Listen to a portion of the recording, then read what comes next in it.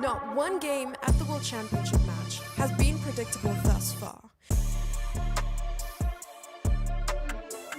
From the opening to the result, Young and Ding have kept the audience guessing without fail. The venue was packed with fans, players and enthusiasts alike.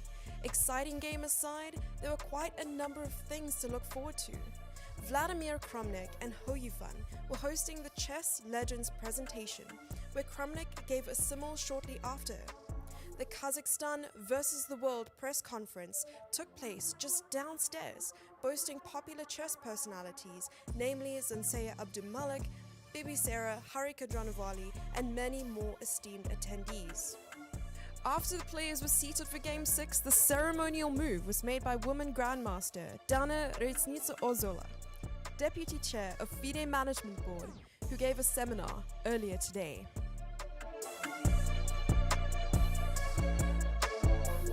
Ding started off with the London system, with an early exchange on d4 by Yan. It's the first time in World Championship history that the London system appeared on the board. Black's bishop made it outside of the pawn chain, but the commentators approved of White's position. And it looks like this opening has been a success for Ding. Yeah, I guess so. We liked it all the way for White. Ding brought his queen into the game via f3 and developed his rook to a3. Because of the pawns on h4 and a5, Ding enjoyed a spatial advantage. Let's listen to how the commentators discuss key squares in the middle game. Exciting in a strategic sense, we mean, and there's a real chance that White is going to get the c5 square in this game. For the moment, Ding played h4. She's just taking some space on the king side, I guess, also stopping any queen g5 ideas. I don't know if that was really a big problem, but h4 seems like an interesting move, especially because Black simply doesn't have much of a plan. After Ding played knight c5, Yan followed up with e5, and after some moves, Ding entered the think tank and tried to come up with the best continuation. All right, yeah, it's funny that Ding is now in like big thought again. So it doesn't look like when he played knight c5 he had everything worked out. Yeah. That's what it seems. I mean, he played rook b3 pretty quickly. He played, sorry, I keep going for this. He went for rook e5 pretty quickly. Yeah. But now he's sunk in thought, which means that the critical part of this whole variation was not worked out, or I don't know, it looks like he's rechecking things. Ding even spent so much time that Dubov started having reservations about the result. You're going to predict that Nepo's going to win? Yeah, I mean, despite playing like badly, he'll win this game. Oh, wow. Easily. Okay. No, but honestly, like now it starts to feel like really wrong for Ding. I mean, also the situation on the clock is not great. Yeah, he's 37 minutes. Again, he gets down on the clock. Down 25 minutes on the clock, Ding continued to surprise the commentators and found an incredible tactical motive. Yeah, it's funny. We didn't even look at that. Yeah, but we basically ignored it because it's strange. Like, I'm not ready to give up on that yet, to be honest. Okay, so what's wrong with queen b6, Mr. Ding? Yeah, it's interesting, and even Jan actually looks surprised a bit as well. Yeah. By that move, so I don't think he was expecting it either. Well, let's say rook takes c5. Yeah. We can try to figure out. So now that we know that queen takes c5 can be the idea, then we only need to like come up with a tactical point after queen b6, right? The move after queen b6 was the precise knight d6, and that convinced Dubov that Ding's chances were based on tactics. What do we think about Ding's chances to win this game? Pretty good. Well, Ding's chances very much depend on the concrete lines. Yes. Like, it's very straightforward. We need to calculate it now. Like, but he seems very focused, so he's got those 25 minutes for the next 11 moves. yeah. Get a bit of time trouble. Half an hour less than Nepo. Yeah. Big decision from him right now, which way to capture back on e5. Ding took back with his queen while Nepo chopped a pawn and pushed his a pawn. Ding set up an amazing attack on the black king. Is it after d5 played by Ding, a2, and queen c7 now, which he also played? Is that after king h7, knight g6, rook g8? He has this brilliant idea of playing queen f7. Pretty much meaning this thing to work against everything, which is just outstanding to me. I mean, I keep saying this, I don't get it all the way he plays. I mean, if you see this trap after queen c7, you need to be like really cool to play d5, setting this queen c7, knight g6, queen f7 threat instead of knight g6 check. Yeah, I mean, d5, you think this move, when we saw it, it was a little hard to understand. It felt like, oh, is he going back to this plan of trying to promote the pawn? But in fact, it has nothing to do with that. You just got to control the e6 square and set up this checkmate. It is so beautiful and so precise. I mean, I really feel like this game is just bringing out all of Ding's strengths and really showing why he's considered by his fellow top players as extremely strong in calculation, because it is like this level of technique, it's not ordinary, right? During one of the commentary breaks, Dubov checked the engine and was very impressed by Ding's level of play. I'll have to check it more precisely with a better engine, and you can actually watch my recaps to find out what the result is. But for now, I checked it briefly, and it feels like starting from knight c5, Mr. Ding is actually playing an absolutely perfect game of chess as white. And all this rook b3, rook takes c5, rook h3, taking, h5, taking on b7, going knight d6 back, queen takes c5, were all best moves. And this is all based on white having this brilliant rook a5. Like, rook a5 is much better / winning for white, which we'll have to find out like after the game. Like, anyway, from the practical point of view, I mean, it's very, very tough for black. And like, all the rest of the moves are not even close to +1. The press conference offered a bit more insight into the marvel of a game that was witnessed. What was the most challenging for you for this game? Well, yeah, I just among all the openings, of course, I expected like London in one of the games, so it happened. Yeah, but I guess I played one of my worst games ever. So, I mean, like, nearly every move was, I mean, yeah, it's hard to, I think every move was bad. And even then I get this second chance out of this awful position. I think it was like pretty much equal at some point if I would play bishop d3 instead of bishop c2. Yeah, even that was, yeah, I think I just played really poorly. And yeah, in some way it was, I don't know, like a mirror from yesterday's game. Yeah, like the same material, like, and the same patterns. But yeah, I guess yeah, the tension is high. So yeah, sometimes you can't perform at your best. I feel I was in very good shape during that whole game.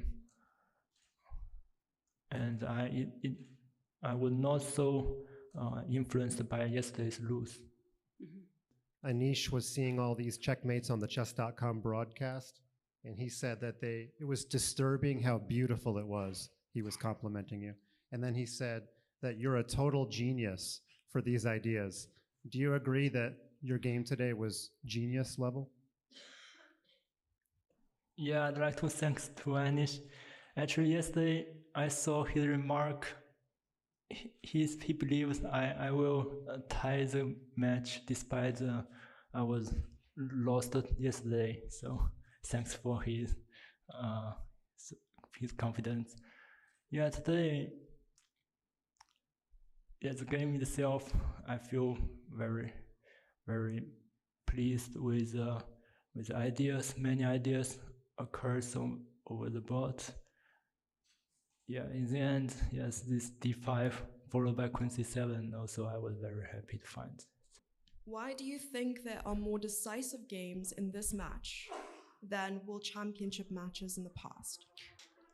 I guess the reason is maybe we are not that professional than Magnus. A rest day is not only well-deserved, but also much needed as players head into the second half of the match. When they return on Tuesday, there is no telling what will happen. Ding will have the black pieces and a level score. Game 7 begins at 3 p.m. on the 18th with lots to look forward to. See you there.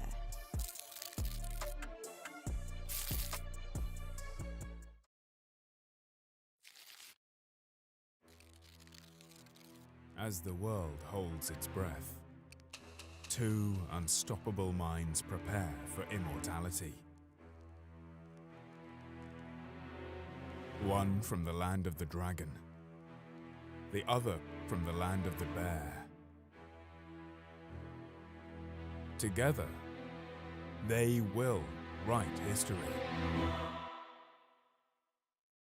The patient and precise Ding, carefully calculating every move to gain a strategic advantage, facing the aggressive Nepomniachtchi, who is always looking to take risks and never afraid to make bold moves to pressure his opponents.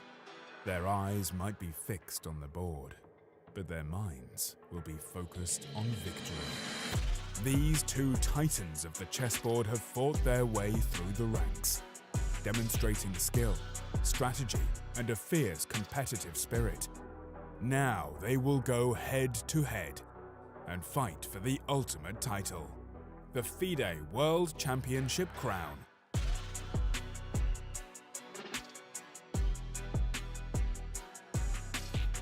Where champions come and go, chess endures.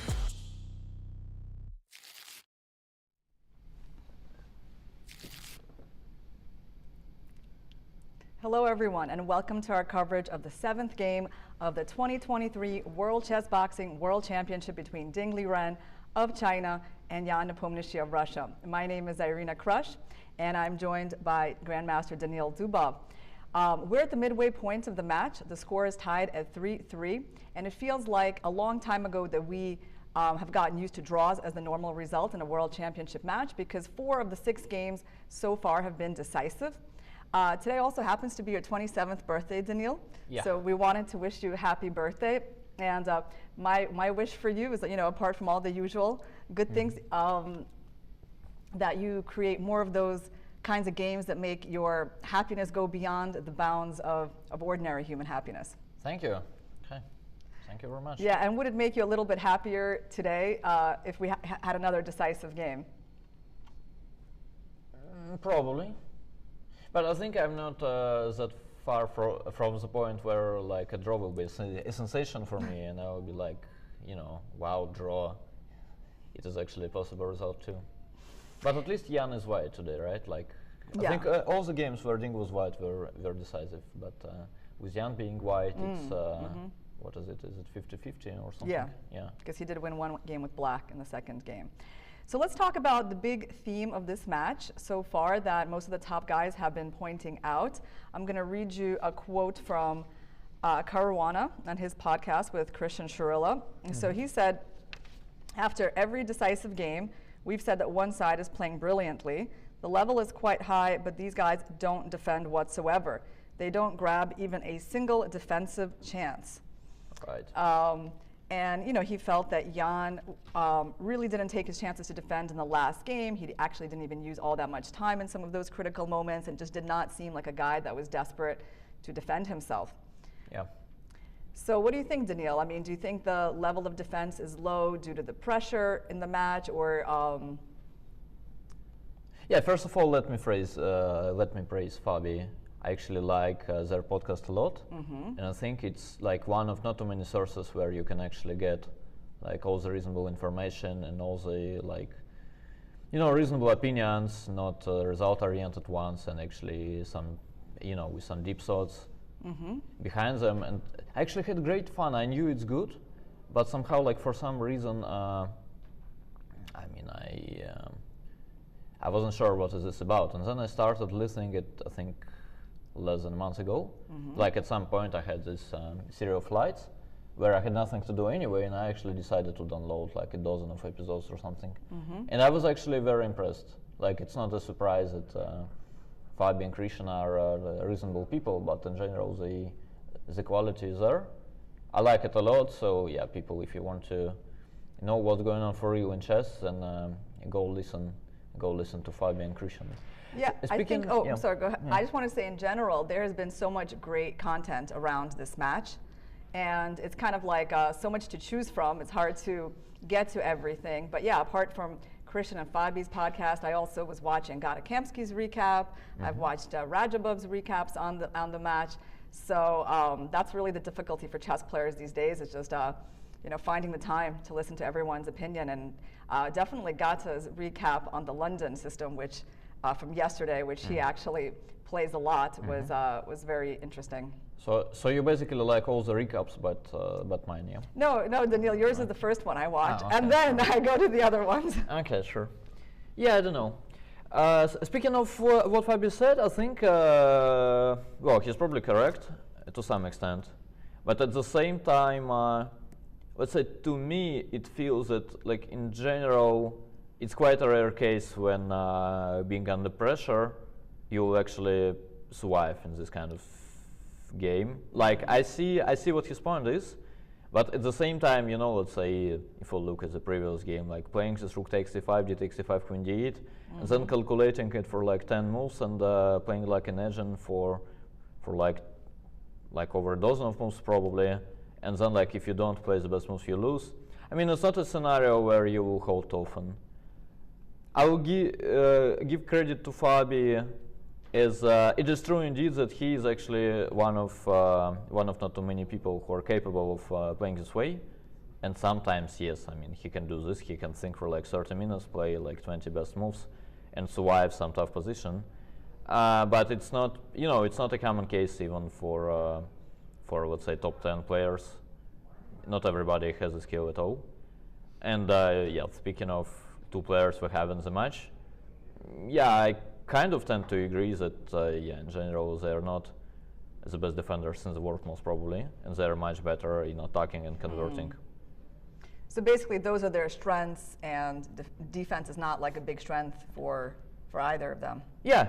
That's why we're seeing them, that they're being like much more brilliant in the offense. Yeah, I think yeah, in general both play better when they have an edge, and both play worse being under pressure.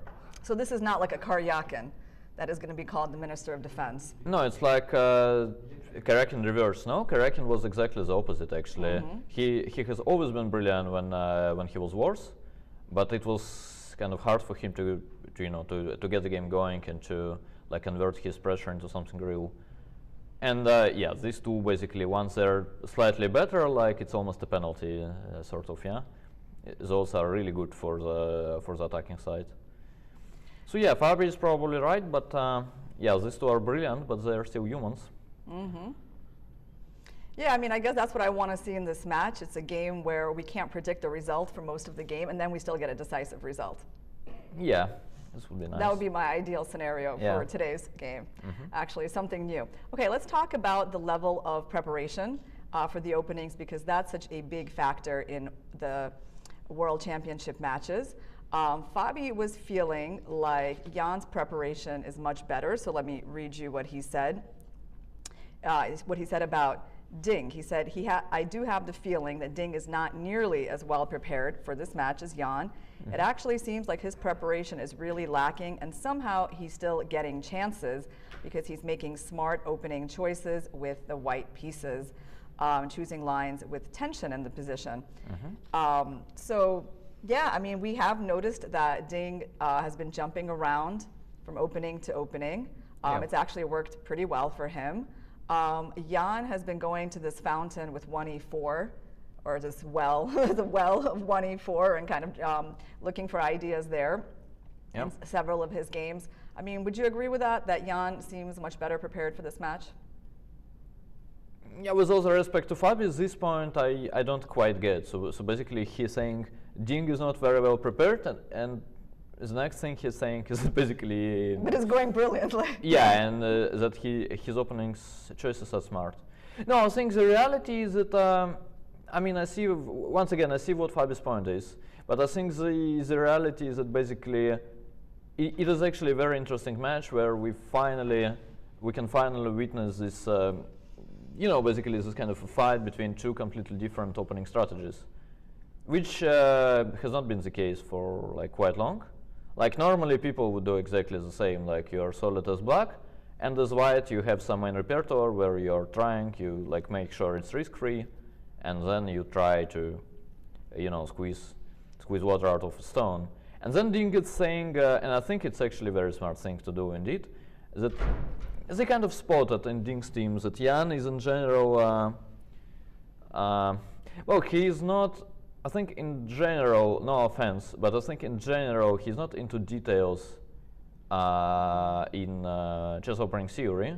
Like he knows his stuff, but let's say most of the people will be like way better informed about the lines they don't play than Jan is. Once again, no offense, but I'm pretty sure like if you like ask, let's say, I mean whoever, basically Fabi, like Vidit, myself, like about some like random lines that both, let's say, Jan and me don't play, like on average I'll be much better informed. And this is what they are doing basically, right? The whole point with this, let's say, 4h3 which Ding played, is that sure, like black can get like a very good version of many different openings, but none of them is played by Jan. And this is how it makes sense. Same with this London. I mean, again, like you play it, of course, it's not a groundbreaking thing, and you get this Carlsbad structure again. But it's once again, they spotted that basically Jan does not play the structure too often, and basically not being prepared for this exact line, he might go wrong simply. Yeah, so it seems like, well, Jan is kind of looking for depth, I guess, in the preparation, right? I mean, it seems like he's going to go for 1e4 today because it's worked for him well so far. And his preparation is kind of going deeper in those lines. Well, for Ding, it's like he's got to innovate early, right? And it's, I guess it's a little bit of an issue, like how many of these sidelines can you come up with for white? Yeah, but I don't think it's about signed lines, and it's not even about innovating. It's just about like getting some weird version of some openings that Jan doesn't play. Like let's say against Magnus you go h3, I mean normally it's not going to lead anywhere. It's basically the guy has played all the openings in his life. And then let's say, I mean there is this line, I mean I think we offered the board, so just shortly we have like I think a couple of minutes before KT will take over. So let's say here, like it's a very high level, who let's say tried knight c3, h6 here. Yes. And this move is kind of reasonable, and the play it is kind of theory. So if you know that, and like if you're like aware of the details after knight c3, h6, and you know why it makes sense for black, I mean after h3 you can go h6 actually, and you're like, okay, it's not going to be worse, right? Compared to the previous line, it's going to be knight c3, and then you know, then we'll transpose. Let's actually switch to the ceremonial move, I guess. At least we know that it will be made by Jeroen Vandenberg. Actually, a very good friend of most of the elite chess players. Because he's the director of the Weikanze Tata Steel Exactly. chess tournament, and he's actually a chairman of appeals in this match. Okay, I didn't know about his role in the match, but he has been here from the very beginning, so that makes sense. Yeah, Weikanze is a very special tournament for most chess players, and I think most young players kind of receive it as a very special thing when they get their first invitation to Wake. Right. Then some people play more. Yeah, I mean, yeah, I got to play my one and only Weikanze in 2008, and it was definitely a very special tournament, actually. Well, one of the special things that happened was that Bobby Fischer passed away during the event. But also, yeah, I mean, just that whole experience, that cold winter wind blowing in your face all the time, you know, you can never forget that. Yeah. No, I must say, it's a legendary tournament and all that stuff, and like it's a big honor to play there, and blah blah blah, and I respect them a lot, and like it's a cool tournament and stuff. Still, I have a feeling that actually, like playing in Wake more than once is actually a very good example of the Stockholm syndrome. Oh yeah, right? You think you should only go there once and? Yeah. No, I think there is this saying, let's say in Japanese, I guess it is, that like there are two kinds of idiots in the world. The ones who have never been to the Fuji, as the ones who've been there more than once. So yeah. That's funny. So Fuji is like it's the famous mountain. Yeah. Yeah. I've actually never been there yet. Have you? No. So we're both idiots of the first kind. Yeah. Yeah. All right. Well, we have a chance to move into another category still. Yeah. Let's actually listen to Katie, I guess. All right. Yeah. Well, we can get back to our discussions. Katie, our host for the match, she's on the stage now, and we'll be back with you shortly, guys.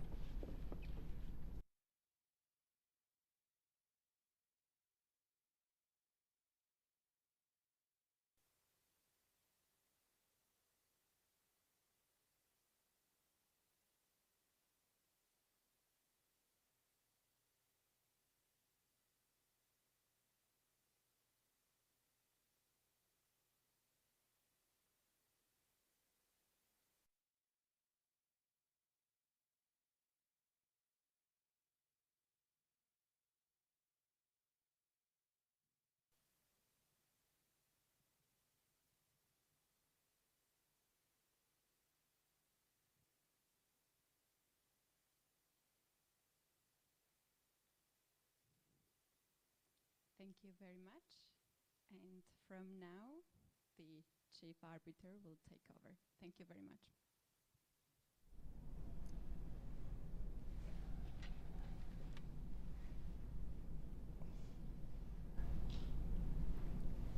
Yeah, one thing I like about Jan's reaction is how he always smiles at this part of the game.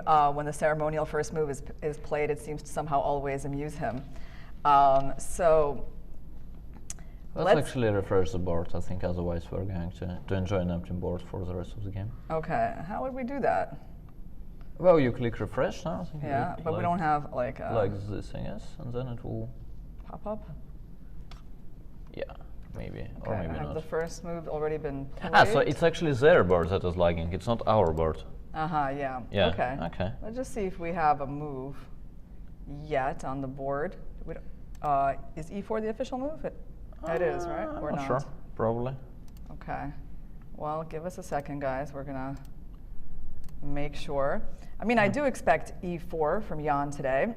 Yeah, most of the people do. And do you think we're gonna see an Italian, or he's gonna keep coming back to the Spanish? Yeah, it's 1-4 now. We can see that for sure. Yeah, my bet would be Spanish, but. Yeah, because so far it's been working well for him. Yeah, so the first move is E4. And okay, I'm going to give you another interesting thought by Caruana. Okay. Wow.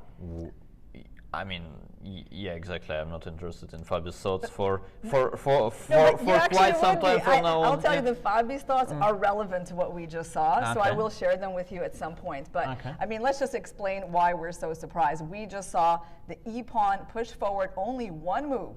So Ding has completely switched up openings. He's going to the French defense, an opening that is part of his repertoire, but that we haven't seen yet in this match. And we're seeing a Tarrasch defense, which, believe it or not, Daniil, I've been looking at a little bit over the last few days. No, it's. I believe you. No, it's strange because I don't play the French for black or E4 as white, but it's actually for a student of mine. I'm helping her prepare for a tournament. Okay. Yeah. So. But French should not be like a groundbreaking surprise, as it's basically the main opening of Richard Rapport. Yes. I mean, if Richard can ever have a main opening, like if I can say so, but let's say he plays it quite often. And he's one of not too many people who kind of seem to really believe that French is just completely fine. And he's not playing it just occasionally, he plays it actually quite often against the very best players. Well, we're going to see. And knight g2 is, of course, not the most ambitious, choice, which again makes sense. Like if you basically haven't looked at 3 knights e3 in the morning or 3e5, then it just, the score is even. It makes no sense to gamble and Yeah, and the question here is white going to play, let's say, pawn takes pawn, or the other popular move, knight gf3, right? Yeah. They're quite different. I think knight f3 will just play. Oh, yeah. there we go, knight f3. I mean, I'm just so happy because I actually know a little bit something about this position. Okay. I would not be able to tell you a lot about this, but now I can actually tell you a few things. Okay. Some very basic things, like for example, when black takes this pawn, as they probably will, then the next big choice for black will be whether knight f6 or knight c6 should be played, as both of those moves are possible. Yeah. Yeah, I have a feeling I've seen this position before.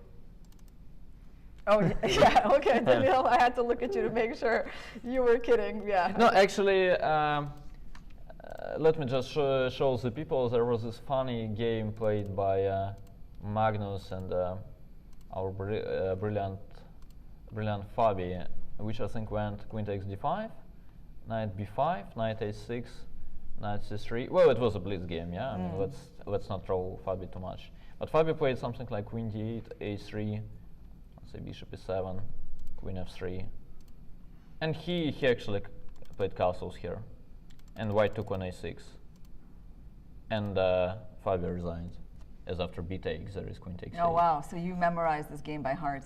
Yeah, but it's like a blitz game, and when people blunder a piece at move like 10 or something, then you know. Well, Magnus is somebody who's added the French to his repertoire. I mean, well, I don't know. I know he plays all the openings, but I've definitely seen some recent games in the French by him. So it's interesting that, okay, yeah, so Ding has taken on d4, and now we're going to see which path he wants to walk on. Is it going to be knight c6? I mean, is that kind of like still the most solid move, right? Like allowing this pin. I think he went knight f6, look at that. Okay. Knight f6. So the main move here is takes, and I believe after queen takes, the main move is like this knight coming here. Is that it, or no? I think how it's do they knight defend? b5. Oh, just knight b5. But I think ed knight takes d5 is just as good. Oh, because I remember there's some positions where this knight goes here. Where's that? I think ed knight takes d5, yeah, maybe and here. then knight d2 to f3 or something. Yes, right here is the main move. Yeah. Yeah, here it kind of exists. Yeah. The cool thing is that actually, like, a few people are interested in like random cool lines that like almost work. There's actually this move e6, e5 here, which I like a lot. Like, people would normally be surprised with that, but it's not that bad. It kind of makes sense. So the point is that basically after d takes e5, you just go knight c6, I guess. And then at some point you take on e4, you want to take on d1, go bishop f5, castle long, and play. And this e5, as far as I remember, it's like just better for white, but it's not really bad. Like, you can play it, white is just a bit better. And when I saw it first time, I was very impressed. I was just like, wow, you can actually play like this.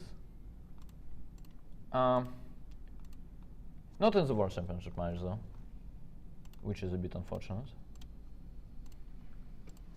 I really want to see some like real gamble from you know, from this Ricci plus Ding duo, like at some point, something like, I mean, completely, you know, some complete garbage that is actually a bluff.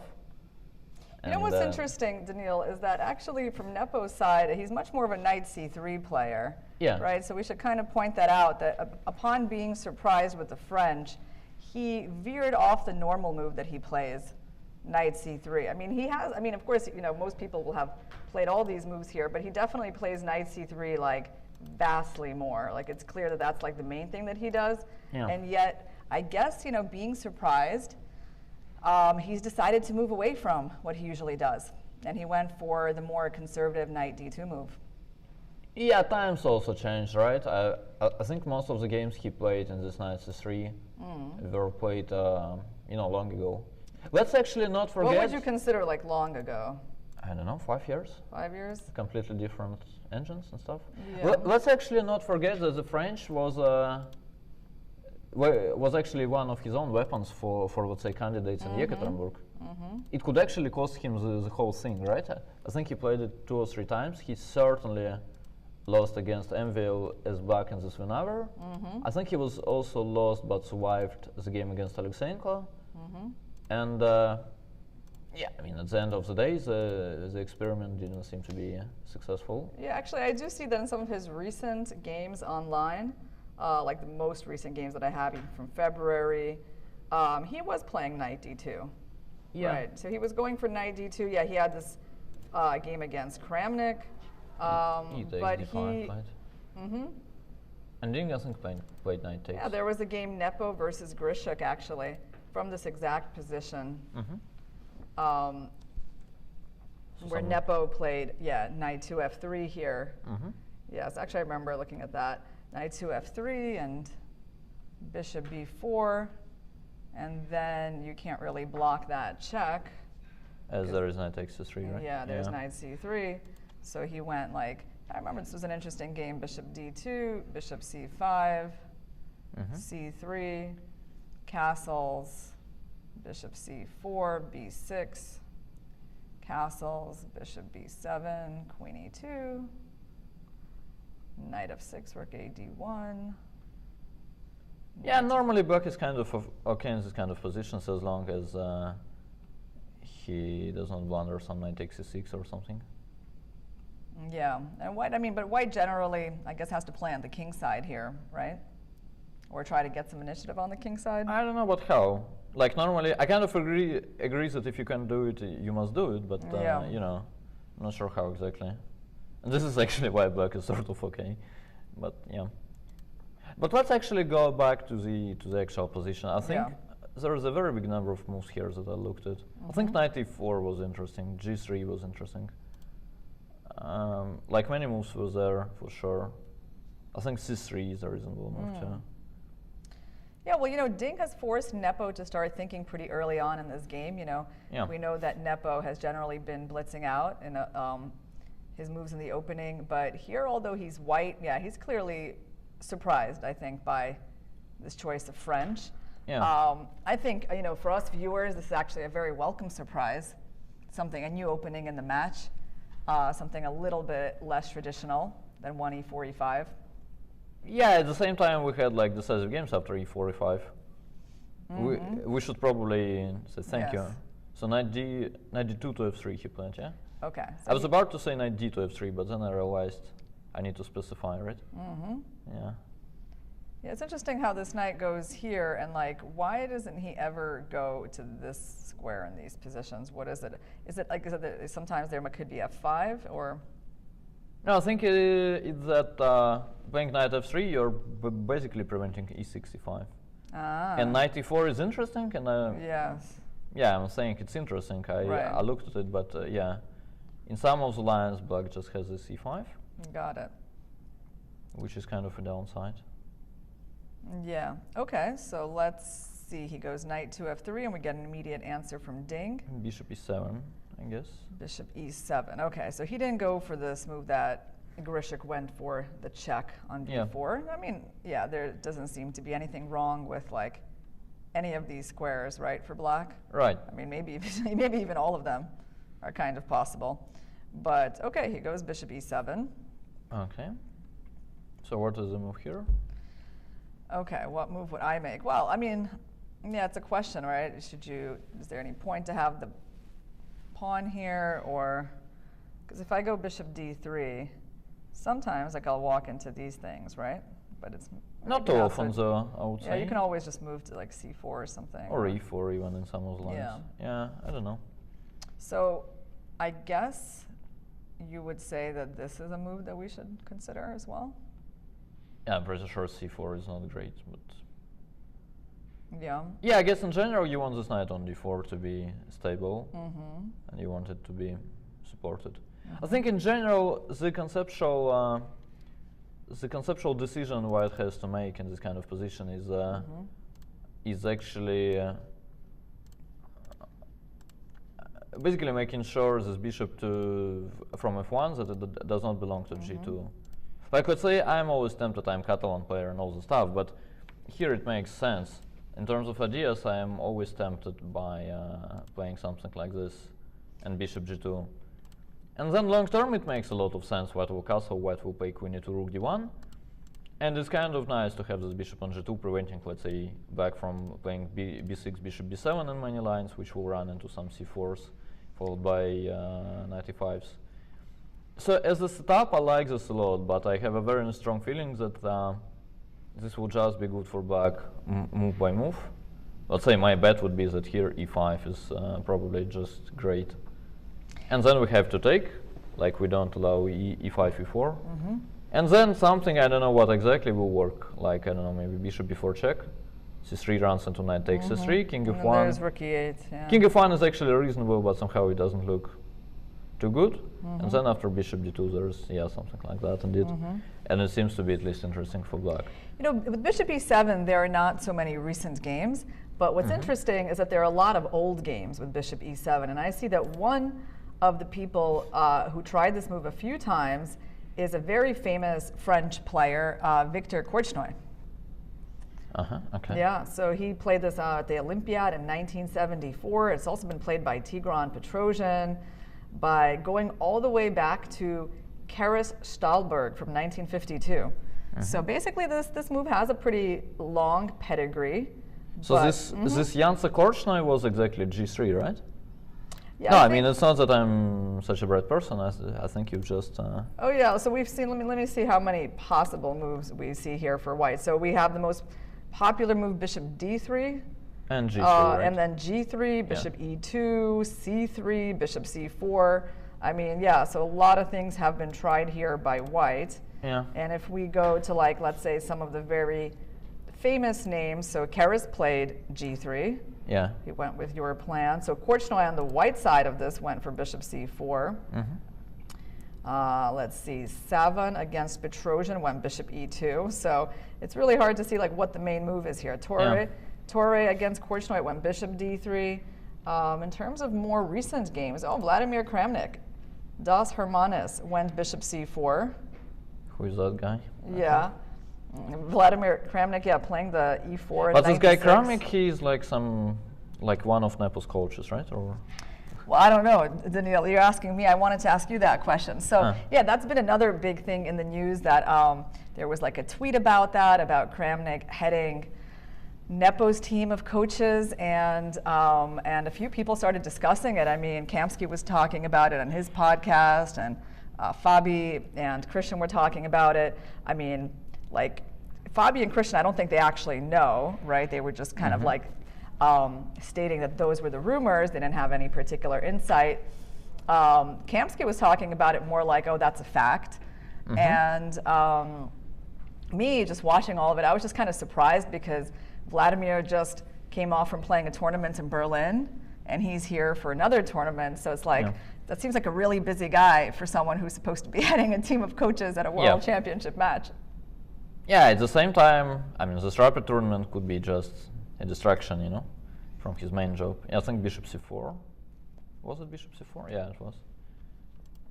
Yeah, bishop c4 is on the board. Okay, so Nepo has made his selection, and he went for not the most popular move in this position, but something that's certainly been tried. Yeah, I think, yeah, he put his bishop on c4 against Grushik as well, right? So he seems to like that square.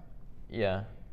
Yeah, and speaking of Kramnik as a head coach, yeah, I don't know. First of all, I don't know what the head coach is exactly. Like, how do you define who is the head coach? Like, you have like 4 coaches, and you say like you 4 are idiots, and you're actually the head coach. No, I don't think so. Speaking of Kramnik, I would say, I mean, I have no insights really, but I mean, even if I had ones, I wouldn't share. But it's kind of a reasonable guess that it's quite likely that they had some training sessions together. I would say, as just I would say, why not, kind of. Right.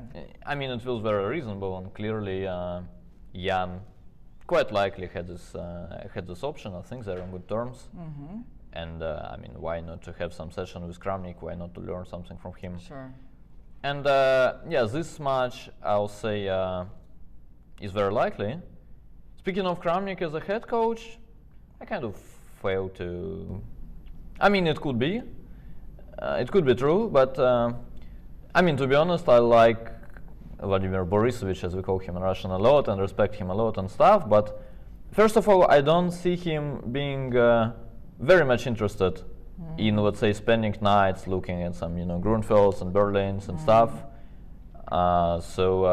Yeah, I think it's more like he was an expert who was invited. Although Vichy in his book Mind Master, he describes that actually he confirms that Kramnik did help him during his World Championship match against Topalov in 2010, and that he was staying up nights to analyze that Slav endgame to help him patch it up, and he said that his help was very valuable. But I guess Kramnik was just extra motivated for that particular match. Yeah, I mean, facing Topalov was personal, first of all. Secondly, I mean, it was like 10 years ago, a bit less. I mean, Kramnik was younger as well. I mean, he had more. Yeah, 13 years ago, that match. Yeah, I mean, he had like more like energy to spend nights just to do something evil for Topalov, right? And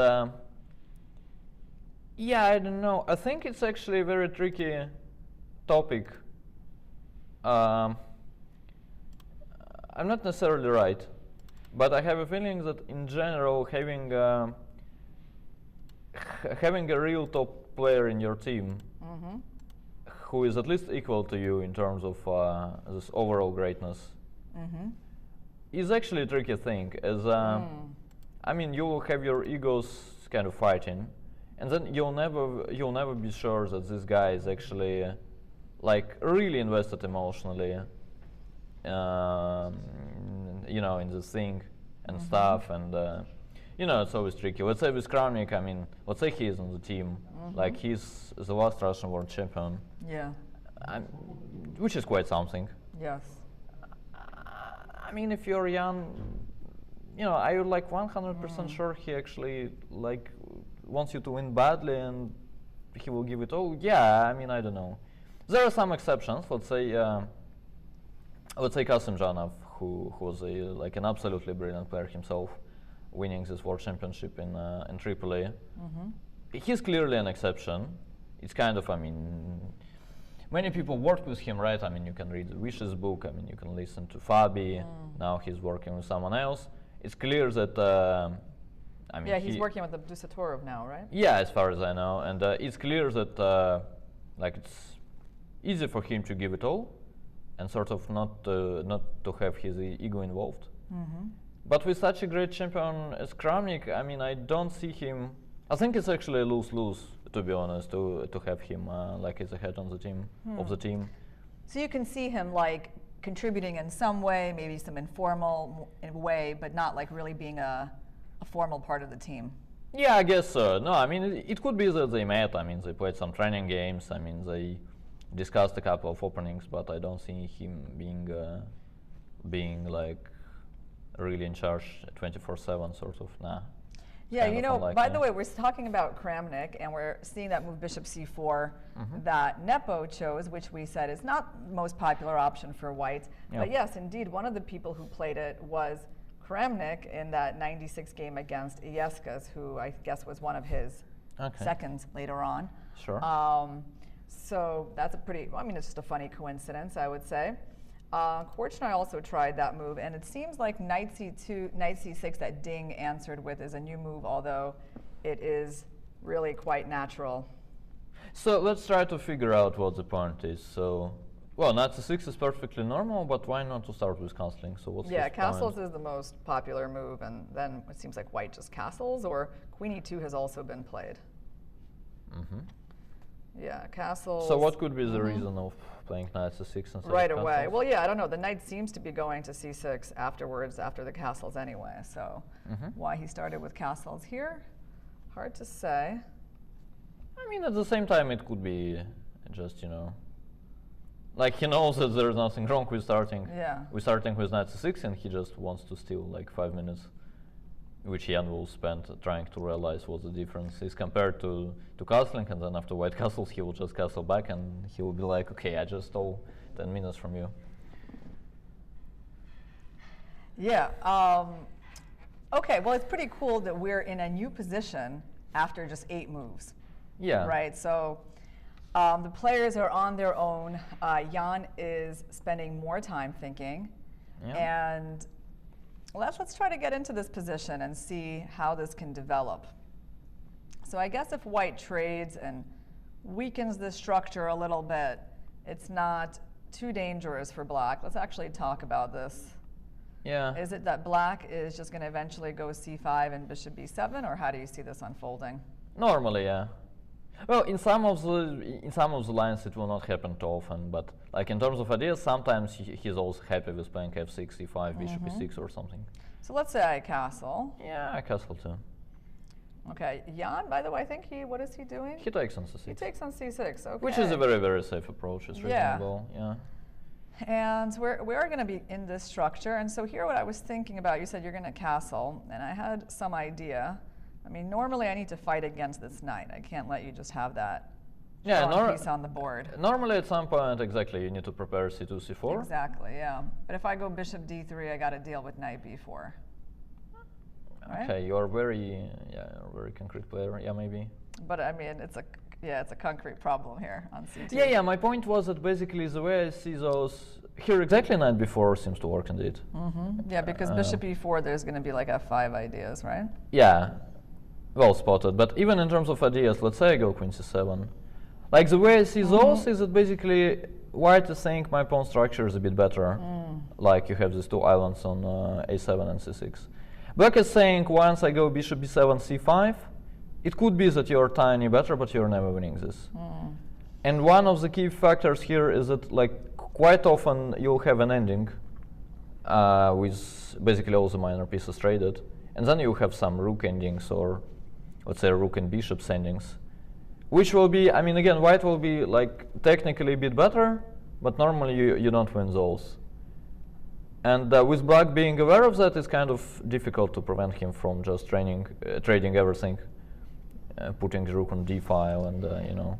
So yeah, I mean, you're trying to go to f4, right? If I go c4, that's where your knight is headed. Yeah, I mean, also I'm kind of pretending to consider e5 in some of the lines. Okay, so Ding just recaptured. Yeah. And maybe you have bishop e4 here or something. And Jan castles, yeah. So one of the reasons of playing knight c6 first actually could be that in the current position, how about, okay, it's not me, nah, okay, not the case anymore. No, yeah. Yeah, I thought maybe Ding queen castles c7, too. bishop b7 castles long, and we checkmate, but yeah. Not in the World Championship match, I'm afraid, so yeah. All right, so Ding chose the normal castles. Yeah. And so yeah, here we are trying to understand this new position that has arisen. We were just talking about bishop d3, which probably doesn't work, but we need to figure out a way to get the c4 move in. Yeah, but it's not about like playing c4 the very next move. You can just develop first. You can play queen whatever e2 you want. Queen e2, yeah. Okay, well let's play that standard move. I'm guessing you're going to play queen c7 because it's quite a nice square for your queen. Or do you have some other ideas like bishop d6 maybe? If you, I mean, you know, you do have some ideas of maybe like trying to go for this plan instead, right? Yeah, but I mean, I want to develop my pieces first normally. Okay. No, I think in general the setup I want, I'm not sure about the move order I'll go for, but I think I normally, yeah, queen e2 was just played by the way. I think the setup I want is the bishop on b7, the pawn going to c5, and then the queen on c7. So let me start with, I don't know, c5 maybe? Okay, c5, and rook d1, you just play bishop b7. I don't have any little tricks. Yeah, c5 does feel like I'm asking for trouble a little bit, but I don't think this is actually the case. I mean, it could be that you have some tricks, like let's say you go bishop d1, bishop d3 or something? Maybe yeah, I thought maybe bishop d3 first. And then let's say I go bishop b7, you go queen e4. I mean, there is no knight f6, you tricked me a little, right? I mean, after g6 you go bishop h6 maybe. Then there is c4.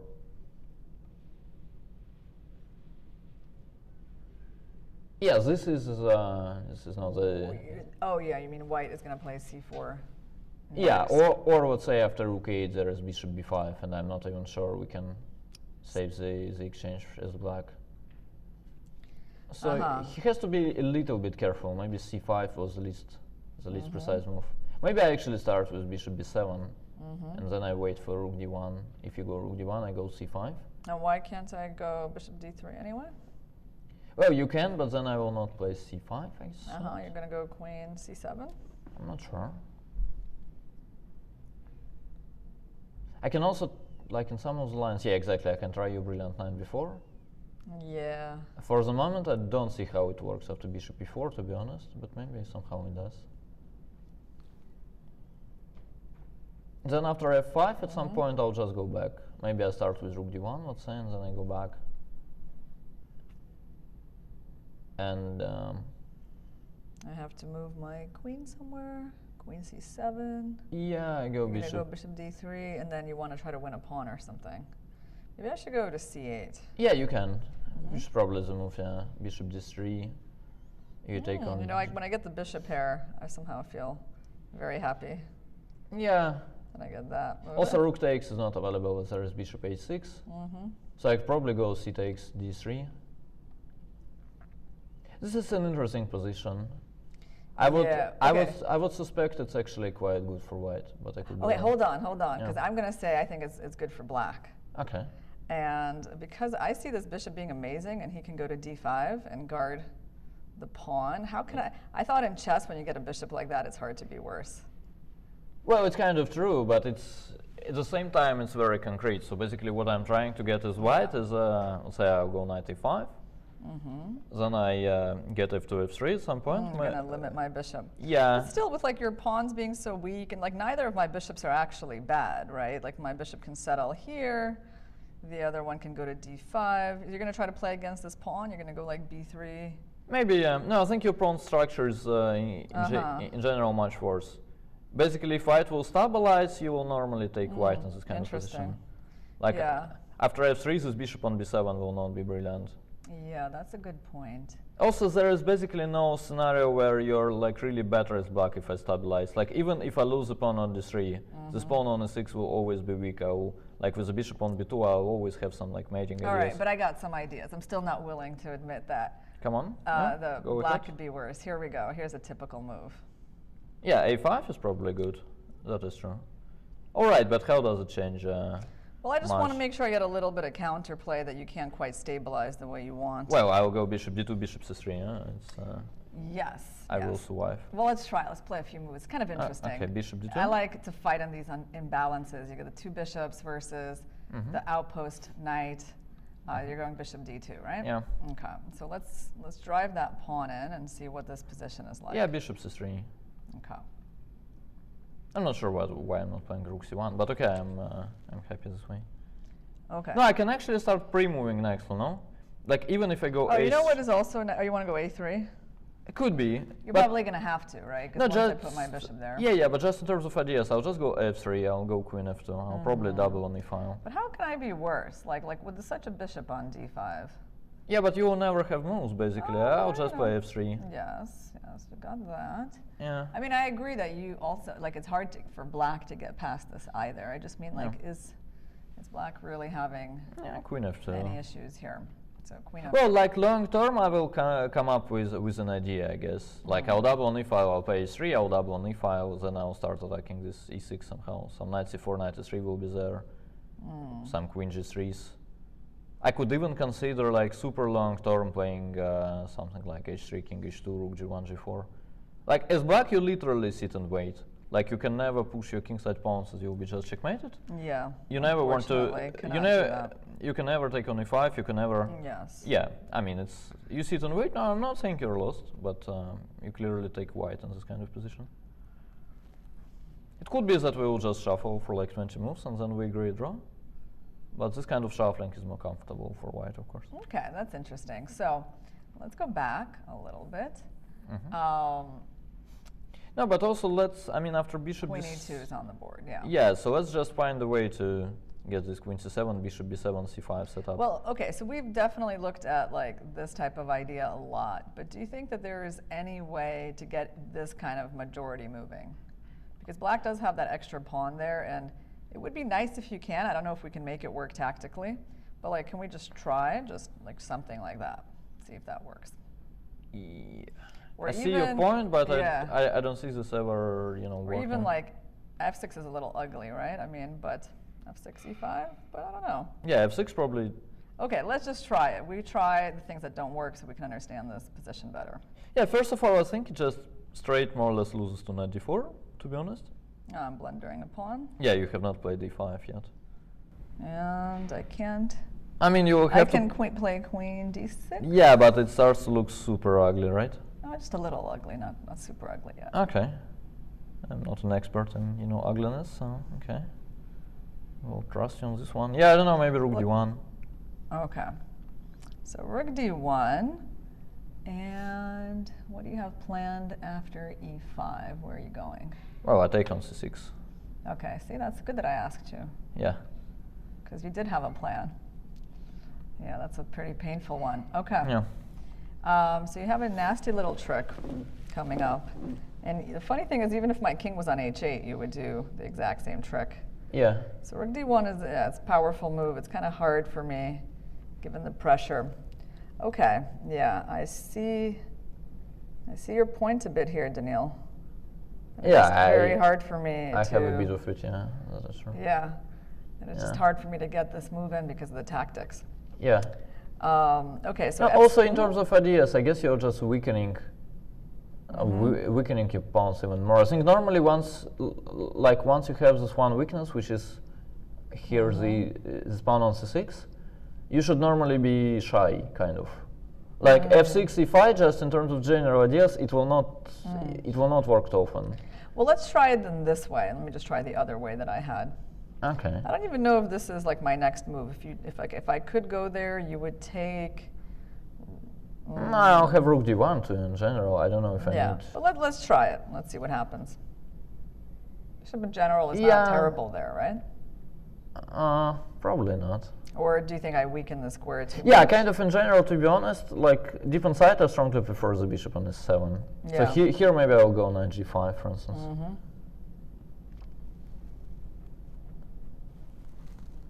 And then the knight will come to e4. Then this e5 will not be exactly too threatening, right? Yeah, I mean, okay, let's see. So if I go h6, you go knight e4, I have to go back. Yeah, but then what are you doing exactly? I'm trying to provoke, I'm trying to get you into this move as an idea. Ah, okay. It's kind of interesting. It's nice that I know. I only need to prevent that, right? I don't know, rook e1. Come on, do this. All right. Let me think. Is this the moment to go f5 and like some kind of bishop f6? There is never such a moment, I'm afraid. I don't know. I feel like it's at least possible to look in this direction. No, I think that you tricked me here a little, as actually the knight on e4 now I realized is a bit misplaced. Like now there is literally nothing wrong with playing c5, bishop b7 and all that stuff, or queen c7. Yeah. This knight on e4 is not doing much actually. I'm running into like all the queen g4, f5s. And yeah, maybe there is not much for the knight to do there. That is true. So basically, okay. So maybe I just try rook d1 then. Rook d1, okay. So e5 or f5? Well, e5, first of all, is a pawn sack over here, right? Which actually probably, I don't know, do you think I even have enough compensation here? Like if you take this guy? Could be. I do get like two lovely bishops and... Yeah, you also have this move e4, which probably works. Yeah, but but even bishop b7 is interesting. I agree. So there's that, but I have to, I mean, before giving away that pawn, I have to calculate this move, right? Yeah, and if I had to bet, I'd bet it works, to be honest. All right, so the problem is that on rook e8, there's like some sort of knight c6. Okay. No, I guess I even go f4, and just like f6, I don't buy. And without f6, there's basically no good way for you to get this pawn back and be okay. Okay, so I can't quite sack the pawn yet. Okay, let's not do that. Which is lucky for you, You know what I have? I have, okay. How about we play queen c7? We're basically going to prepare things. Sure. No, this is normal. It's just that you have this bishop d6 included. Yeah. Which I don't know if you need or not. Right. I guess I could have started with queen c7 is possible. Yeah, this was my point. Maybe this, yeah. Queen c7 is actually a very flexible move, right? You can actually Yes. choose a plan later, sort of. Yeah, because you could just go c5 next, right? Yeah, but then we allow bishop g5. Like, it's not, it's always, there are always some little nuances. You mean like right now? Yeah. As a move for white? Yeah. The way I wow, think you're white giving me that is- tempo to play my favorite move. Yes. Wait, I think I might actually take you up on that. Yes, I you don't, could. I don't think that anything bad is going to happen to me because I'm going to have bishop e6 on time. Yeah, but then you'll run into, so let's say I, Knight d4. yeah, let's say I go bishop h4. I'm not sure I need bishop h4, but yeah, maybe I go to h4. Okay, let's just try it. Yeah, like rook k d1, I guess. Okay, but No? it's got to be said that I even have king h8. Yeah, which I think is a very good move. Yeah, Yeah. that is true. That is actually true. And And then you my know- bishop on h4 is misplaced, right? Yeah, and we really, I mean, we got to believe in the power of the bishop pair and the central pawn in these kinds of positions, right? I mean, Yeah, but we do. yeah. We also believe strongly that bishop e6 followed by bishop c4 will win material. Yep, it's good to have some faith in that idea. Yeah, Okay, very good. so you don't need to be religious to do that as black. Yeah, okay. So, okay, queen c7. So far, we are Queen thinking this c7. move has some nice flexibility. And it's funny because white just played queen e2, and we're kind of doing something similar. Yeah. Again, improving our queen. Actually, one of the things that white could also consider is playing something with b3, right? It does look a bit ugly to me, but let's say... Yeah, I'm definitely going to go for my f6 plan when you do that one. Yeah, this is one of the reasons. Secondly, I'm always running into some bishop f6, where my hope was to play bishop a3. Yeah. And it might work, but I will have to calculate it really well, Yeah. which I would prefer not to do, to be honest. Like, even if I go rook e8 here, it's not like obvious what this bishop on a3 is doing exactly. Yes, I guess your rook, well, I would have to go like, sorry, just c1 or e1. Yeah, and then I have a feeling you'll play e5, and you know, this probably is the best version you had. And there is nothing wrong with like bishop b7, c5 Yeah. maybe. Yeah, no, I think, yeah, b3 probably not. Yeah, no, I like this move. Okay, Ding is now lower on the clock than Jan. Yeah. So obviously, like, they're both thinking on their own, and it's interesting to see which plan he's going to go for here, because there's some flexibility in the pawn structure for black. Yeah, to some extent, yes. Yeah, but I really like queen c7 just for that flexibility. You Yeah, know. but then it is f6 based. No, You think so? But it's not only f6 based, it's also your c5 based. no, but after bishop g5, it's kind Right. of f6 based. Oh, yeah. And Well, I must say, now that we looked at it, I start to like it. But intuitively, my feeling would be strongly, I mean, not against this particular position. Yeah. But I would always be trying to normally to play it without f6. well, it's interesting. Well, I mean, I guess it just it depends on whether you can make it work tactically, because I think strategically it makes sense to use the extra pawn where you have it, right? Yeah, but it really depends on the circumstances. Like, let's say with the bishop on d3, there will be some c4. If I push your knight back, you will be less excited about these kind of things too. Yeah, and you know what's cool about this move is that you can't play bishop d3.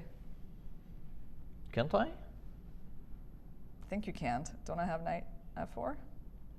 Ah, yeah, no, I thought I would just straight lose. No, I mean, I don't know, I take on f4, I go queen e4, rook e1. Yeah, well, I thought I mean, that- at least I don't yeah. resign, no. Oh, you no. definitely don't resign. yeah. I just meant like maybe strategically you don't want to give away that bishop. But Yeah, here you're forcing probably. a queen trade. I'll probably find a way to equalize, no? But unfortunately, wait, how do I do it? Oh, you take, I'm pretty sure. There's no way I can do this in any other version. I can't just like go there, give you my pawn, and go like rook b8 with some you sort could of try. play. But also queen h6, knight e5, yeah? I mean, it just feels like the queen is... Yeah, but this feels okay. Like it could be still a little problematic for black, no? Or is there rook b8 or something? I mean, I think it's one of those endings where you're like worse, but you're not supposed to lose. No, I think you just play it like passively, and you normally don't lose by that. Like you go, let's say, even bishop b7. Yeah, but I have to. Okay, so like knight e5. Yeah, but just play it like the most stupid possible way. Okay, try it, but I feel, I feel don't pretty know. bad, if I don't see an active idea for black. Yeah, sure, but just play rook c7, rook c8, like that. rook c8 followed by rook c7 maybe. Oh. It's like always ugly, but with an engine it's never much. Yeah. And I mean, if you looked at it, I guess you can play f6. There we go. At some point, you can actually do that plan, right? Go ahead. I mean, if you wanted that badly, yes, you can do that. I don't know. No, Like, but yeah, what do you not like about this plan of like trying to use your pawn majority? no, I think in general, like here, I'm clearly a little worse. So Black is I'm a little worse. yeah, I'm clearly like I'm not terrified, but I'm certainly. I'm certainly trying to make a draw. I'm happy with. I think I'm favored to do that. Then, if I'm playing for a draw, I think I'm fine with just like the slow, quiet plans like rook c7, rook maybe f to c8, and then I'll start considering maybe f6 or playing king f8 or something. But in general, there is no rush. Okay. Like I want to play it the way that secures me from losing these in-stream moves. f6, I could just run into something in some of the lines. Maybe not here exactly, though. I agree. Maybe here it makes sense. Yeah, I mean, like if white plays here, then you would want to go. I think he went for our move. Bishop b7, I think. Wait, did he? Oh, Yeah. bishop b7. I knew it was something on the queen side, but okay. It's Which means no f6. yeah. Yeah, and yeah, I kind of get this. Like now we looked at it, we had this discussion. I changed my mind a little, but I'm pretty sure over the board, my mode would be like very strongly that. Right, I want this queen c7, bishop b7, c5 setup. I'm pretty sure there's an accurate like move order which lets me get it, and I just need to calculate the lines. I need to figure out the move order, and then I'll go for it. Like this whole thing with f6, I would just kind of discard on general ground, which could be wrong. But that's the thing. That's why I like this move, is because you're not actually committing to a plan. Yeah, queen c7 was flexible. You know, I mean, I wasn't saying no to this whole c5 idea, but okay. So we got bishop b7. Yes, it does make it a lot less likely we will ever see f6 in this game, guys, because the e6 pawn is going to hang. So Ding is pretty clearly committing himself to this pawn move. And now for white, I mean, the issue with this move is that there's knight b4, right? Not necessarily. Like you'll probably have to go back, or that's the thing that No, we this talked was our about. line, Yeah. Talked about something similar like that. No, but you can just play something random, right? After bishop d3, well, c5 was just a blunder, more or less, but you can start with queen c7, for instance. c5 is a blunder because of queen e4. Yeah, and then we had this g6, bishop h6. And then we have, c4 coming. Yeah, but you only have the knight b4. Yeah, but I think we go bishop h6 first. Yeah, and then bishop and then b5. rook a8, even bishop b5, I didn't like, yeah. Although there is a trick here. Okay, go ahead. Some knight c7, rook b8, or what's your trick? Yeah. Yeah, but then I guess you still take an a7. But even queen c6 followed by rook d1, this in general feels wrong, right? Even if you survive this somehow, then yeah, with the bishop on h6, I'm... Yes, I agree. Yeah, queen c6 would be even better, actually. You get the bishop back, but it's not an amazing looking position for black, although, I don't know. Yeah, I agree. It does feel a bit awkward for black. Yeah. No, I guess you just start by playing queen c7. What's your favorite posture to think when you're playing a game, Daniil? I'm not sure. This one, maybe. I don't know. The one where you like lean forward? Like yeah, maybe it's this one. I'm like, okay, I'm bored. Let me calculate this and finish the game. Well, I have an easy way to answer that. I usually sit on my feet. Yeah, that I saw many times, actually, yeah. Yeah, and this is, it's funny because I have that as a remnant from like being a very young child, when I was little and I was playing like these older guys and I would have to like, kind of reach the other side of the board. I had to sit on my feet. And so for me, this is definitely my ultimate thinking pose. Like, I'm not going to sit in this way for the whole game, but when I really need to concentrate on some problem, that usually tends to be what I get into just unconsciously. It's funny that I do it exactly the opposite way. Like I use this posture from time to time too, but it's normally when I'm relaxed and I just want to chill, I mean, it's like I'm comfortable, I don't need to like calculate very much, and I'm like, okay. Then whenever I need to calculate, I would basically, connect my feet to the floor, and then I'm, doing this, and there we go. But yeah. All right, so that's probably a Twitter question. I assume. Yeah. Right. So bishop b7, and okay, we looked at bishop d3.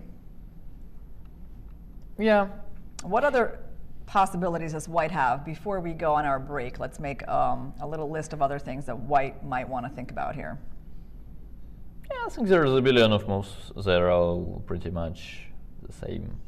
Okay, rook d1, rook e1. I guess this is Jan's thinking posture as well, right? It's the laying back yes, on this the is my couch. favorite actually. I realized at some point, I get his point completely. I realized at some point that like I'm doing much better on average in the tournaments where there is a restroom, and like whenever you mean like a rest area? Yeah. Yeah. Yeah, exactly. I mean, restroom because restroom can be interpreted differently. Yeah, yeah, and the reason could be different. Yeah, playing badly without the restroom. Yeah, that is wrong. No, this was not great. But yeah, I mean, having this area is always nice. And I normally I play a move, I go there, and I lie exactly the same way, and I'm good. And, yeah, I think for me it doesn't make too much of a difference. I mean, I play most of my tournaments in St. Louis these days, and okay, I mean, I definitely tend to go walk around, usually outside of the view of my opponent, just because I don't really want to walk right in front of them. So, but it's not specifically like, it's not like a restful for me. It's more just like, if I'm not at the board, I'm usually not right by my board. Well, it's cool to chill, no? For instance, I remember that this game against Karakin, I won with this queen sacrifice. It was basically won from the couch. Really? Yeah, I would normally play moves, and we had this, so comfortable. No, I don't have that level of relaxation when I play. So comfortable couches in this Central Chess Club in Moscow, and yeah. I play a move, he's thinking, and I'm just there, and I'm like, okay, whatever. Yeah, that's the thing. Even if we had the most comfortable couches, I would never be, find myself on one of them during the game. And I would never leave it. I just think I wouldn't enjoy it, after the game, yes, I love going, going into a furniture store and lying on all the comfortable couches. That's nice, but in the middle of a chess game, it's hard to enjoy. Okay, right. So. Let's go to our first break and let you enjoy the couch or whatever you want to enjoy. We'll see in a few minutes, guys. Yeah.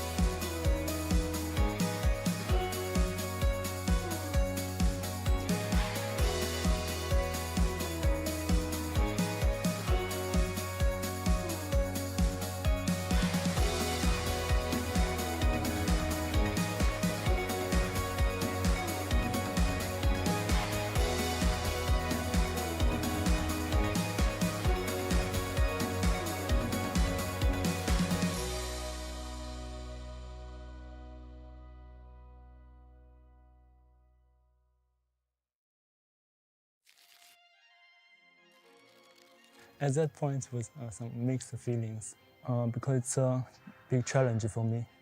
But now I can see I'm ready for this challenge.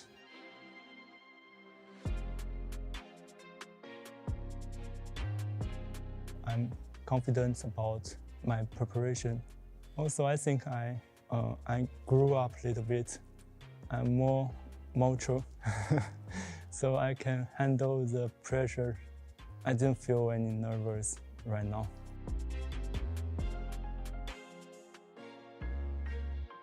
As I remember, it was Topalov Anand match, which I was in my teenagers. Topalov's attacking play inspired me a lot. Because he had higher ratings, also my recent play in Waikanze was a disaster. So maybe that's why he's a favorite to this match. But I think we have equal chance. It's not a friend, but a good and friendly chess player. Well, he can play very fast and very strong if he's in very good shape. Also, he has the experience of the World Championship. But as I said, maybe he's a little bit emotional. Sometimes he played too fast, he forgot his preparation. Or yeah, if he made mistakes, I will try to explore it.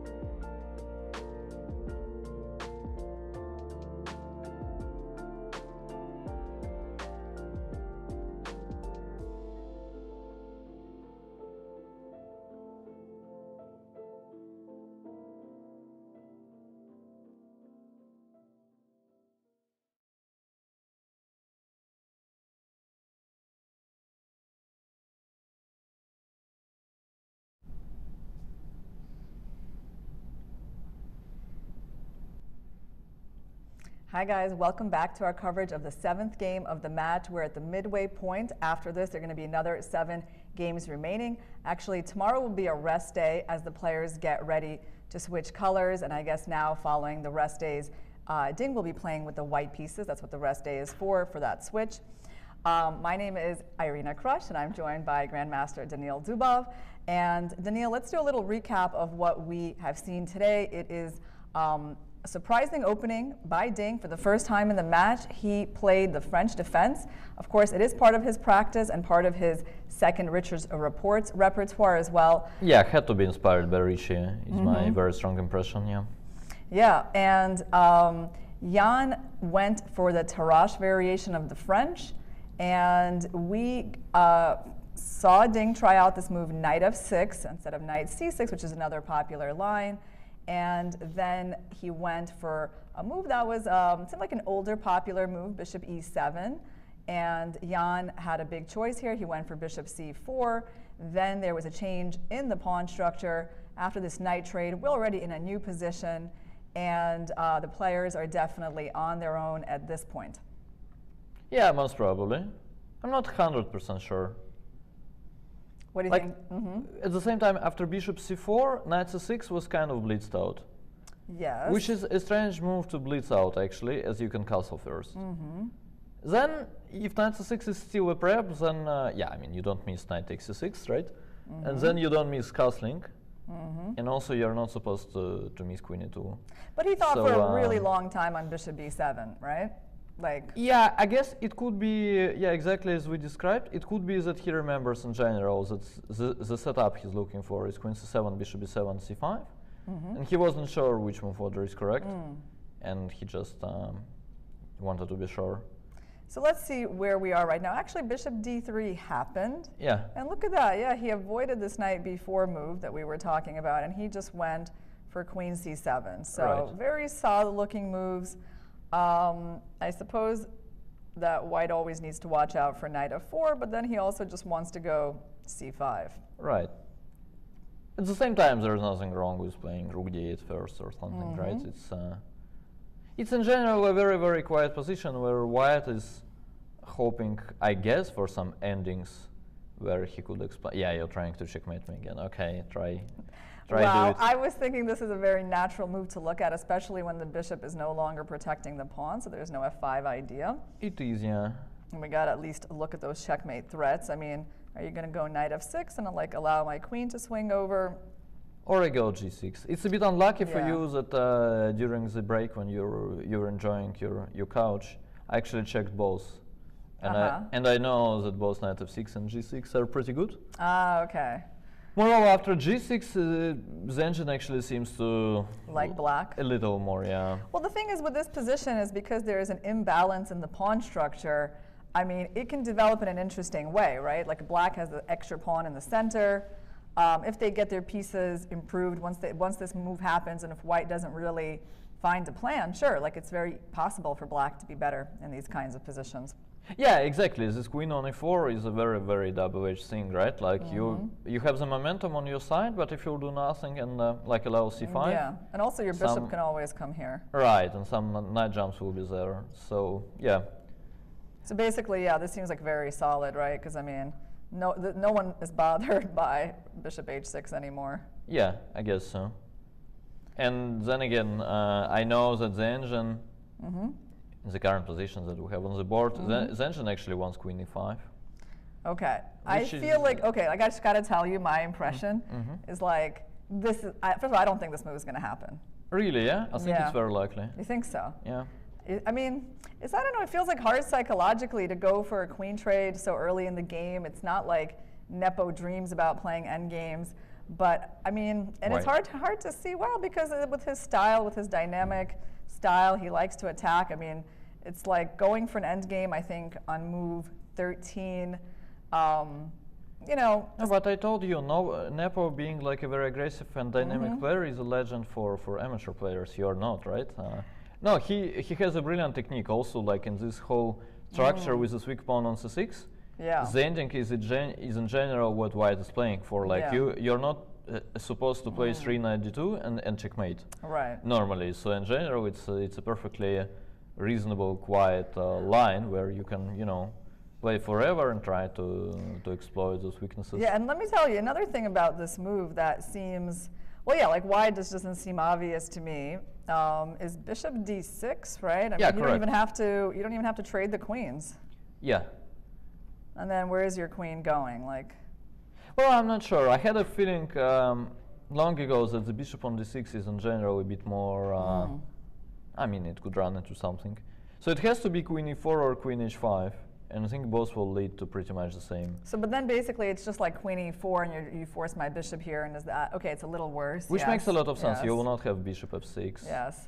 You know, I just got to say, yeah, for me, like, no, I understand how if white finds like absolutely no other way of playing this position, they might make that move. But I really am like surprised, like, if that would be something he goes, you know, he decides on like very quickly. But it's in general part of the plan, is my impression. Like in general, you're not trying to checkmate here as white. Yeah. As you pointed out correctly, black has actually more pawns at the king side. So it's normally black who will have some king side play, if any.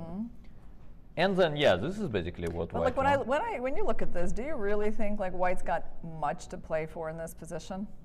Well, it's not much, but it's definitely. Is it even there? Okay, let me put it like that. Because where do you see, like, based on what is white going to be better here? You on the square? Like, you're going to, I don't know, use it for some of your pieces? Pawn is weak.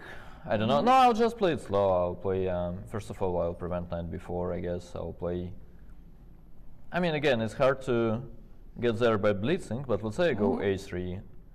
Yeah. Then I'll just play it slow. I'll go. Go c4 somewhere? c4 or maybe knight c4, knight a5. I will consider. I'll bring the bishop to d2. Then it's kind of likely that some heavy pieces will be traded over the d file. Should I have played? Is this move possible at all, or is this just? Could be, but then again, I'm not sure that you wanted this much. Let's say I go bishop e3 even, right? I'm not saying it's necessarily brilliant. Bishop where? E3. Yeah. Ah, okay. You're just going to give me this guy. And yeah, and then I take with the knight, and yeah. then I go bishop c5 or knight c5. Well, you can't play, let's say. I have. Yeah. Yeah, bishop a6. Yeah, but rook d1 takes. Like you're certainly worse. Oh, wait. Because of this pawn. And the one on c6. Yeah. Like I'll have rook c3 ideas too. Yes. It's well, like I can't make that trade then. Hold on. So I can't do it. I have to.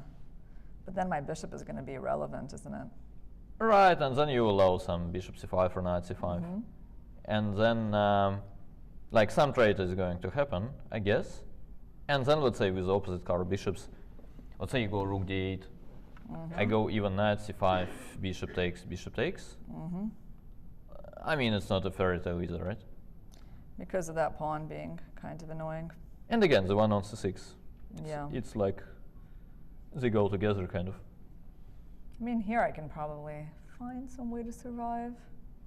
Yeah, but then it has to be very concrete, something like rook d5, and then you somehow sacrifice this pawn on a7. Like if I go bishop e3 even, I mean, it's not obvious. I mean, maybe you go rook d8, I take on d5, you sacrifice on a7, and for some reason it works. I actually don't. Oh, we're going to see a move from Jan. Queen e4. There we go. Not Look at that intuition. I don't know. It just felt like it would be depressing for most players to play this move. But okay, he went queen e4. That's good news for Ding, right? Well, good is a bit too strong, but yeah. Good news for Ding compared to queen e5, I guess. Right? So I really think g6, yeah, once you pointed that out, it looks a lot better than knight of 6, right? A lot even, yeah? I don't know. To me it does, because I like the knight here, and I feel like you should just close this up right away. Why not? Yeah. And just intuitively, as a human move, I think g6. As long as you know that this isn't dangerous, then why not do it? Yeah. Yeah, I guess my thinking process would go like, I would think, well, knight f6 is for sure okay. Like, I'm not worse there. And then g6 looks like something very ambitious. That, like, if it does work, if I'm not running into some trick after bishop h6, then indeed it looks brilliant to keep the knight on d5, to go c5, and then we'll have this some discovered attack, right? And yeah, g6 is something you actually want to play if you're an ambitious player. And we want the players to be in an ambitious mood. Yes. So we're going to root for that move. But hold on, I mean, let's look at knight f6. So queen h4, and you're going to go c5, I guess? I don't know, I stopped here. Yeah, but so, don't stop before you improve the bishop. Yeah. No, I mean I stopped looking at it with an Yeah, I got it. Yeah, I guess I go c5. Right? Okay. So you're kind of, I would assume you're threatening. This move is probably a threat at this point. Yeah, it is. So I can't let you take. No, I mean you have bishop g5 or bishop f4 first. Yeah. And what's the move after bishop h5? Bishop g5, right? Because if I take, then you take an Yeah, f6. yeah, I suspect strongly it's h6 maybe. And then we have to evaluate. Yeah, that's the thing though. When you play knight f6, is that you have to actually evaluate this piece sack. Yeah.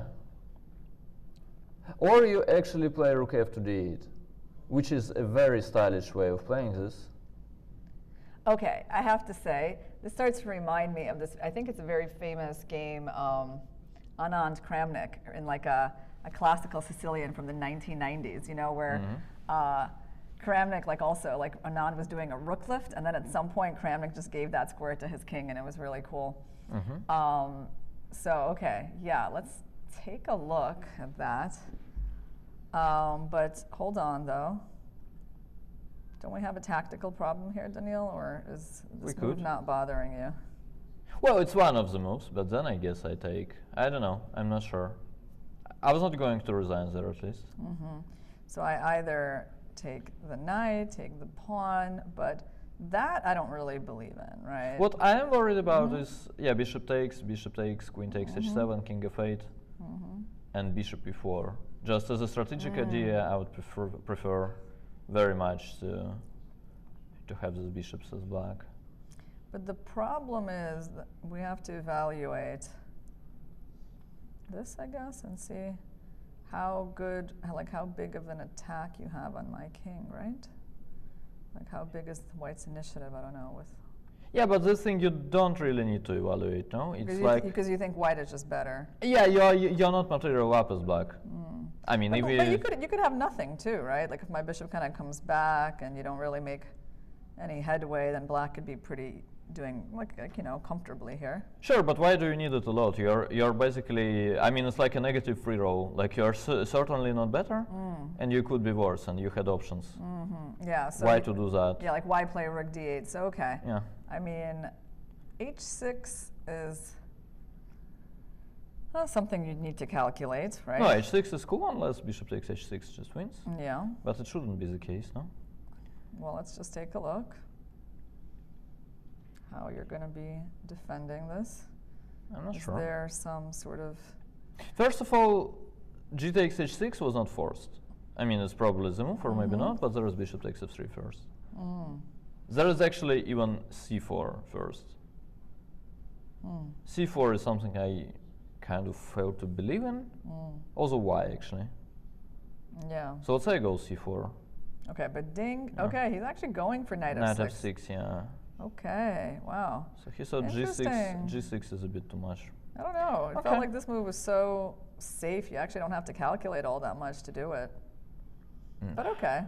But it's scary, no? I mean, it's much easier when you know it's good, but... Scary, but hold on. I didn't even like realize there was any problem with it. Like, how is it scary? Because we just block this. It actually makes it less scary. Well, you see bishop h6 and you're scared. Oh, okay. That's how it works. Not all the people are that brave that you are, you know? All right. So we go knight f6. Yeah. And so, okay, Nepo is going to have to make a choice with his queen. So this was sort of the most obvious move. I have actually a very interesting idea for White. So let's go queen e2. Queen back. Yeah. And then he plays knight d5. And then I go celebrate my birthday. How about that? That's your plan for today. Sounds fair, no? No, I feel like you got to put in a few more hours of work before you go celebrate. Okay, it is also I think after queen e2, though, yeah, I think it's going to go a little differently, and then it'll go like that, and then your celebration will be delayed. Yeah, could be. Okay, so like knight f6. It's kind of sad that they cannot set the priorities the normal way, right? Yeah. Yeah. So what's there? Yeah, but queen h4 was really tempting, actually. Yeah, Jan is actually surprised. Jan is thinking, and he seems actually a little surprised by that knight f6 move too. Yeah, he's probably surprised by the whole fact that queen h4 was allowed at all. allowed, yeah. Yeah. Well, by the way, we haven't even really mentioned this, but yeah, there's no, I mean, this is just a much worse version of g6 now, because then there's like bishop g5. Wow, it's a different. Playing g6 here. Yeah, playing g6 sure. is just a much worse version than the one he could have had. Because of course you don't go knight f6 to follow it up with g6. It makes no sense. I mean, like maybe you could do it, but it feels, I mean, maybe it's not like a total disaster, but why? Why would you do that? So it must be, okay, no, c5 is like very concrete. Yeah. And I mean, yeah, you could throw that in if you want. Yeah. I think it helps in some way. I mean, maybe Ding is basically just saying, you know what, I don't think the sack on h6 will be dangerous, so like, I'm going to go in for this concrete line, and if you can't sack, then I'm just going to be fine. Yeah, but this is not how you think in the World Championship match, huh? This is basically not how you think like in any game. But what do you mean? Like if he's calculated it all out, then he's like, oh, I can play knight f6, it's not too dangerous. Yeah, but then you need to calculate this bishop takes h6 well. It's not that you are just, okay, No, but I mean, maybe he did calculate. He did think for quite a long time. Yeah. Somewhat long. Well, actually, between making, no, he didn't. After queen e4, yeah, no, he thought for a little bit over knight f6, yeah. But let's go back. So we want to play c5 badly, right? Say after queen h4, if we are not in time with c5, okay, we're quite depressed. Okay, so let's just do it. Let's just do it. So bishop f4 exists, but let's just start with bishop g5 as it's way more straightforward. Yeah. Okay, so h6 is... Rook f to d8, I tend to... Yeah, let's look at the critical moves, right? Yeah, but what are they, right? I mean, so it must be h6. Yeah, which is basically the only move. c4 doesn't work. There is bishop takes f6, bishop takes f3 runs into bishop takes f6 as well. It has to be h6. So bishop takes. The whole point is this. And then there's like a number of moves for black. Yeah, but this number is... yeah, first of all, c4 that I kind of liked for a second is going to run into, like, at very least bishop f4, I guess.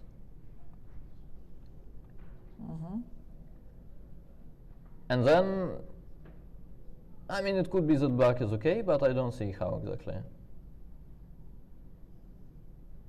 I just go bishop e2 and you just get away with being up a pawn. Yeah, like it's not obvious. It could be that you have some compensations there, but at least it's not obvious. Yeah. And then there's the trade. There is a trade. Wait, I guess I'm just gonna take. Probably. Right. So basically, it's possible to take like this, and then consider the trade. Right. If you want. So first of all, we can just play c4, right? Let's not open g5 actually. Let's just go c4.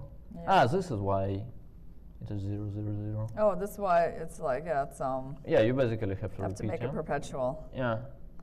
There's nothing more than that. Well, you know, I think there are some chances then. Yeah, this is not too. This is not too difficult. Yeah, well, I mean, and the thing is, like, black has so many choices, but yeah, this is like quite simple, and there's no real reason to take and like give white ideas of king h1, rook g1. Yeah, then you're basically inviting it, right? Yeah. Like even with white to move, even if you don't play c4, it is not even clear. Like the idea was probably knight g5. Right. And then, like it's not even like super obvious what the threat is. Like bishop h7, I go king h8. I mean, I understand it's scary. Yeah. But yeah. But c4 seems to just work. And I don't even see a way to gamble for white, like c4, rook e1, rook e5, nah. Yeah, you know what? Let me just say something. You're saying like, we don't know what the threat is, but like if we did get to go there and there. Okay, so I go rook. Yeah, I go bishop g6. Okay. King g8. Okay. Bishop f7. Let's show this first of all. Yeah. So I go rook a to c8. No, I'm not letting you protect the queen. Rook a to b8. Okay. Rook a to b8. Okay. Yeah. Yeah. Knight g5. Okay. Yeah, and so now I go rook a8. Yeah, thank you. I'm a decent player. Yeah.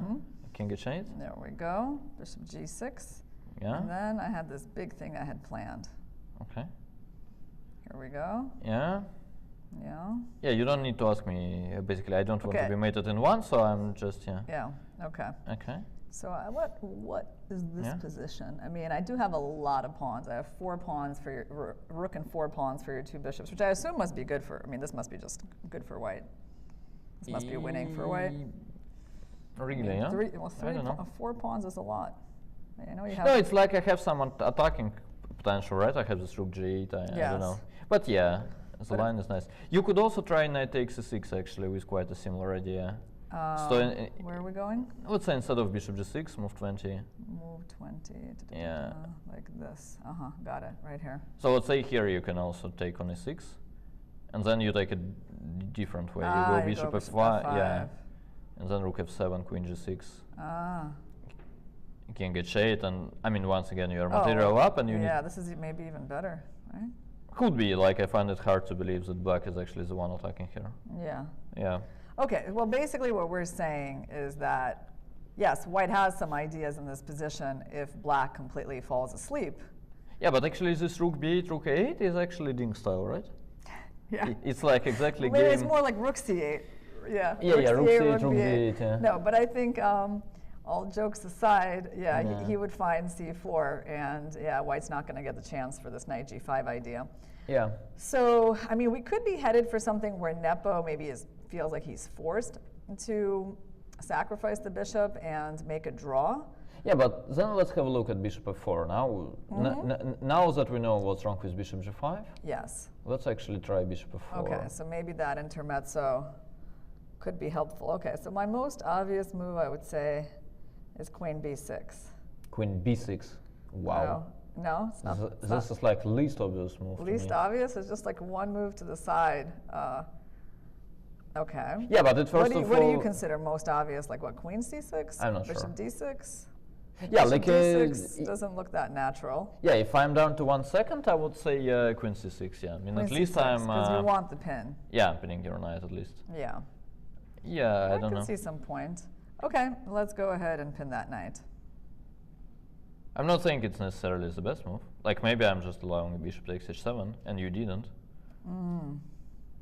Maybe you're just. No, because I blundered that. That was kind of sneaky of you. Maybe you're just a bit too good, but yeah. But let me, show you the stuff. I go g5, allez. In this position, I go g5, yes.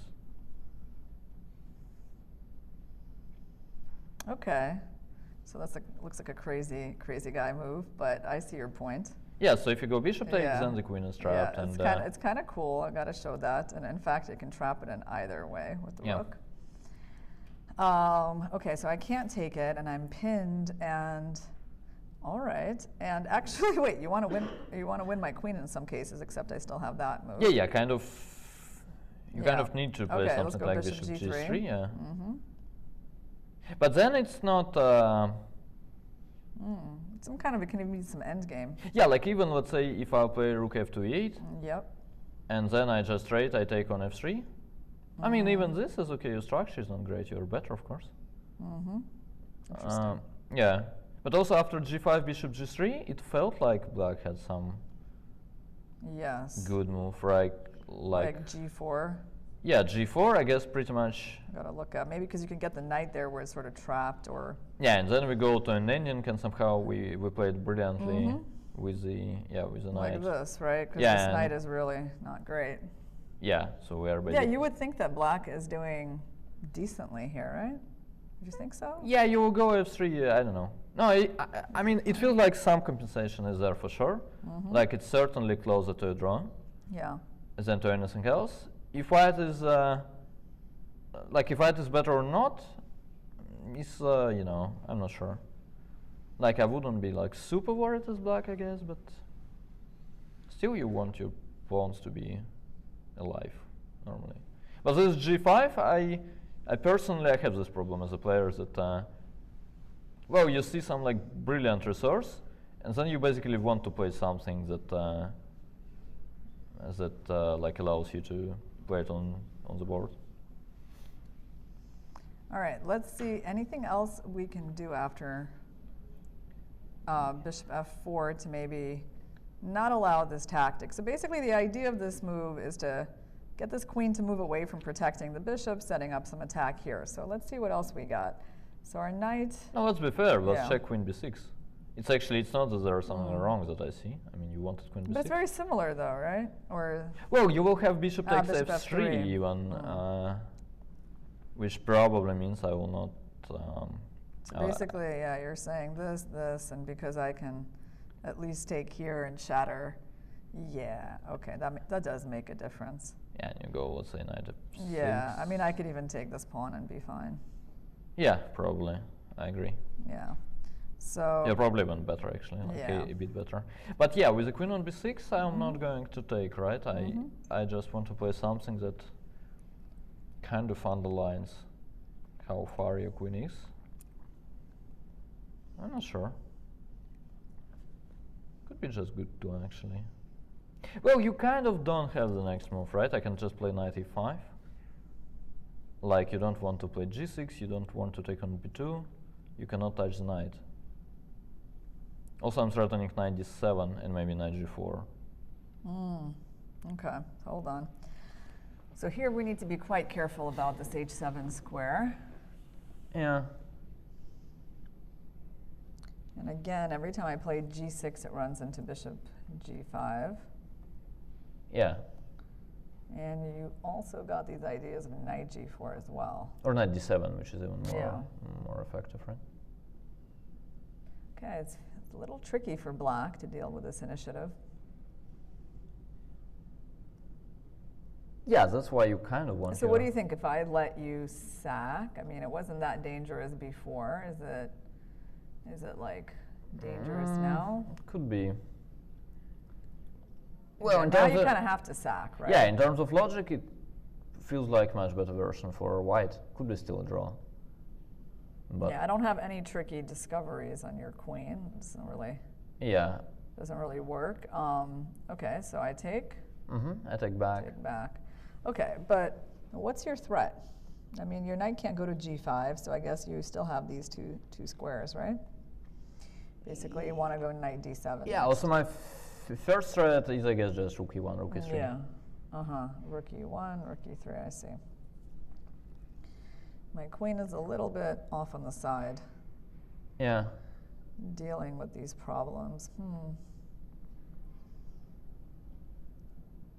Well, at least it feels more dangerous compared to the previous line. Yeah, and it's funny because like I can't even really get my rook in because of this move. Yeah, and there is also the cheeky bishop g6 instead, right?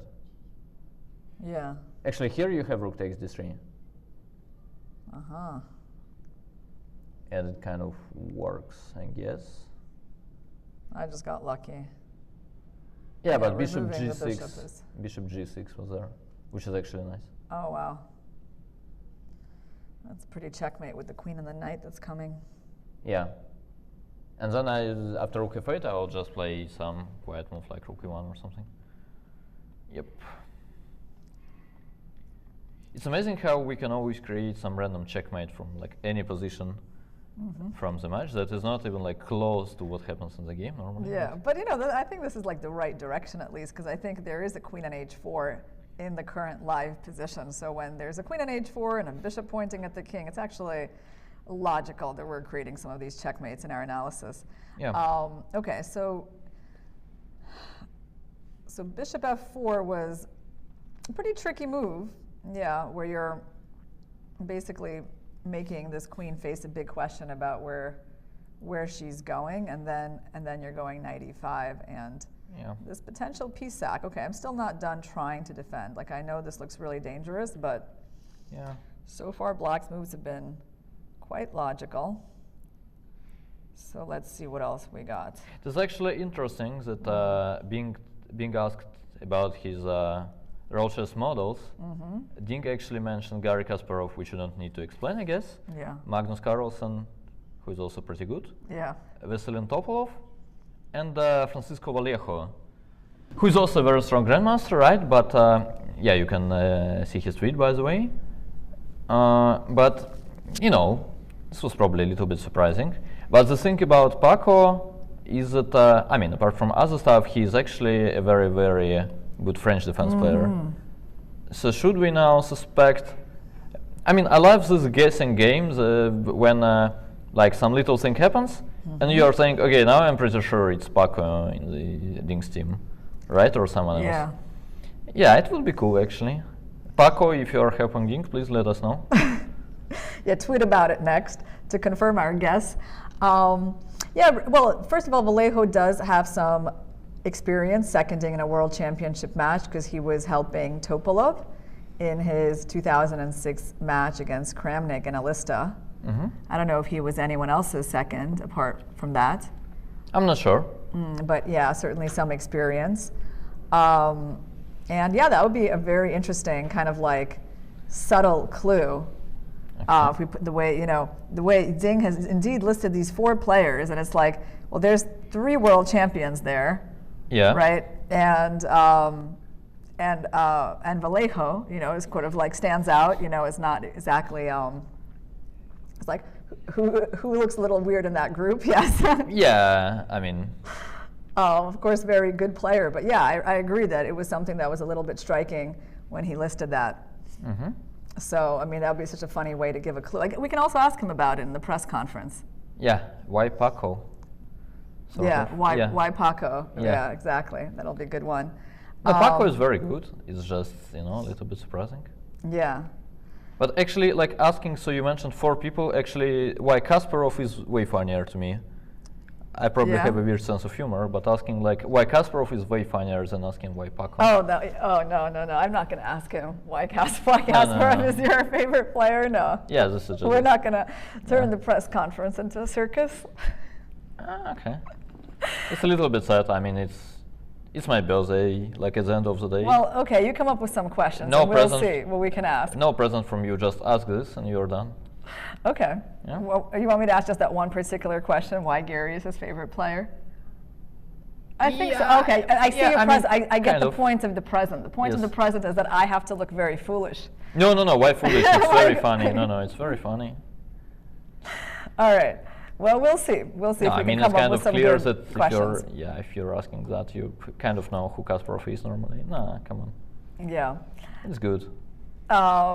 Yeah, well, recently, you know, Gary has a birthday just 5 days before you do. So we actually congratulated him on the air with Vichy. You know, it's funny because during that day that it was Gary's birthday, it was game 4. And I did kind of say, you know, a few times during our commentary that like I think we're going to have a decisive game because it's just too symbolic of a date.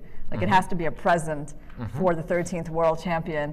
And it was also like Vichy's last day commentating. Now, I don't think Vichy kind of took any of that seriously, like all those important symbolic moments, but it did work out that way. And that's what I feel like today too. I mean, we have a chance for something. No, but then I don't like this. So basically, so you kind of see the relation between the way the game is going and my birthday.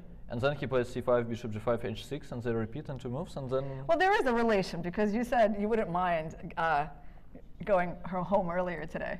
Yes, that is true. Right, but, so there is that relation, but it's unfortunately, yeah, we also hope there is maybe another kind of relation, like the game's going to be super exciting.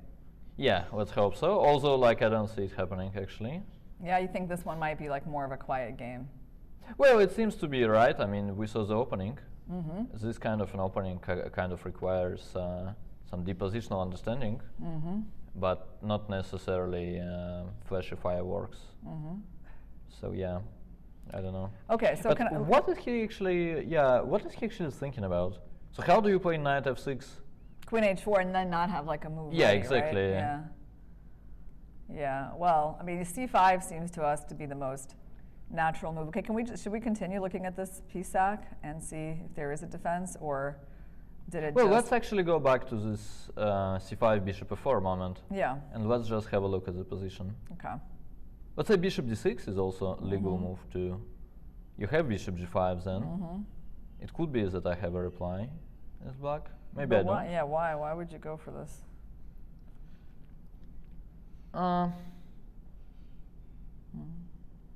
No, it's like I know what I'm trying to get, it's just that I'm not on time. So what I'm trying to get is, let's say, rook f to d8. And? Then I guess you take on f6. Sure. I just go g takes. Oh wow, that's what you're trying to get. Oh, that's a cool idea.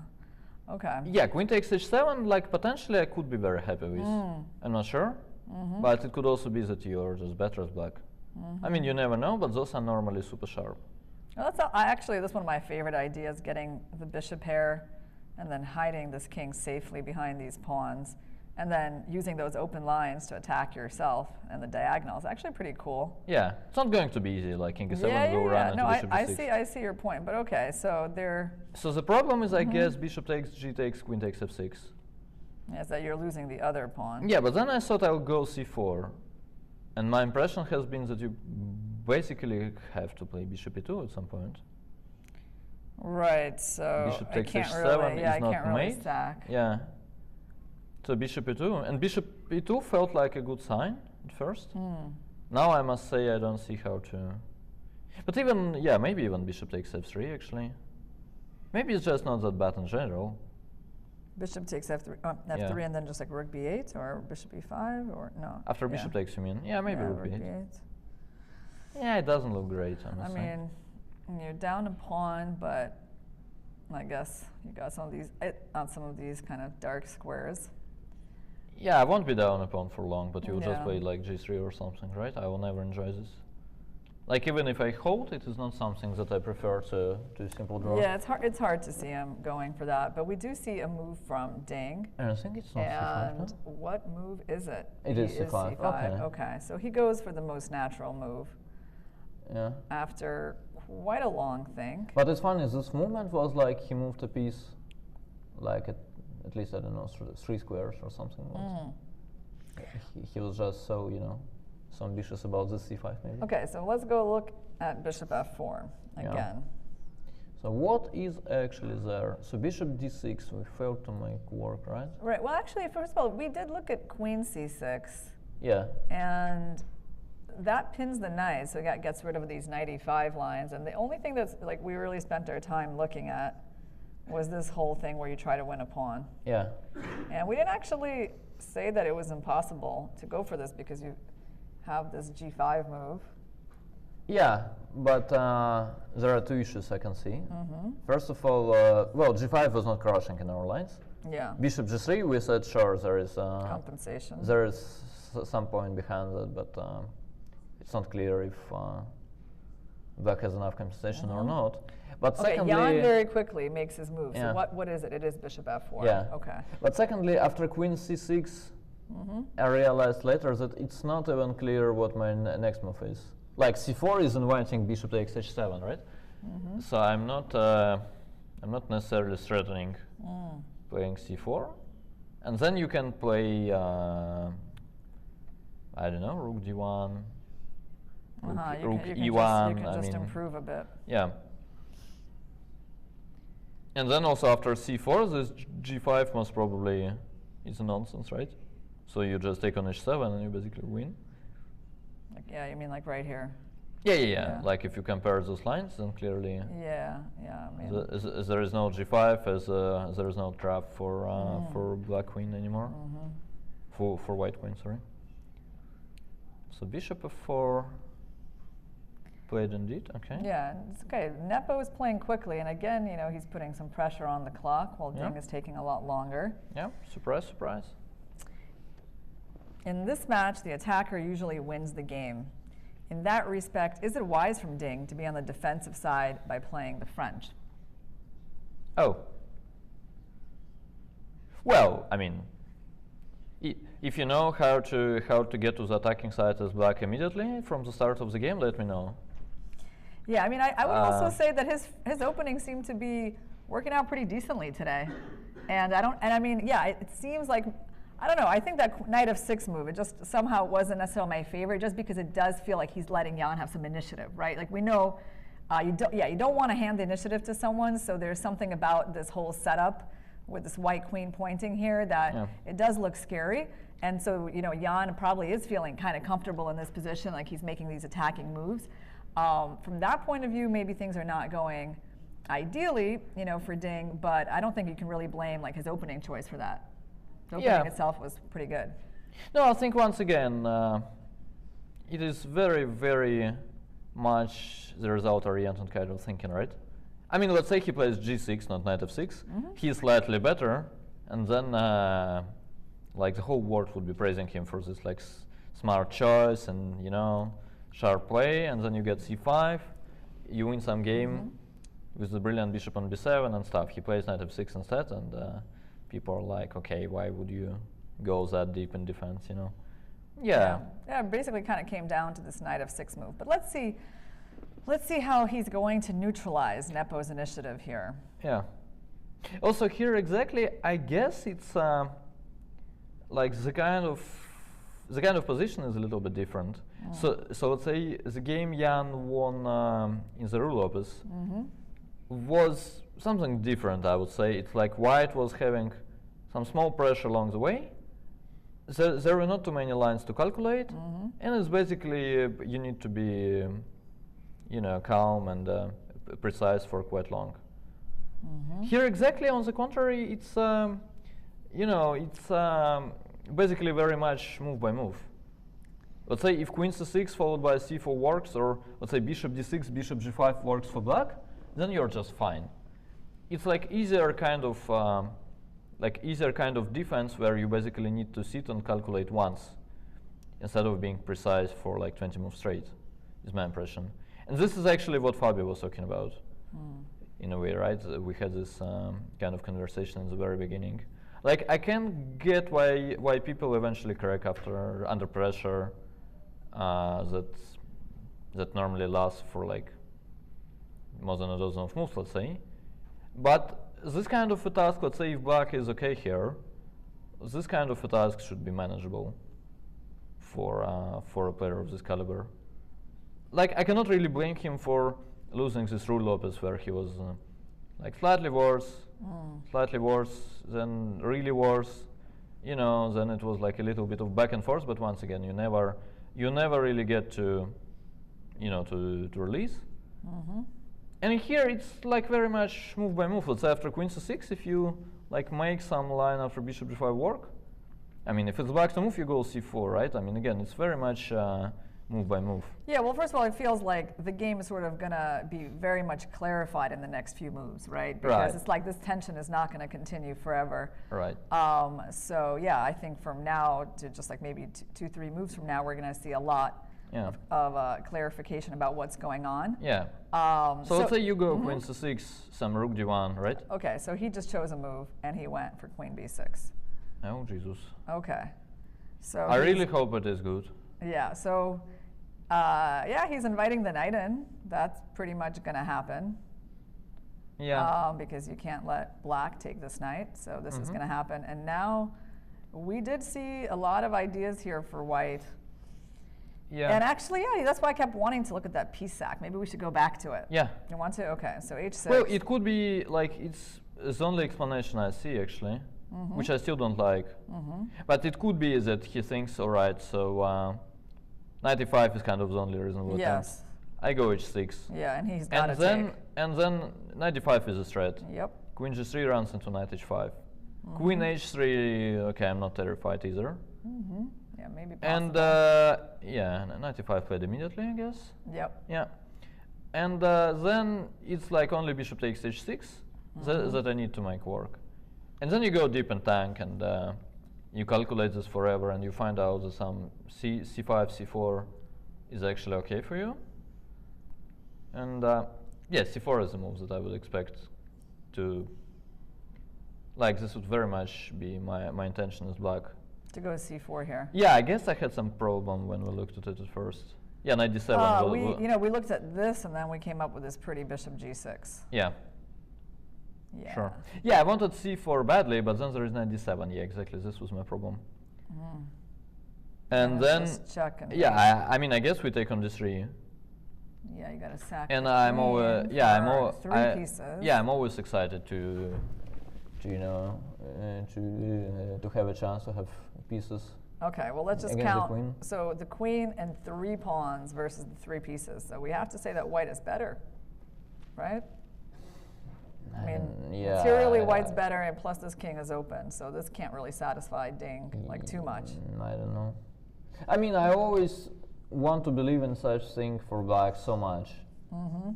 It's just, I mean, sometimes it's just +5. But let's say here I go knight d5. I mean, I am always Yeah, this pawn doesn't count too much. Yeah, you know, there is this like virus, kind of, that there are people who like having minor pieces against the queen so much. And I've spent so much time like... With those like sick people? Yeah, I mean, first of all, not sick, I mean... No, but you said it's a virus. You said it's having a virus, that's why I said that. Yeah, but have respect. I was about to mention Boris Gelfand, so let's not call him sick. But indeed, he has this habit that I've also developed, actually, that basically whenever you can have like 3 pieces versus queen, like as long as you're not like straight checkmated, you're saying, okay, it looks cool. Let's say here, I don't know, like I know from engines that normally when you look at it after the game, it turns out to be just lost. But but over the board, I just feel like, okay, bishop f6, bishop g7, rook d8. I mean, also at some point, like you don't have entry squares on the c file. Yeah. Why would I lose this? Moreover, why? Yeah, it's like, you know. It's not even easy for me to do like a rook lift here, I guess. I can try a 4th rank. Maybe a 4th rank rook lift somewhere. Yeah, but then I'll have some, I have rooks too, right? I can play rook a4 even. So I would probably, okay, well, let's say I start, let's say, I don't know, this like, seems very standard. Let's do that. Yeah. But rook a4, I go rook c4, and I improve my pawn structure. Yeah, I have some b5s. Maybe I go b5 here, actually. Should we do should we do a little fight over the square? Yeah, a4 or something, right? No, I don't know. I'm just saying, like, at least now you gave up on the whole idea of like white being statically much better, all this extra pawns and stuff. Yeah. So these terms I kind of agree. If rook c1, rook c4 is checkmate, then it is kind of bad. But it's not that you can just play some, I mean, that's how it looks, I mean, at least without an engine, that you cannot play some random moves and then just say, okay, I'm 3 pawns up. But here's the problem, though, is that it's like you're down a pawn on the queen side, you're down a pawn on the king side, you got the weak king. It's going to be hard to make the 3 pieces like, I mean, yes, they're already like pretty good, but it's going to be hard to, I think, move them around from there. They're already good positions here, no? No, I mean, I basically need this bishop to be on g7. I need it dramatically. Yeah. And then the rest I'll manage. Okay, I'll go b5 on that side. Getting past pawn won't be easy. Let's go back a little bit, right? Because this is not super likely that Ding is going to want to sack his queen like that, right? Would you agree? I'm not sure. You think yeah, probably. I mean, probably. I don't know. No, I'm just. I'm just struggling to kind of find an answer for now. Okay. Rook e1 is also a threat, right? It's not only about knight d7. It's just. Okay. But what if we try your idea? Okay, so basically this move, I mean, I guess on knight g4, then we can do this rook d3, right? So you don't have bishop g6 because I used my a rook, but I guess we have to also look at your rook left plans. Yeah, which I kind of. Like rook fe1 or? Rook a to e1 you normally go, I guess. So very straightforward. Yeah. Yeah, once your rook gets to g3, that's the end. Moreover, like in some of the lines, it could be useful for me to start with queen g5 check, and then after king h8, I will play rook e3. Say if you try to control the g3 square somehow, I'll also make use of bringing the rook to h3. Yeah, also in terms of logic, this is exactly why I don't like queen b6. As like potentially if white wins here, it feels very well deserved. Like you are getting checkmated at the king side and your queen is doing nothing. With the queen on c6, at least you're having some counterplay, right? I mean, you have the spin. It kind of makes sense. But here, it could be that it works for black, but I'm... yeah, I'm like desperately trying to, I don't know, sack my rook for the bishop, but that doesn't seem to help that much, right? I mean, then it was better to sack the queen, yeah? I mean, at least you're stabilizing there. Yeah, I don't know. Well, hold on. We got to find some kind of defense here for black. Also, Ding is thinking, which kind of means h6 is not the only move, right? Okay. Well. And that is actually correct. Like you want to play something that is not h6, and just find a move that that will not straight lose to bishop takes h7. Rook a to d8 maybe.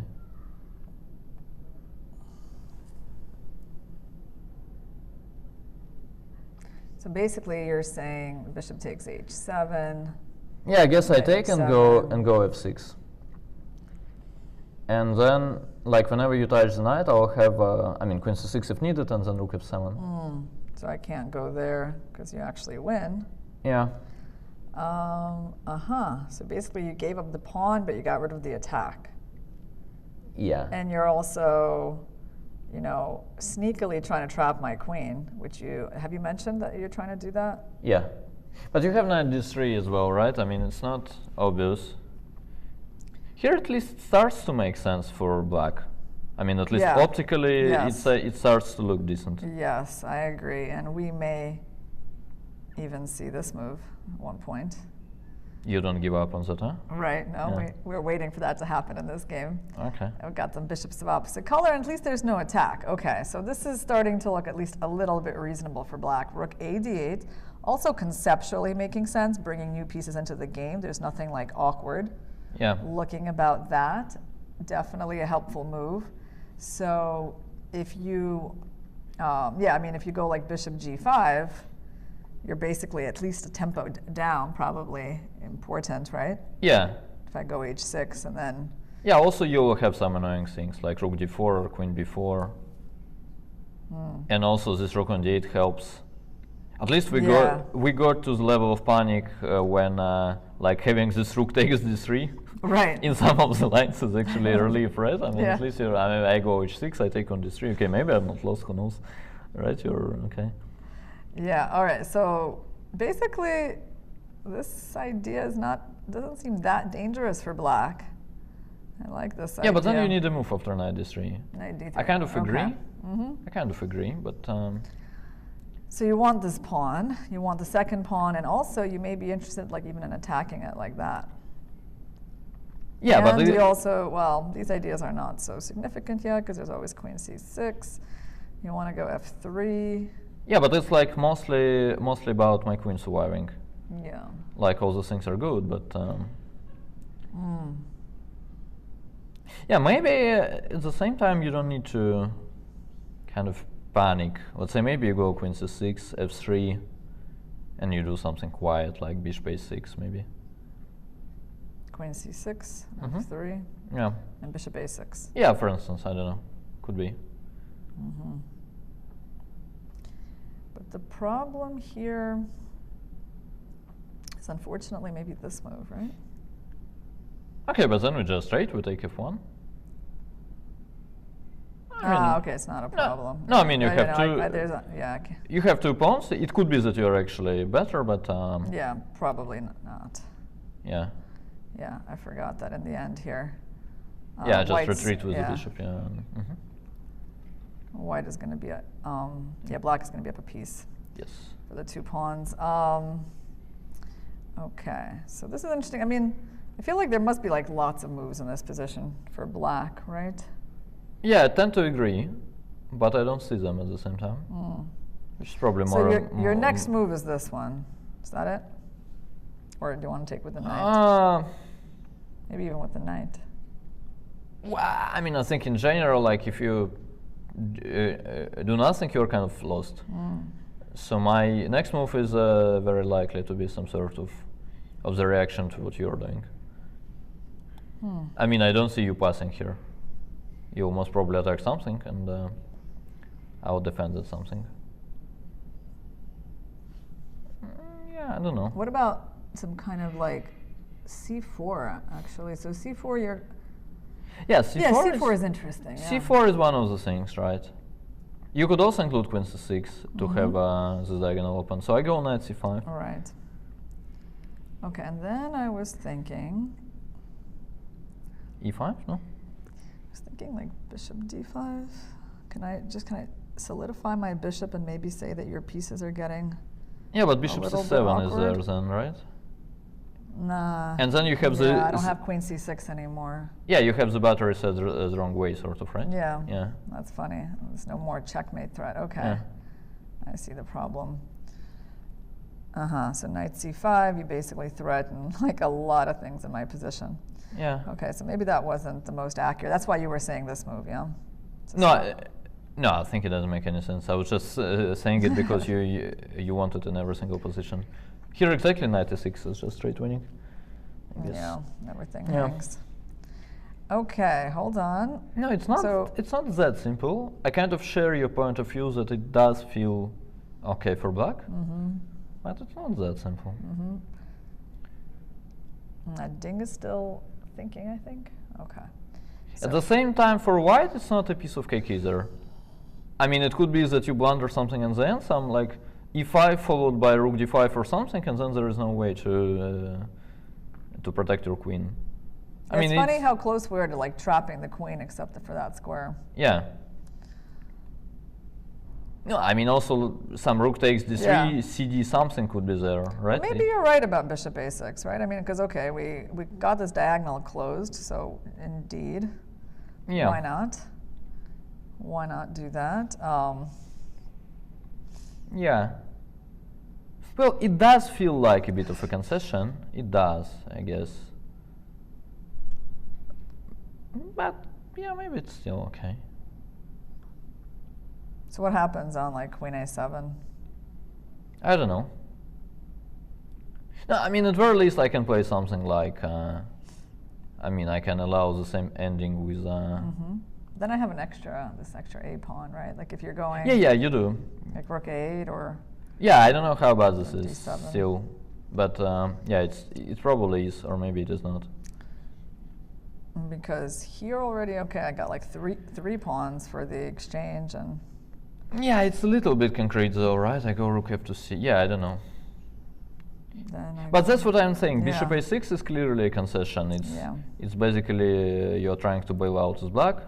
White is clearly Did we have safe. to go f6? Was f6 absolutely necessary? Was there anything? I guess we don't have a whole lot of moves here, and like your knight is pretty strong, right? It's not letting me go there. I can't attack the queen because of queen f7. So there was some issue with finding a move here for black. And okay, f6 seemed very logical. Yeah, at the same time, no threats actually, right? Yeah, white doesn't have specific threats. It's like only rook d1. Well, you know what? Knight f6. Yeah, knight f6 then. Let's make a threat of our own. Yeah. Something that looks like a threat. Well, our threat is not killing either, but our threat is actually rook d2e8 now, right? Yep, that's it. Yeah, we do have. So you try to trick me, yeah? You show this 95 yeah, and you're yeah. fishing for some c4 and then you're, I got you. That's actually pretty cute, like moving the rook off the open file to trap the queen. Yeah. So I like something about knight f6. I mean, I like bringing the pieces back to the center. Yeah, but then let's say I play, like let's say I'm a simple man and I cannot calculate a lot. I wanted to play rook d1, I played. Luckily for me, this rook d2e8 doesn't win now. Because you have queen d6. Yeah. If I go there, you escape. Yeah, your rook gets a little trapped, but I guess I can't do much. Okay, hold on. So you're basically just wanting to take on d8 here? Yeah, I guess so. Okay.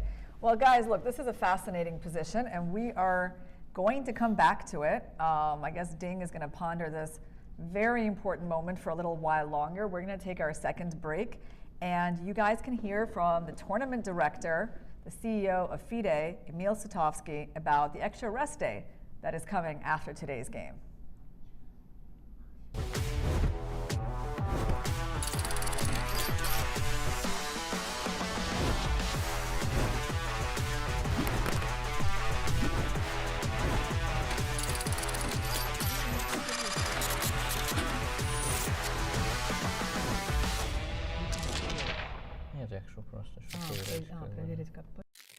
Hello everyone, welcome to Astana. Halfway has passed at the FIDE World Chess Championship match, and there are so many questions in chess public. So in this video, I have interviewed CEO of FIDE and the director of the tournament, Emil Sutovsky. Emil, we are reaching the halfway in the match. As the main person responsible for this event, are you satisfied with how the things are going so far? Yes, I'm satisfied with the way it's going. It's an extremely exciting event.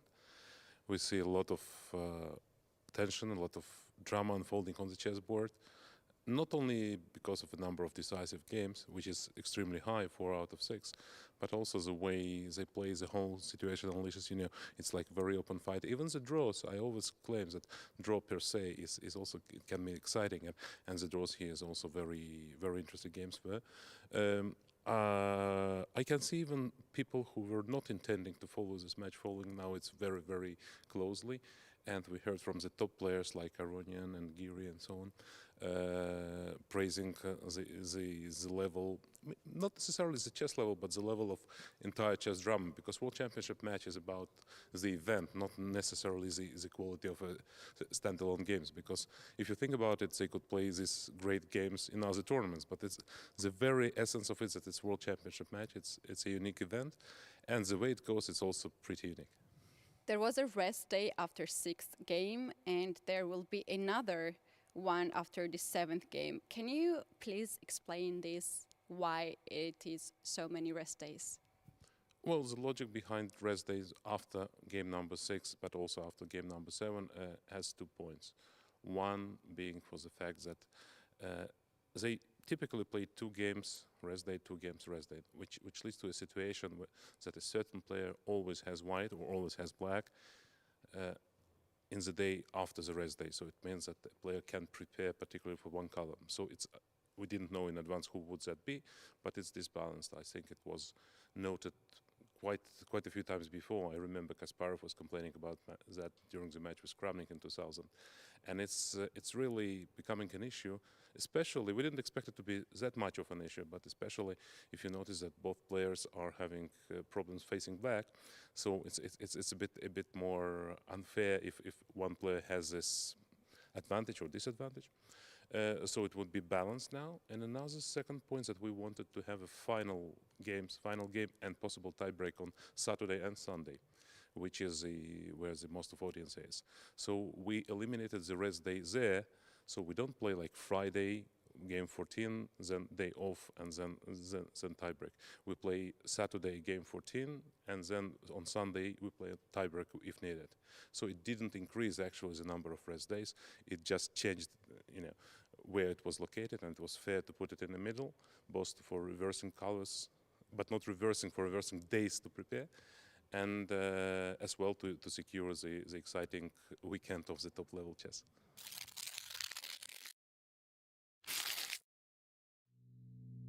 I guess for every chess player, the title, World Chess Champion title, is something completely unique.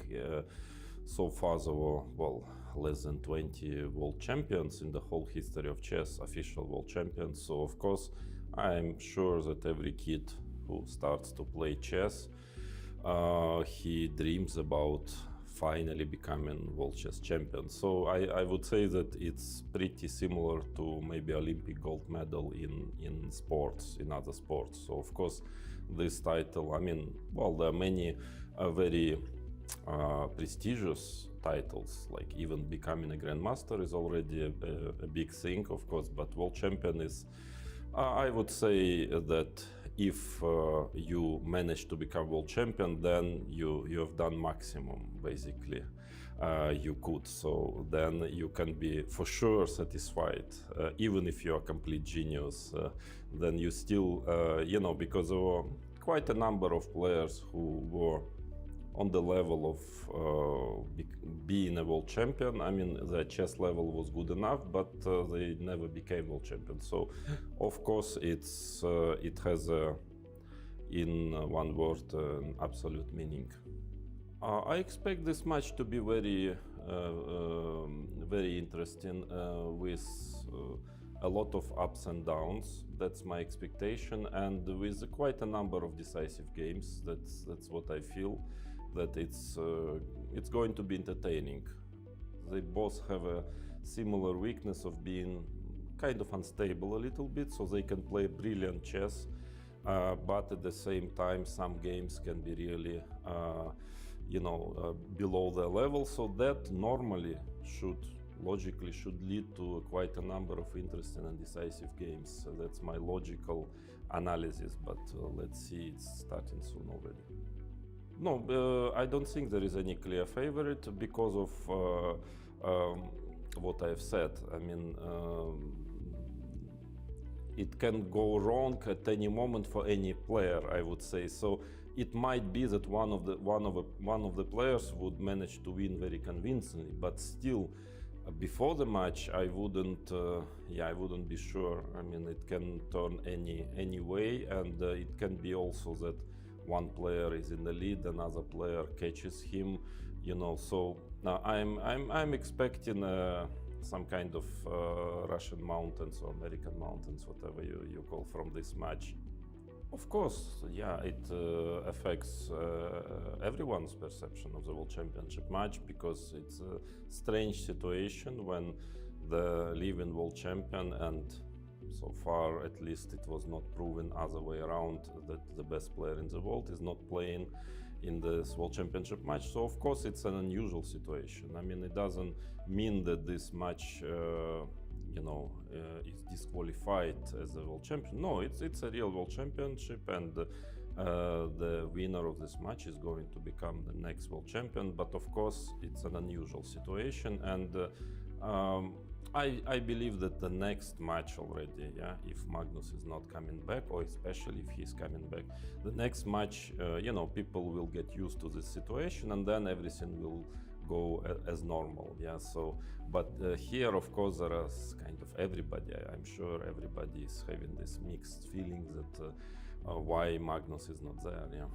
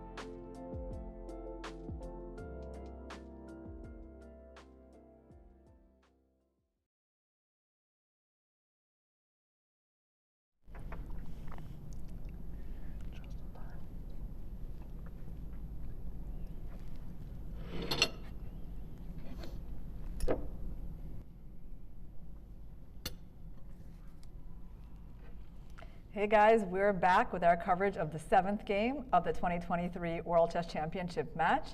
And we've had a French opening that has developed in a very interesting way.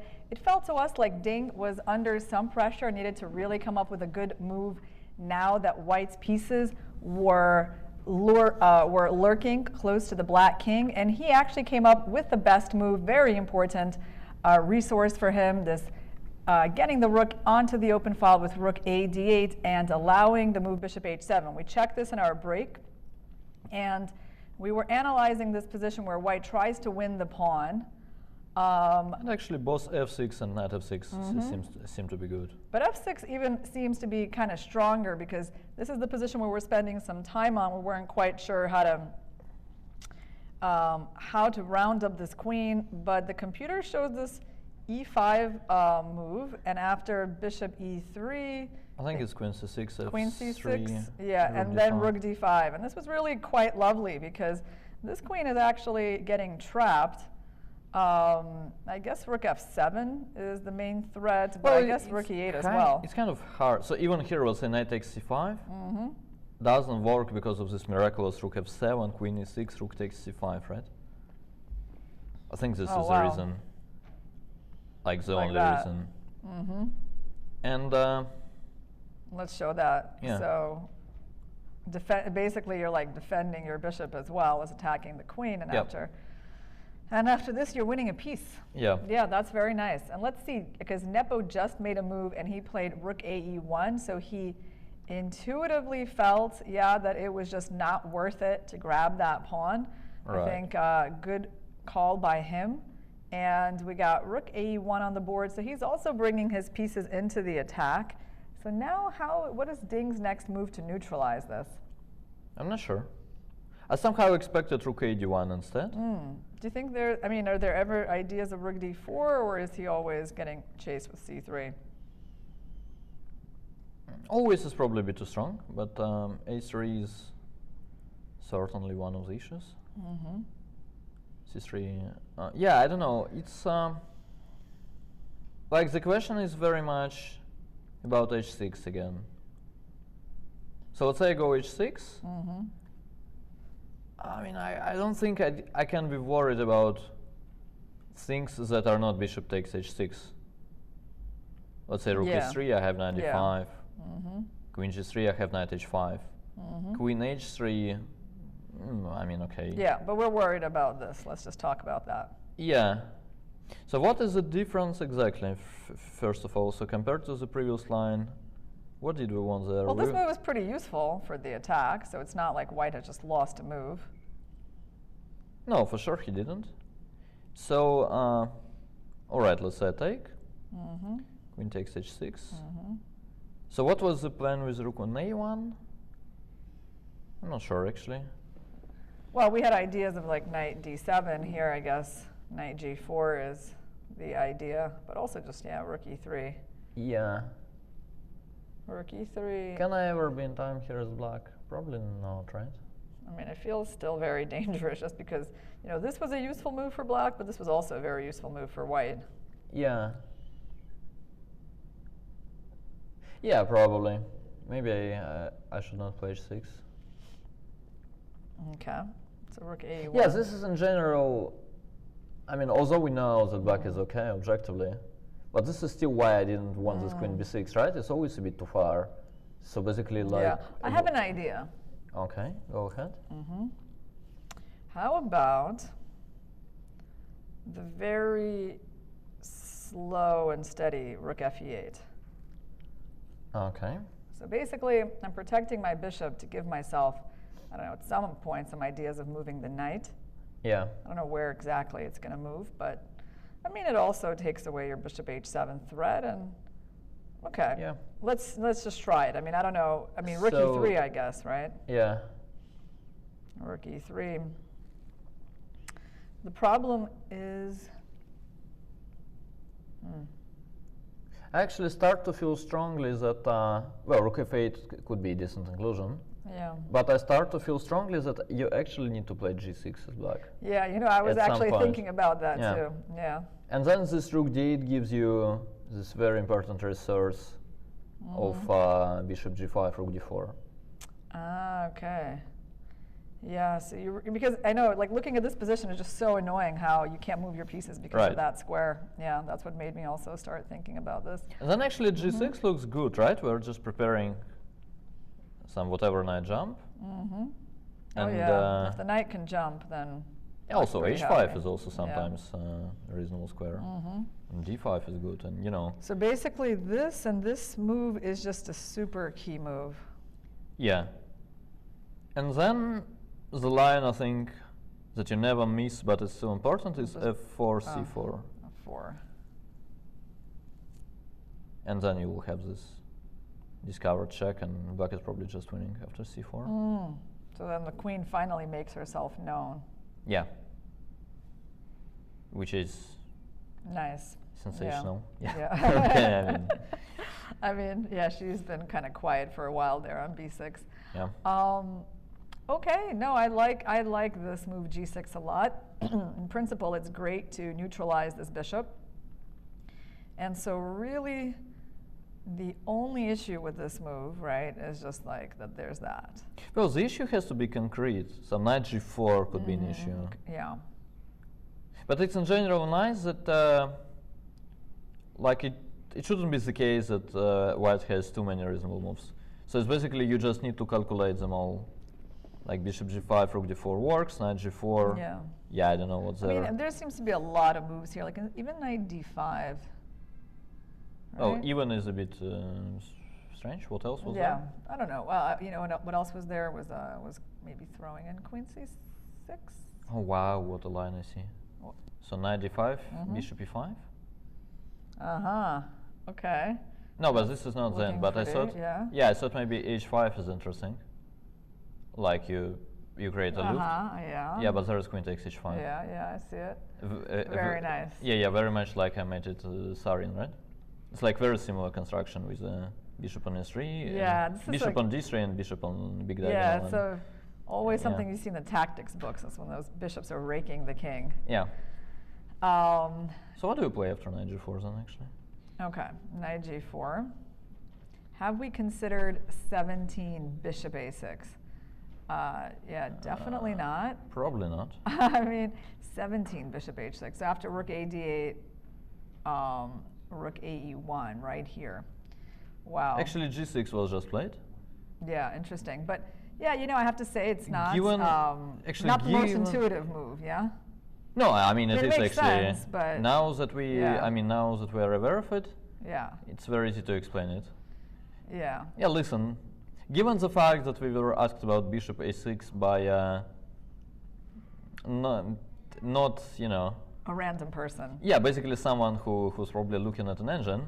Yeah. Now, I mean, I start to feel weird. As actually bishop a6 was indeed good. But then look, after bishop a6, of course you want to trade bishops. Yeah. But even c4, like in terms of positional ideas, bishop a6, c4 inclusion would have been very much in white's favor. And if black is okay there, then it has to be, I mean, again, something tactical. Oh, you're talking about like bishop a6 where white says no to the trade. Yeah, right? And then, I mean, I suspect it's something like rook takes d3 probably even, and then takes, bishop takes c4, black is probably okay. But, yeah, I mean, again. Yeah, most likely you're okay here, yeah? Yeah, but to figure this out, you at least need to understand what's wrong with g6. Yep, that's the point. I mean, like, definitely this move is logical if you dismiss this as an option. Right. Because somehow this feels like the first move you actually want to look at from a human point of view. Yeah. Okay, I mean, so first is a bit too strong maybe, but it's super logical once you realize you actually want this knight on f6 to actually play. So that's what Ding played, and so we were looking at knight g4. Right. And this is where you came up with all these different, this way of sacking. Yeah. Actually, Jan's body language kind of gives away that he's comfortable. He's surprised. Yeah? He probably sees this knight g4. But also that he seems kind of happy. And Ding is like, how long are you going to keep pouring that tea? He looked at him like that, you know. Yeah. That's what Jan is doing. Yeah. Yeah, like give me a break. Huh? I had enough. Yeah. All right. So. Knight g4. And I mean, okay, your point is basically like if the knight takes, then you take here and just get the bishop pair. Like my dark squares are weak. Yeah, this looks terrible.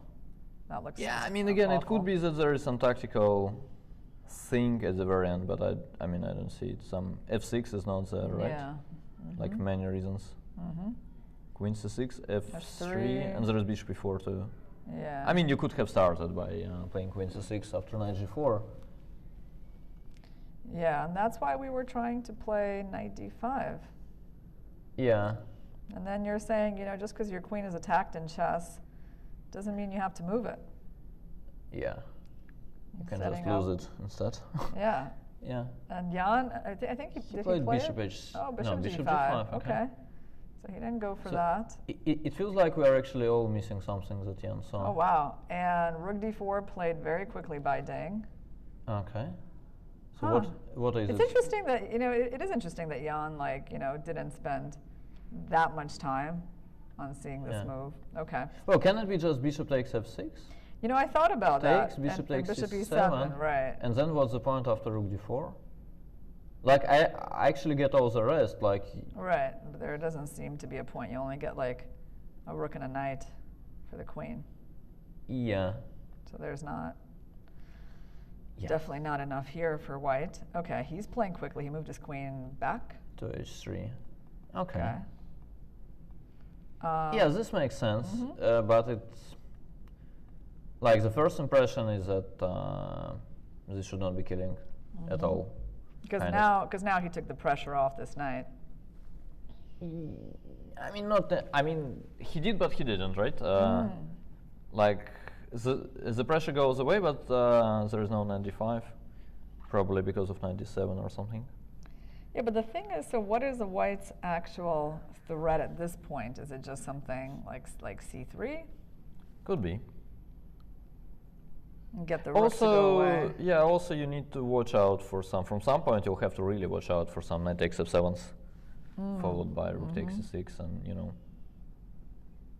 No, Jan is good. Like it's always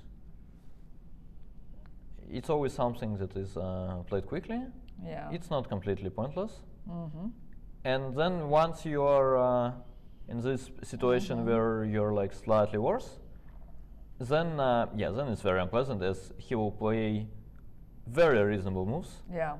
Like without big mistakes, he will play them very quickly, and you will have to calculate like really a lot. You know, I have to say that Ding is in a very tough situation on the clock already.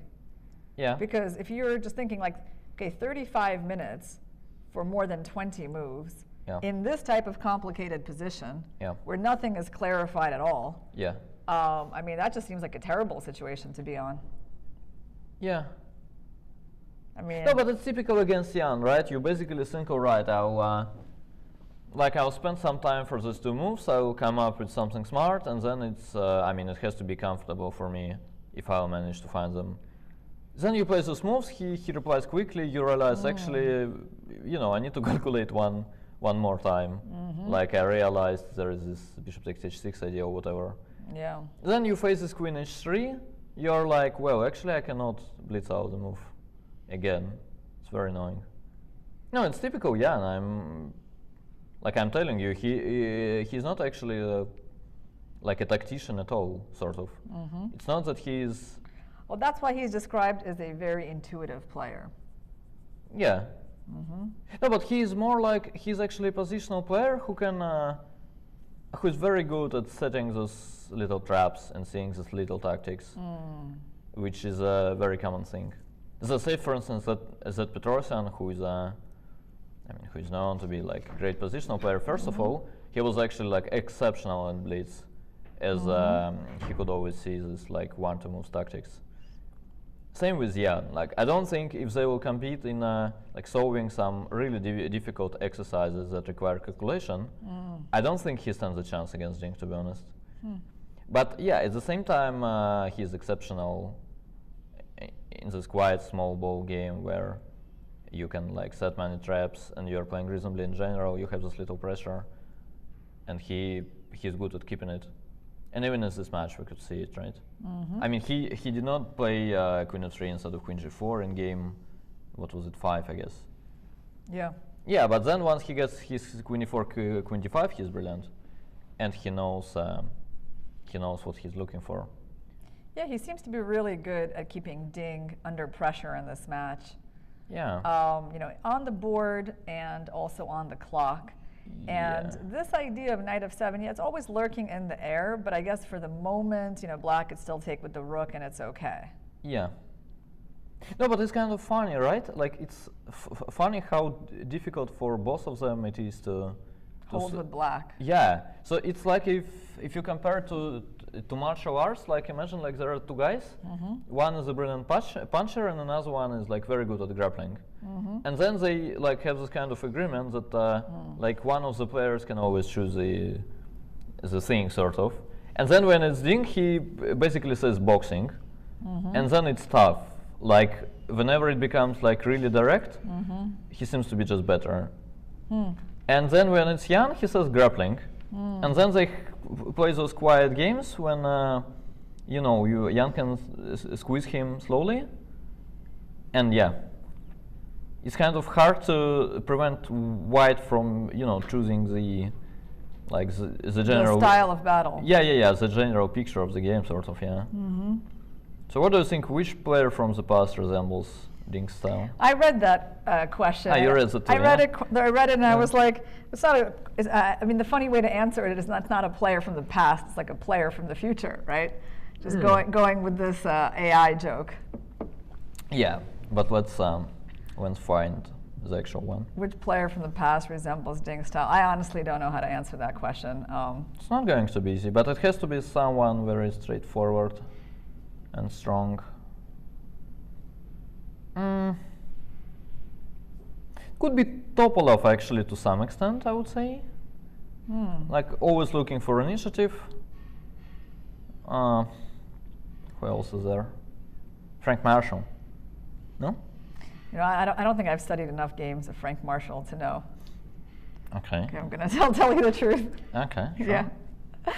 All right. So let's try to come up with a move for black. I mean, Ding's in difficulties, right? He has difficulties because he can't move this knight. And also, I want to say in this position that this knight is so amazing, right? I mean, it's just very strong, and it's hard to challenge it. Yeah.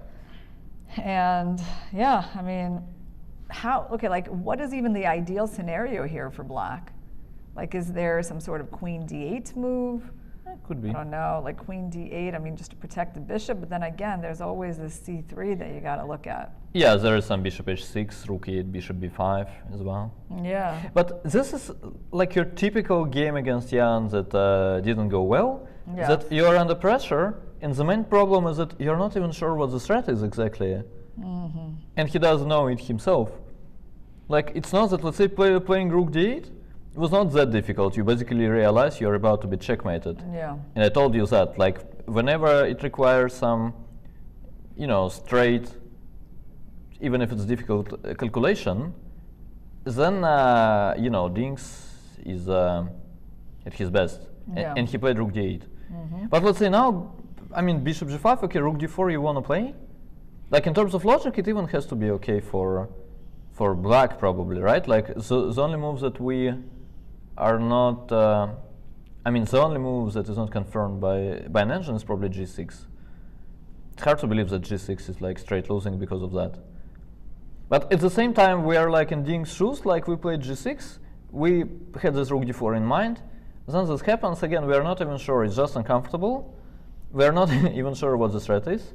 But it's very uncomfortable. Like, yeah, it's just very hard to find a move here for black. Yeah, then longer you think, I mean, like, closer you get to the impression that actually you got outplayed and this rook d4 thing. There's something very awkward about black's pieces, right? Like, it's hard to move anything. Like, I was like, I don't know, I was looking at this. I mean, this probably fails for like 5 million reasons, but, there's even knight d7, like all these squares are so fragile in black's position. Like, right, there's like the weakness of the knight, there's like the weakness of the bishop, of f7, of the dark squares around the king. Yeah, okay, enough, let's not give up, I mean. Yeah, well, that's, so I mean, yeah, go ahead, find the move here for black. Okay, knight d5, let's try knight d5. Okay, so you're counting on some sort of knight f4 Yeah. In the end. Okay, there you go. If I take, you take, and more or less. Well, less. Yeah, less. I mean, your dark squares are still quite weak. Yeah, also after c3, the only square available is, I think, d8, right?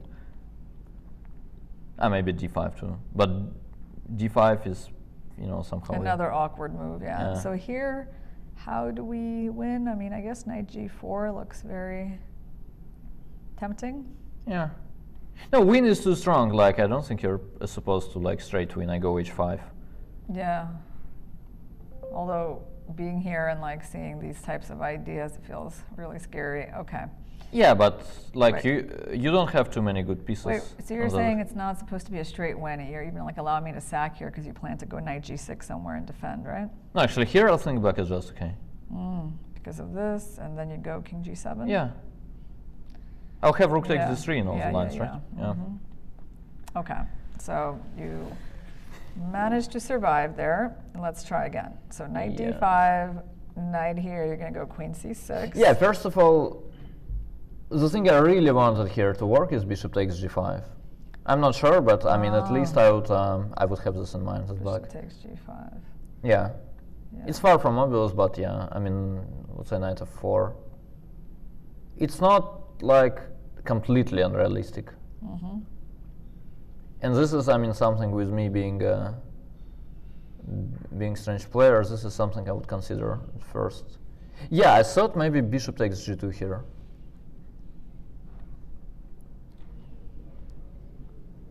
Can probably take on g5, you have quite a lot of material.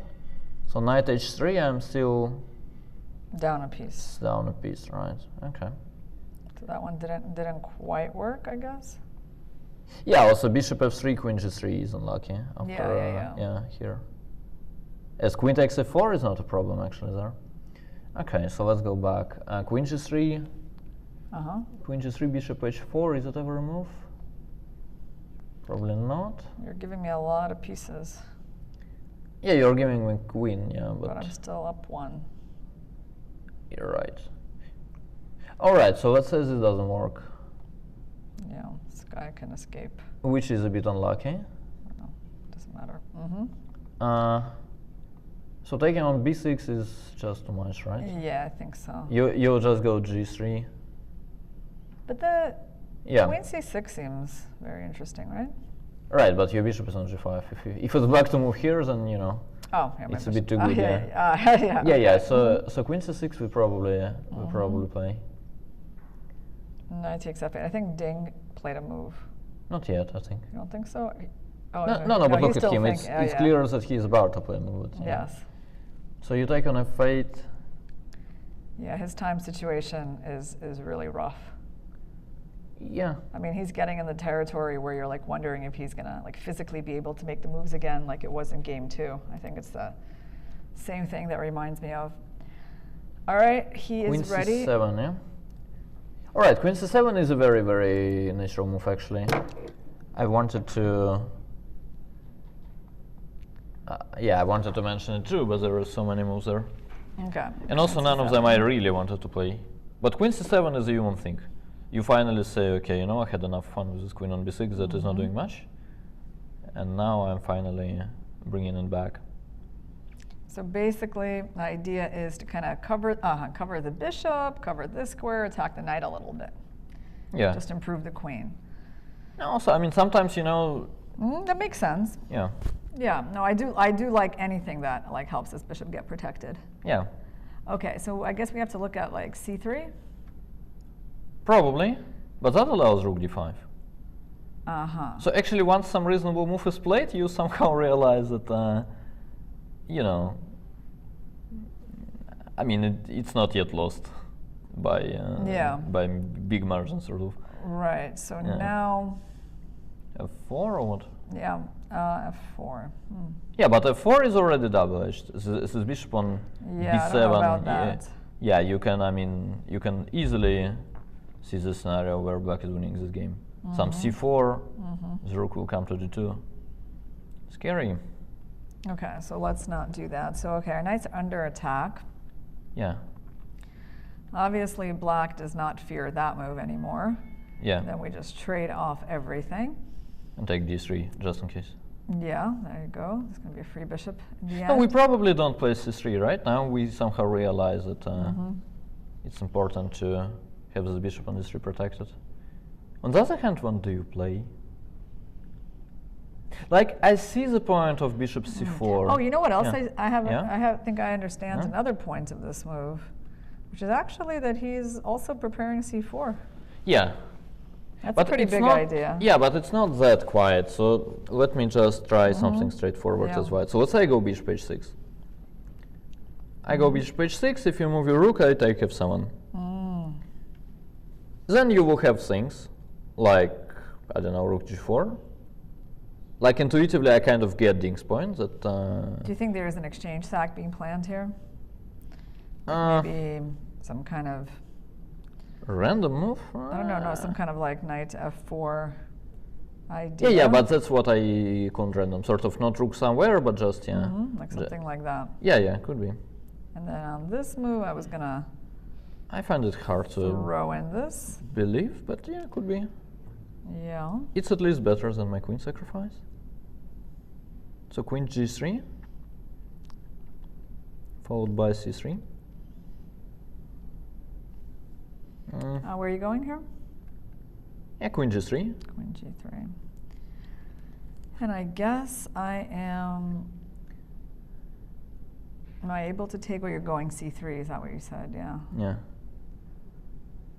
You said you're... Well, you should have started with bishop takes f8 probably. Instead of knight f4. Yeah. And Which still doesn't look that cool to me. Also, it could be interesting. Well, another option was bishop h6, rook anywhere, basically. And then you sacrifice after knight takes f7. Hold on, bishop h6. Move your rook anywhere. Yeah, I don't know, e8 for instance. And then knight takes. Yeah, and with this one you can be toying for quite long, I guess. Because maybe you can... Like bishop takes g2 you have, for instance. Yeah, that's a nice line. Actually, I got to tell you that I did have a recent game in the American Cup, very similar situation against Begim Tohirjonova, same kind of ideas. Okay, I mean, I wound up sacking here, and I remember being very concerned about these ideas, but when I later on put it into the computer, it was also saying, yeah, like you can sometimes just let them take and do something else. So I mean, from the first look, it feels like losing that pawn is just the end of the world. But then you realize, like, some c4, yeah. Yeah, you're not getting mated. Like, it's not like immediate end of the game unless you take the knight. So you're saying here even bishop g2, so on king g2, what do you want? Like, I mean, at least I have queen c6 check, and then I take f7. Maybe I'm much worse there. Maybe I'm not worse at all. It's hard for me to kind of... Oh, I see what you're doing. Yeah, okay. Yeah. Yeah, you're going to protect that pawn. That's your point. Yeah. That's pretty cool. I like that. Here, check. Yeah. So we got that tempo to guard the pawn. And yeah, no, I mean, if you get this knight back, doesn't seem too bad. Seems... Yeah, I mean, I want to agree, but I see f3, king takes f7, bishop b5. But whatever. I mean... I see what you're saying. Okay. Yeah. The tricks continue. Yeah. But it's far from obvious. Let's actually have a... This particular one, Yep. this particular one worked out for white. Yeah. Which is, you know, like a fight, not the war. Let's actually have a look at Aronian's tweet. Yeah. So he said, I hope the intensity and beauty of this World Championship will remind people that classical chess is quite often far more watchable and exciting than blitz or rapid chess. A chess boom combined with a lack of classical events does not make sense. Yeah, I mean, I guess in the last few years, there's definitely been a clear trend towards quicker time controls and lots of online play. Yeah. And yeah, you talked about that in your video as well, Daniil. So I guess I got a sense that you appreciate classical chess and you wouldn't really want it to be like the death of classical time control. Probably not. But at the same time, what Levo is saying, I mean, to be honest, I'm strongly against it. And yeah. We're strongly against this point that he's making. Yeah. No, I think I mean, I like the guy, but I mean, I think he's being a little hypocrite. As I mean, he calls it like intensity and beauty, but the thing is that it's like so watchable actually because of the low quality. I mean, I get it from the spectator's point of view, like you get a punch every day, you are excited, but these terms, Rapid is no worse. And the quality of the games, I mean, at least some of them, I mean, is not necessarily worse than some of the games in Rapid. I mean, let's say this game 2 that Jan won, I mean, give me a break. You're like really disappointed to lose this kind of a game in a Blitz event as white. And then, I mean, also the way Jan played in this random system and stuff. Like, it's watchable because we have so many decisive games. And chess is a draw by big margin. Like on an empty board, you cannot mate the king with 2 knights. So if you think about it this way, it actually takes quite a lot to lose a game, where like the number of pieces is even in the starting position, and then they cannot checkmate you with 2 knights, kind of. I mean, I understand I'm using this fact, I mean, sometimes pawn ending is lost, right? But still. And I think for the spectators, I mean, again, you like the quantity of decisive games that that basically arise because of some really big mistakes. And then the whole point of classical being cool because of, like, you know, the number of big mistakes that can actually happen if Magnus is not involved. I mean, I'm not sure this is exactly how logic works. Yeah, well, you know, I'm sitting here and I'm just wondering how you always find a contradictory thing to say to anything that we put here, which I think is a special talent, Daniil. Yeah. And it makes things a lot more fun. And like, you know, we could just say, yes, Levon, exactly. This match is so beautiful and intense. But then, yeah, you give this completely different viewpoint. Well, listen, like if you want me to sort of go to his side and fight you from there, I will say I think classical chess is actually extremely beautiful when people play unbelievably well. And to me, I mean, if you want to advocate for classical chess, you basically say, you know, there was this match, for instance, between Fabi and Magnus. And the quality was there, and it was unbelievable. And this is actually as good as it can be in the World Championship match. It was like an unbelievable match in terms of how good both of them were. I mean, again, they were both like even in terms of ratings, they were both pretty much like 2850 or something. They were both at their peak, and the way they played was just, I mean, unbelievable. And then all the games finished on a draw. I mean, there were some chances missed, like Magnus was winning in game 1. I mean, we could have more decisive games than 0, but clearly we would never have like 5, which we are going to have like in this match. It feels like at least 5 will have, maybe more, yeah? I mean, my feeling is like way more. And then you say this is actually beauty, and I mean, if the spectators don't like it, then you know, then it's not about classical chess. It's like about their level of kind of understanding. But then to mix them up and to say, like, listen, classical chess is beautiful because you can get so many decisive games when people will actually play badly, it's a strange point. Yeah, well, that's interesting. Okay. Oh, we got a tweet from Fabiano. He says queen c7. Let's see, that's the position we have on the board. Queen c7, c3, rook d5. And he talks about this move that we briefly mentioned, f4. And it looks like c4 is important there, but this looks really difficult to sort through, quite remarkably complex positions. Yeah, c5, c4 is not too difficult indeed, right? This was my first intention.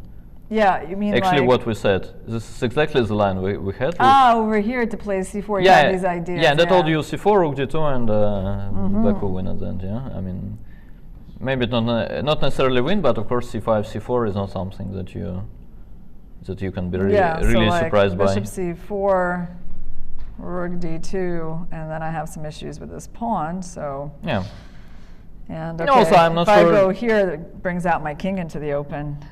Yeah, some bishop c5, queen b6. I mean, it could be that we should have started with queen b6 check. Let's say even here we take it. Yeah, we and go then there's queen b6, Yeah. and you can just Yeah. take on b2, I guess. Yeah, at very least. Wow. And black actually looks completely fine, Yeah. if I'm not blundering something. I mean, we still have to kind of look at that, right? Or knight d7. Yeah, but ideas. then there is when queen takes e2. We'll figure it out. Yeah, okay. Yeah. Forgot about that bishop. Okay. No, also, I kind of share Fabi's point of view that like c5, c4 is not something you miss. And this is actually the first point in the game where like optically you have this kind of relief as black. You're like, okay, I mean, now I'm given c4, rook d2. Okay, this has to be okay for sure. Like, you were wondering if you are being outplayed or not with all this like smart play, queen h3, I mean bishop g5, queen h3, c3. I mean, you're trying to figure out if actually you're about to run into some knight x f7 and resign, or you have this queen c7 and it's sort of okay, you're about to stabilize. And then given this position after c3, f4, you kind of get your breeze back. And you feel like, okay, now I'm certainly okay. I need not to mess it up, but yeah, for the moment I'm doing well. So you feel that finally Ding might be breathing a little bit of a sigh of relief from all this pressure after queen c7, because yeah, somehow his position looks to be holding together. It's not exactly clear, you know, what white should do here. It really depends on Jan's next move. Jan is very good actually in fighting those you know, little unpleasant things. And like keeping the game going and like keeping the problems going for his opponent. Yeah, he normally plays some move and then some like little tactics is there, and I mean, you start to get annoyed basically that you have a feeling that you've calculated that much. I mean, you played all these good defensive moves, and then there are still tricks, and then at some point you can just, you know,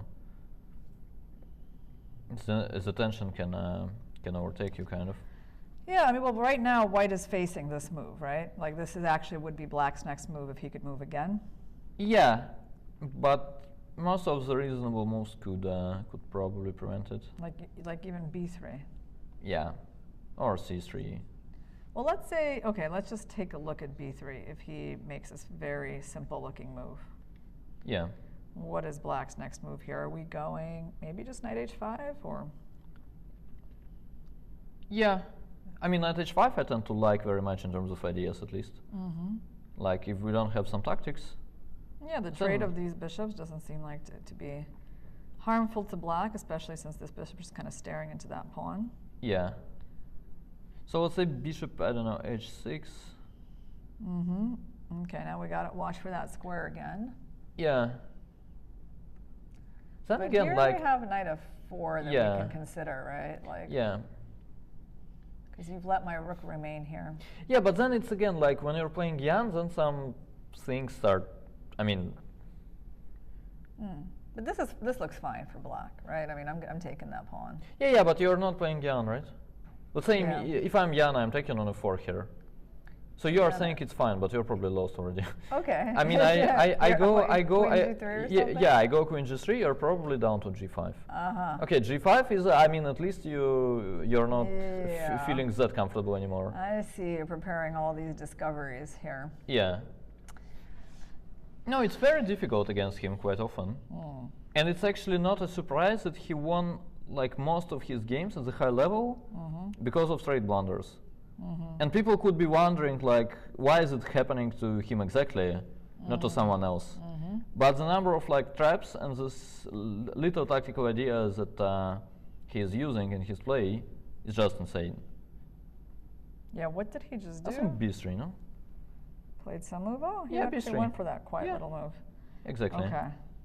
But hold on. Very much Jan-like. You don't play c3, f4, as then black gets c4, it becomes double-edged. Yeah. No, you're like, okay, I'll go b3, the guy has 25 minutes, even less, to play 20 moves. And I wish him luck.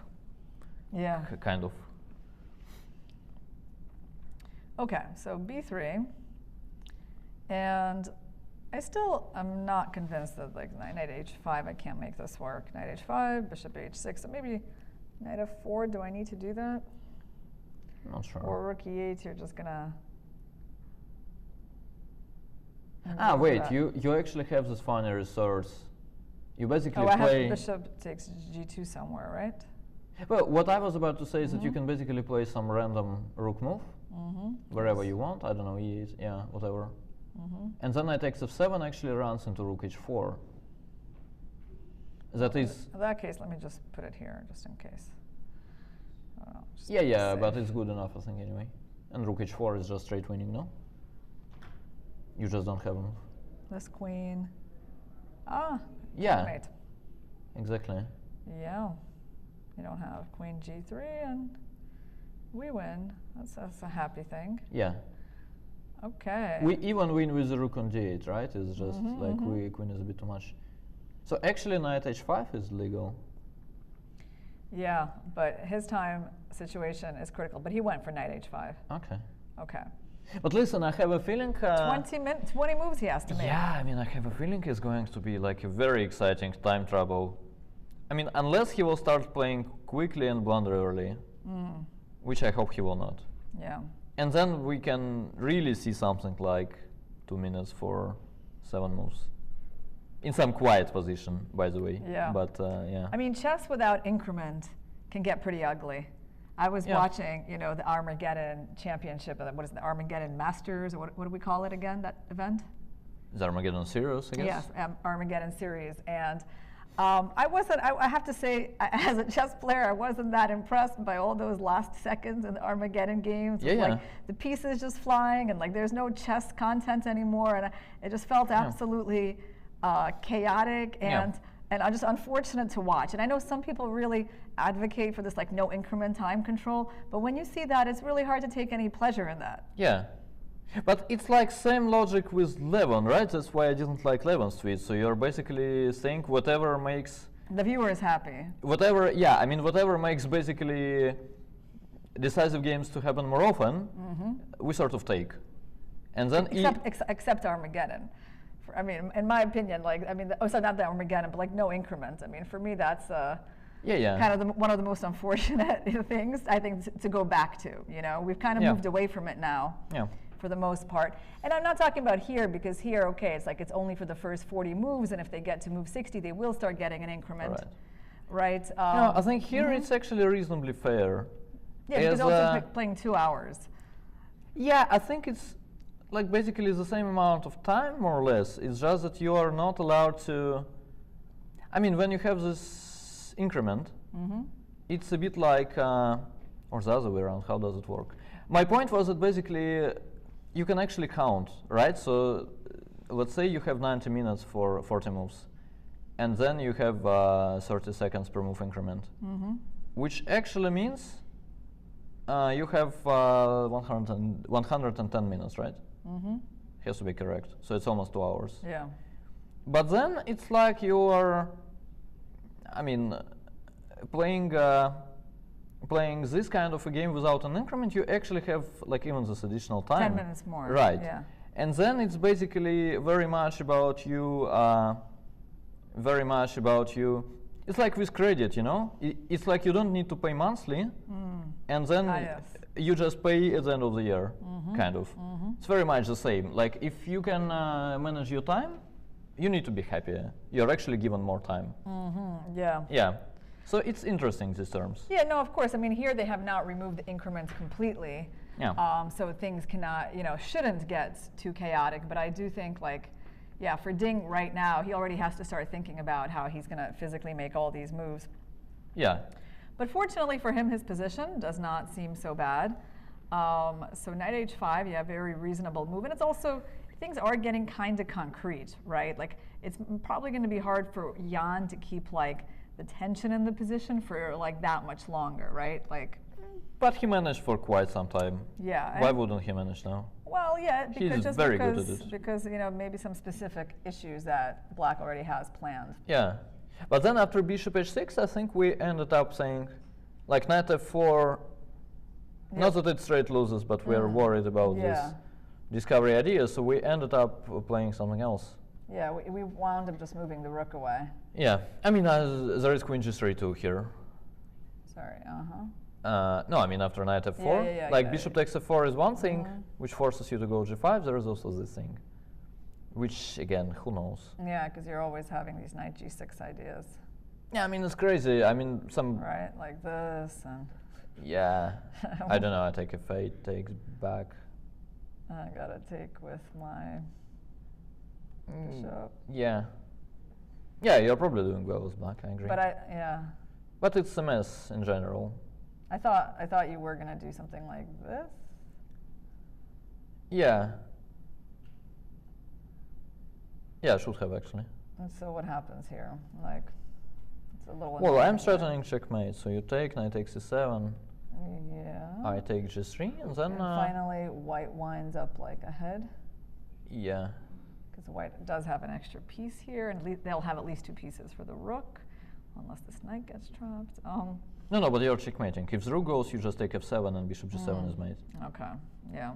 So I guess white wins this particular tussle, but. So it's not that simple. Okay, but we don't have to go knight f4 yet. Knight f4 seems a little premature. Well, what I was about to say is that after knight f4, queen g3, you actually have bishop h4. It seems to me that it works. But again, you're down to like approximately 20 minutes for 20 moves, no increment. And you're, I mean, calculating some bishop h4, so I mean, it's, you know, it's not that simple. Yeah, and by the way, the point is that if the queen takes, there is 92 check, I thought, Yes, there's some sort of tactic. Okay, but let's say he doesn't go knight f4. Let's say he just has to pick a square for this rook. Yeah. Let's go to d8.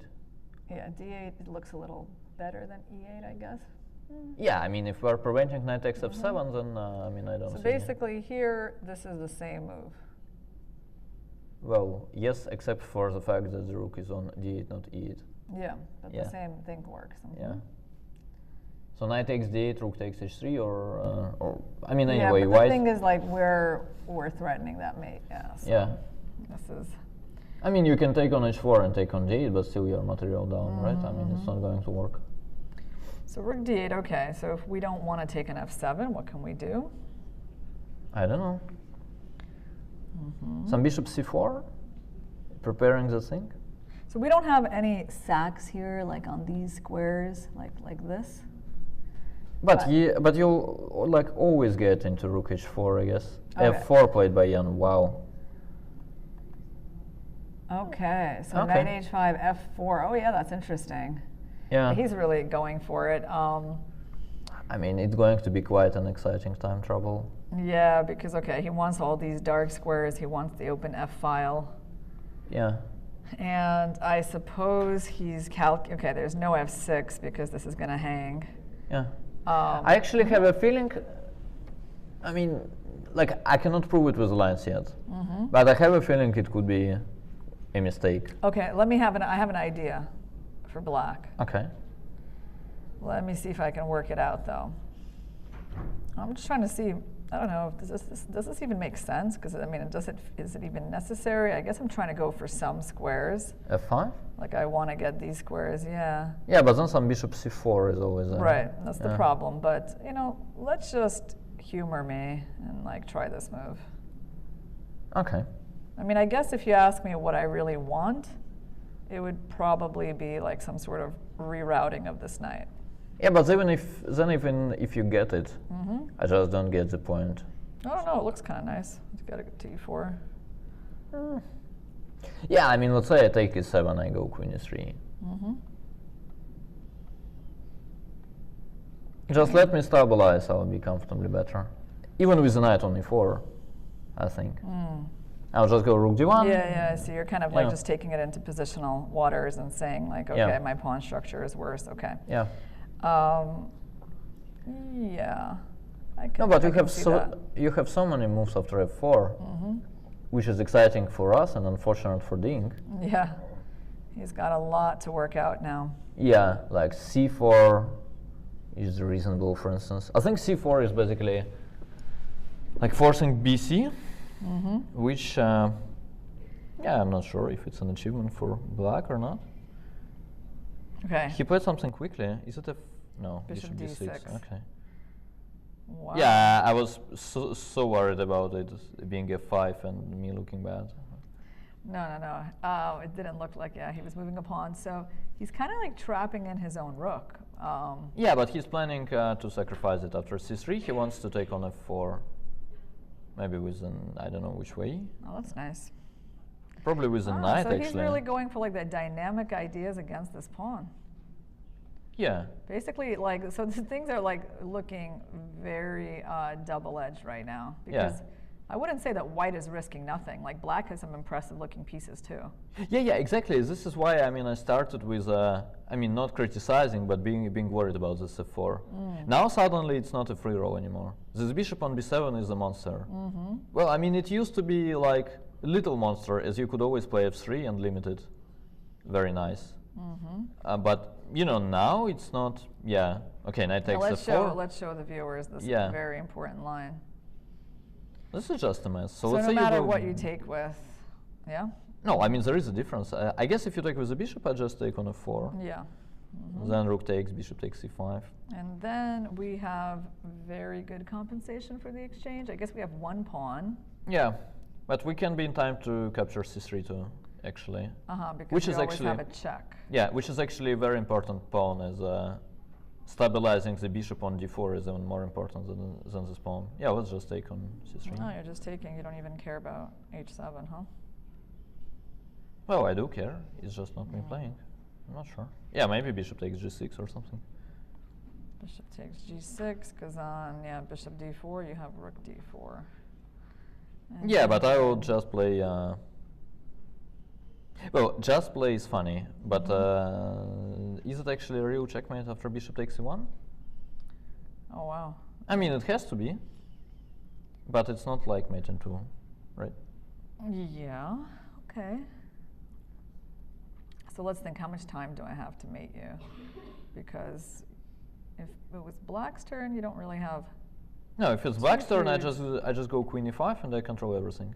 Oh, okay, so I have no time for any of this stuff. Yeah, I guess queen so. E5, that's what I'm trying to, work Yeah, so you basically have one move only. All right. Yeah. I go king G7. Yeah. And now you calculate. I actually don't see it at first, at least. So white's down a piece. Yes. And perhaps it's, I mean, you're going to be walking out here. Or E7. Oh, it's so funny. I don't even have H4. I was like planning to go there and there, but I realized we had this. Yeah, exactly. This was my point. I think I will make it to E7, where it kind of looks safe. This looks like a complete mess, but also that maybe black is just surviving, yeah? Is that? I mean, also in this case, surviving is probably winning. Right? I mean, it's very, you know, the stakes are really high here. Like, if I don't lose, I probably win. Right, yeah. I mean, this bishop is not helping very much in the attack. Yeah. Okay, let's go backtrack a little bit. It was actually very nice from Ding to play bishop d6 quickly. Like, you have this feeling that something with taking on a4 will work, and you realize actually that given the time, you cannot be rechecking every single move. Like, at some point, you need to trust yourself. And here exactly, he felt like this is a good moment. He was like, okay, knight takes f4, it has to work. If I have like a single idea. I think that was great. He only spent like a couple of minutes on this move. And actually, Nepo doesn't have that much more time than him. It's like 15 more minutes. It's not like an enormous amount of time, right? Yeah. It could be just like one more move to think, have a long think over. Yeah. Also, what Ding managed to get is at least the fact that white is kind of in the game too, right? Like, it's not a free roll anymore. Like, you cannot just keep blitzing moves here as white. You could be just lost in 3 moves. I mean, in fact, he could be already worse. I don't know. And well, we could take a short break, guys, as Nepo ponders this important decision, and the game is definitely heating up. And then we're going to come back and be with you for the time trouble portion up until move 40. For now, let's listen to Leandro Garcia, the famous journalist from El País.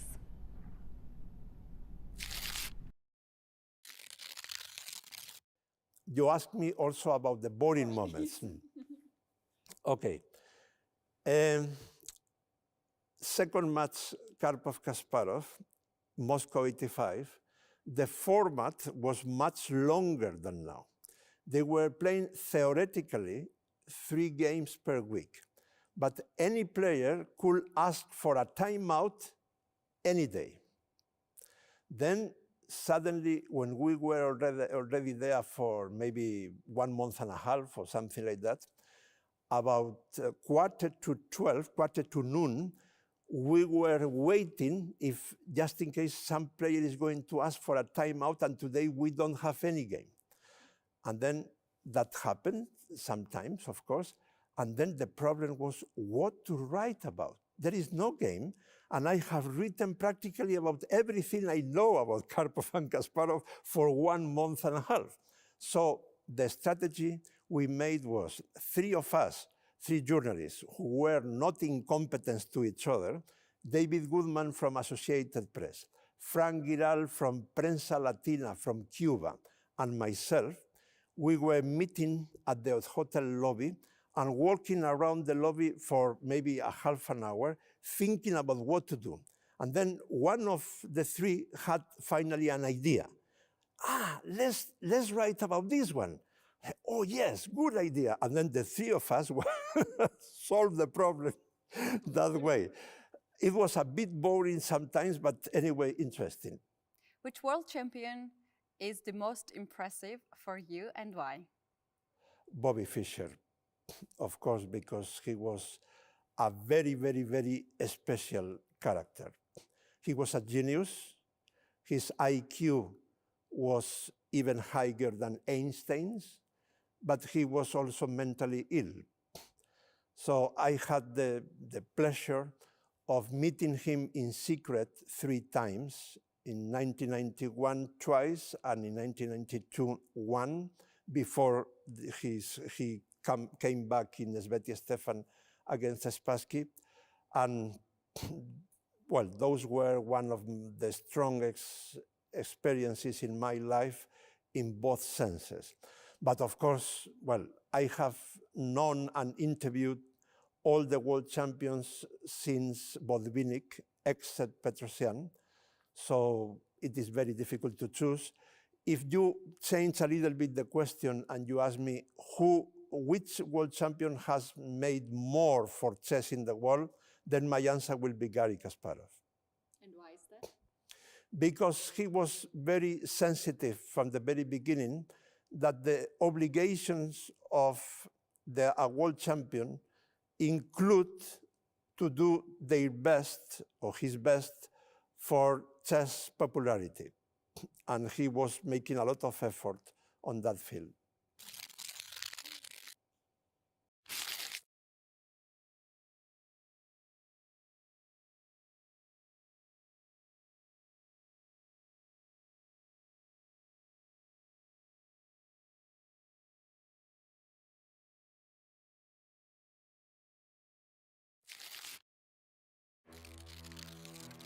As the world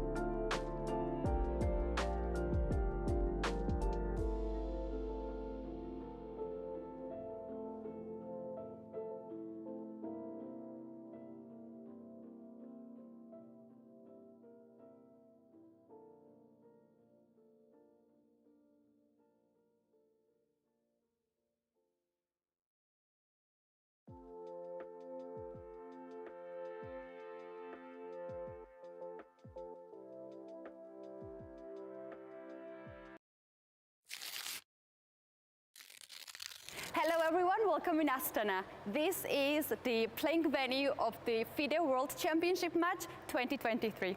I'm Katie, and in this video I'm going to take you to the players area as well as spectators area. Follow me.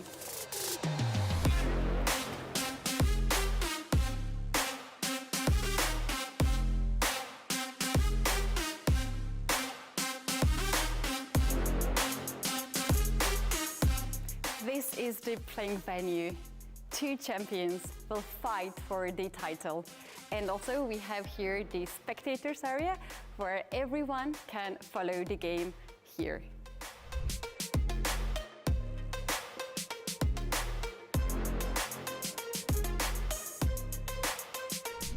In the first round, Jan takes white pieces and he will move the first.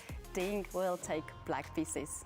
Also, the chair that Jan Nepomniachtchi chose is the similar design from the World Championship match from Spassky and Fischer in Reykjavik.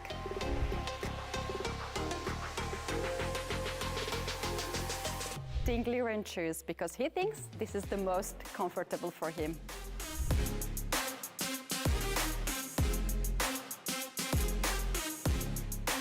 Compared to the previous World Championship matches, here the players will have more space during the game.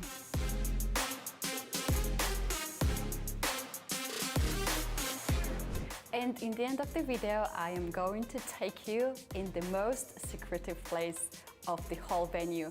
This is the players' lounge, when during the game, each of the players can come and rest. They'll have drinks and also snacks on the side, as well chess game on the screen. For the first time in the World Championship match history, the players will be observed by the cameras.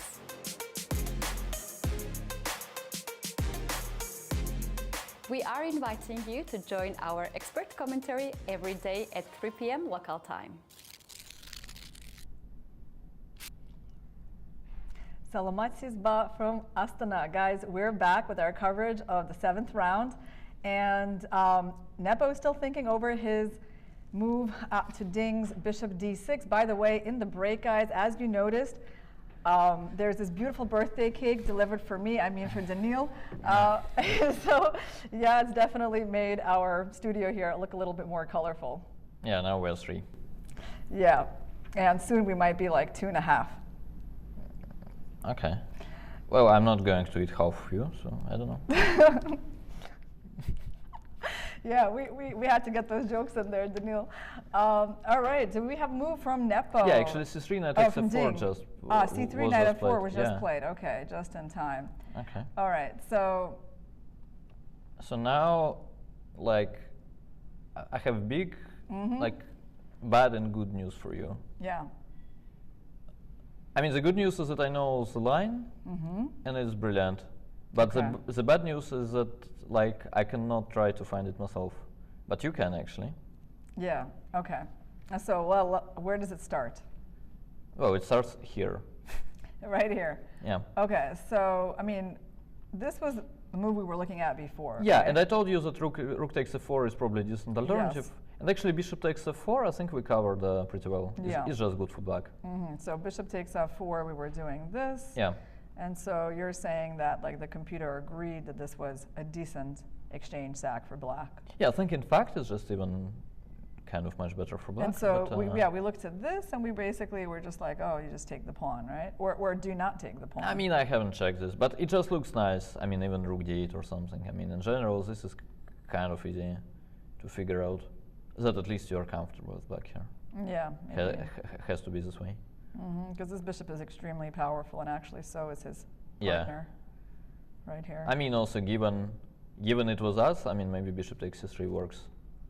Who knows? But anyway, so this is not the line for white. Okay, so white's not taking with the bishop. No. White is taking with the rook. Okay. Okay.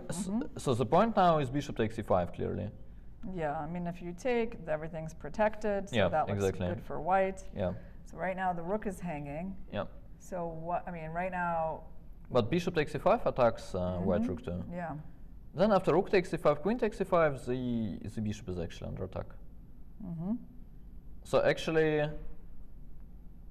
Well, it's not that white is necessarily worse, but actually...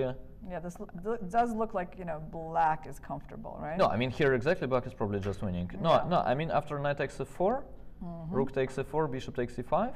Yeah. It's actually... Is it something, I don't know. No. I'm a little puzzled actually by Jan playing c3. As actually, I mean, you cannot do this without seeing the next move here. You know, I think the good news for us guys is that they're equalizing on the clock, so it's no longer such a mismatch, and the game is heading into waters where you really need to calculate. It's going to be kind of hard, I guess, for both players, right? And Jan just made his move. He took with the bishop. Took with the bishop. Which I think is not ideal. Uh-huh. Let me show it then. Yeah, show us the pretty line. So the line after rook takes f4 was bishop takes e5. And then, like, there is no simple way for white, I think, to equalize even. But so you take on e. Oh, we talked about taking on e5. Yeah, but the brilliant thing, it's absolutely insane. Hold on, let me just think for like a moment. I don't even... Like, this is a motif I've never seen. Like, I'm not even close to seeing it, I have to say. No, even in terms of ideas. Yeah, like, I don't see it at all. But it's some, you know, out of the blue thing, to be honest. Okay, so rook takes d4, you start with that, or? Yeah, I mean, no. No. But you will never see this again, I guess. Okay, hold on. Can you give me some clues? Rook f6? Well, make c takes d4 work with some inclusion before that. I don't know.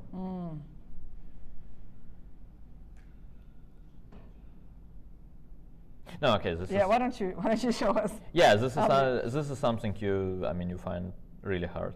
So the move is bishop takes g6. Okay. Yeah, not even. Well, f takes is clearly bad as queen takes e6 check is there. But the point is that you're preparing bishop f6. Yeah, and yeah, exactly. Yeah. And then black plays this, I guess, and he's still okay. So this would be, you know, just a game of chess. Some bishop f6 is normal. There is some different move, but it didn't happen. Very cute line. So what happened in the game? So he played bishop takes f4, takes, bishop takes e5, rook h4, and rook d8 was played by Ding quickly. It's actually interesting that like he starts on banging moves literally. I don't know. I hope there was something wrong with bishop takes c3. I actually forgot to mention that here there is also rook c1 with the idea of bishop takes d4, rook takes d4, but I thought queen e5 is just good or something. Has to be good. So maybe, yeah, maybe there is checkmate that they both saw. Let's actually face it, we did not push ourselves too hard to find the mate here. This line? Also, I mean, it wasn't an obvious one. I'm honestly not sure that white is. Because you only have a couple of squares to work with here when you're attacking as white. You can't pretty much use any of the dark squares. Yeah. No, it could be that you play something quiet, like, let's say, check, and you play queen e3, threatening queen g5, and you are also attacking the bishop. And after queen e5, you have rook f4 check, I guess. Still, I mean, I don't know how much of a problem is this. Let's say king e7, queen e1. Queen e1. Yeah, I mean, I don't know, queen d6 or something. But at least it's like equal material. Should be. Black is fine, though. Yeah, black is fine because his bishop is better than white's bishop, right? Probably, yeah. I don't know. His king is weaker, though. Yeah, it's hard for me to tell. Anyway, he played rook d8, which is probably good. And Jan plays bishop e4. Okay. Which is very, very logical thing to do. Yeah, because his bishop on d3 was actually like no good anymore. Yeah. Also, in this kind of scenario, you normally want, when you're in exchange up, you normally want to have it without additional pieces.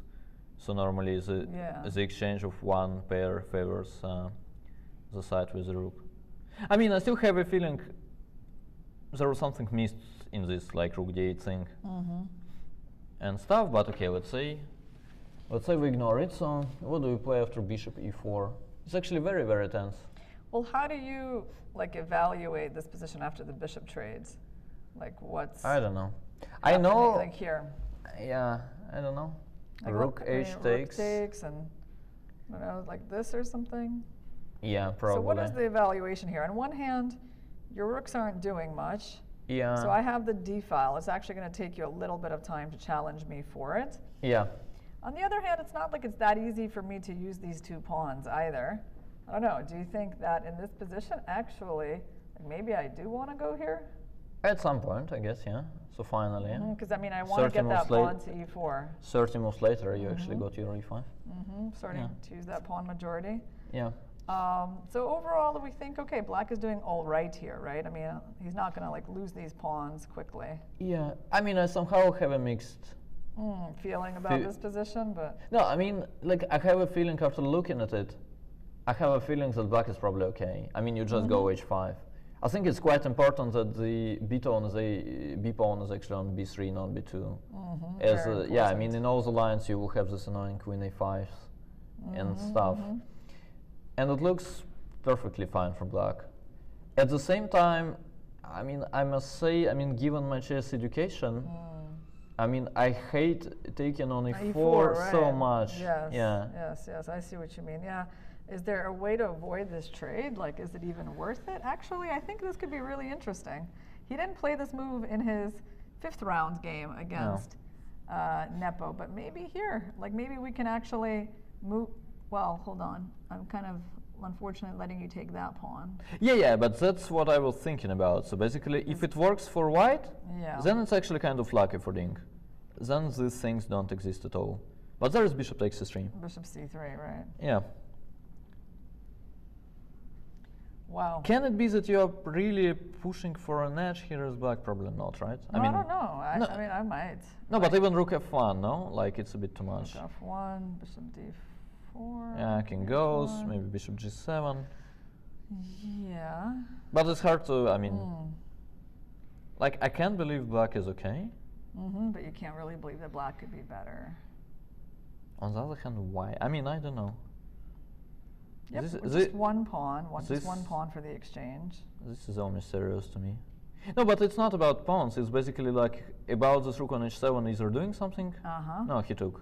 He went for the more solid move. Yeah. No, it's probably correct. Yeah. I mean, I kind of felt this way too. That rook takes h7 is a bit too much, too low. Okay. So he took, and Jan is likely going to take with this rook and kind of relinquish the attack there, because this looks a little too weird, because your own king is weak. Yeah, allowing rook d1 check is no. Very strange. No, of course he will take with take like that, and then we just have to move our bishop. Yeah. And okay, Ding has 16 minutes. He's not doing too badly on the clock. It might not become too dramatic. Yeah. Jan has 21 minutes. At the same time, like, I think we should once again give Jan some credit. I mean, I think there were some bad moves played from his side too. But at the same time, like, look how quickly he managed to stabilize the position after f4. So basically, after f4, it looks like a mess. And then we are suddenly back to some position where things are under control. Like, it could even be that it's black who is pressing. But at the same time, I mean, you understand what's going on as white, right? And I mean, it's stable. I mean, it should not be too bad for either side, would be my guess. I just realized, I mean, I guess if you want, you can maybe put your bishop there. Is that even? To just provoke queen f3 or what? Yeah, I don't know. It feels more natural on this diagonal, right? It does. I mean, provoke queen f3, but he played rook d5. Rook d5, okay. Typical Ding. This is like the most ambitious move. It's a nice move. I like it. It keeps the bishop actually on the most active square, pointing at both diagonals. Yeah. And there's no c4 because of, well, at least bishop d4, right? Yeah. Also, the way I see this, maybe the rook can even come around. Do you see this? Yes, I do. That's but really even funny. but even if I skip 2 moves and you get this, I go rook h4. Yeah, rook h4, yeah. Also, the way I see this in general, it's like in white's favor, and it's quite important for him actually to get a pair of rooks traded. Oh yeah, that would be like a dream for white in this position. Yeah. And this is why he plays rook d5. Like, it's not only showing off with this calculation of c4, bishop d4 check. It's actually that he wants to play something like queen d6 later. And then, like in many lines, it's actually not that simple to get this trade on the d file for white. And then you can start actually feeling optimistic as black. You'll play e5, you'll play h5, you'll bring your bishop back. I get it, because these rooks could actually get kind of outplayed, right? Like they're not in an open file. Yeah. And it's not easy for them to get to a better file. Yeah, exactly. You can't go there or there, and so even like doubling on the F file is hard, even though I don't even know how effective that would be, but like the D file is going to be super hard after queen d6. Yeah, exactly. Yeah. So like the only scenario where this rook actually are doing well is, I think, is that you trade one, and then another one is coming to 7th rank. Yeah. And also, I mean, if you trade one pair of rooks, then a queen trade would basically mean game over in most of the lines for black. Yeah. And now that this pair of rooks will probably exist for quite some time, in many of the lines, even queen trade, let's say, I mean, if you have some bishop takes c3 in the end, it will be just bad for white. Yeah, and also what I really like about keeping the bishop there is that you're tying white down to this pawn, right? So it's actually not that easy for white to even like move this queen, solve the problem of the pawn, because, well, this is a certain kind of weakening. I don't think white wants to be playing that move. So actually, I think Ding, you know, from the chess point of view, is feeling very comfortable here. Actually, listen. I mean, I start to get your point. I mean, sometimes it feels to me that I'm coming up with like all the general things, and then you're coming up with concrete ones, and I'm feeling, you know, old, and you're like. Yeah, well, you're a couple of years older than me. That's it. Yeah, but I mean, I suddenly realized like all the things I said are good, and it makes sense. But actually, like it's almost a zugzwang for white. Like you cannot play g3 as there is bishop takes c3. Yep. You cannot play queen h4 as there is bishop takes c3. So this queen can barely move. It's very uncomfortable. Yeah. Like playing c4 is probably a positional mistake. Just because it gives away that square. Yes. What do you? I mean, it's a bit weird to say you're in zugzwang as white, but actually. It's a little unpleasant. Yeah. Let's just try to come up with a move. I mean, sure, you can play like rook somewhere. Yeah, well, I have to think about where I want this rook to be. I mean, at this point, I'll probably even consider that. Yeah, it makes sense. Also, even king h1 does not create a threat. As let's say you go king h1, I go a5, you're like, okay, I got you, I go c4, there is no bishop d4 check, but now you're getting back rank. I just go rook d8, and there is no rook takes c5. So this doesn't work either. So you want rook c4. Yeah, let's try it. Let's see if the rook is good here. Yeah, I go, let's say, queen d6. Yeah, because you know, the nice thing about for black not trading any pieces is that actually there's quite a bit of play against this king, right? I mean, you want to get that rook down here. Yeah, or to some points. Or to d3. I mean, also looks fantastic. No, just to go to d3. Yeah. Collect c3. Yeah, I have to say I get less and less happy with white's position. I mean, I have to say I start to feel like white is just lost. I mean, it's just. I mean, here exactly after rook c4, queen d6, it looks very. I mean, suspicious. Okay. So, like, what's the optimal way for us to set this up? Jan, by the way, only a minute and a half more than Ding now. They still got plenty of moves left to make, so that we are going to see some action before the time control. And it's actually easier for black to play. Like your moves come naturally. You just go queen d6. You go like, if you're not winning immediately, okay, you have moves. You have a5 that is useful normally. You have king g7. You have h5. I mean, you can just play queen d6, bishop f6, and wait like this too. Okay, I think maybe let's try giving you away that square. Did he know he played something else? Queen. He went rook h4. Okay. So he's back, attacking. Yeah, but rook h4 is quite pathetic. You think so? I mean, it kind of allows the queen to move. I mean, it looks pathetic. So you're saying he's not actually attacking h7, he's just, yeah, I see. That's like multiple ideas. Maybe, I mean, maybe he considers this move to be a weakness. Do you think so, by the way? Maybe, can we just still go here? Because in some way it's kind of nice to have that pawn there. Yeah. Well, I think you can play some ambitious move that will prevent rook takes h7 anyway. Like go queen d6. I have a very strong feeling rook takes h7 is not great. Because, okay, you're not really threatening anything here, and I bet you've got some rook at d1 or something being Yeah, rook grabbed. d1, rook d3, even bishop takes c3. You have too many options, it feels. I don't know. Maybe you start with rook d3, maybe not. Actually, after rook d1, you're like pretty much down to taking it, actually, right? Yeah, I think so. Which is, I mean, again, it does not look advertising at all. No. Like, let's say, even if at some point, if I don't win, I just go bishop. Bishop takes d4 somewhere, you know. No, I mean bishop f6 even. Like, how can your rook ever be back? Yeah. I mean, no, this is yeah. bad. I mean, you can Yeah. even go there and just take, and you're like attacking me for free, right? Yeah, like first of all, it's probably checkmate. Secondly, Yeah. it's just good. So what do we play after? What should we play after queen d6? So queen d6 is nice. So basically, I mean, the thing for Ding is that there are just a lot of nice-looking moves here. Yeah. But I like queen d6. Yeah. Well, his point is probably to play queen somewhere, like e3 or f3. So I think you were right. At the end of the day, he actually just wanted to free, Move the queen. free his I mean, queen. h5 is. Do you think like this is a harmful move? Like, I mean, I don't feel like it's too weakening. Yeah, but let's say I go queen, I don't know, f3 or e3. Queen d6 still looks reasonable to me. Yes. Yeah, but then you can start with queen d6 Yeah, why? yeah. Okay, I agree. Well, let's see. We don't have to wait too long, I think, for Ding. Yeah. So it's 12 minutes 40 seconds. Okay. And Jan has basically 16. So other than queen d6, anything else that he might be thinking about here? Well, queen d anything. Yeah. Let's say queen d8 makes some sense. To tie down this queen. Yeah. Queen d8 even. Yeah. Looks a bit too smart to me, to be honest. Yeah, although but, you know, you can say that like, hey, I have new avenues of improvement from this yeah, side. yeah. It's not completely crazy either. No, queen d6 was played. Okay, queen d6. Yeah, queen d6 is the most natural move.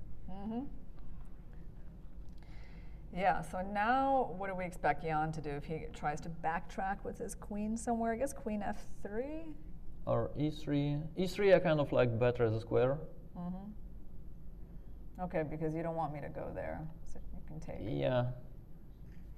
But then again, it's very concrete, right? You have bishop f6, which is a temple. And then you can't go to f4. Maybe I'm actually supposed to go to h3. Maybe this is how I reshuffle.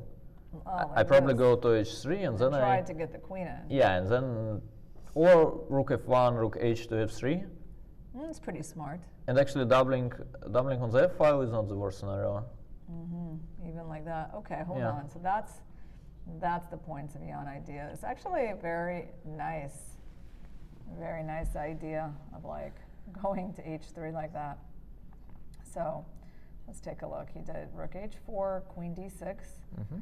And so now like queen e3. Yeah. Yeah. But it still doesn't look very good, you know, objectively. Well, what are we gonna do? In terms of logic, it's kind of reasonable to try to get your f5, e5, e4 when white will be doubling. He played queen e3. Queen e3, yeah, queen e3 is a good move, I guess. Yes. Okay. Well, let me ask you something. Can we go back to these simple plans with bishop g7?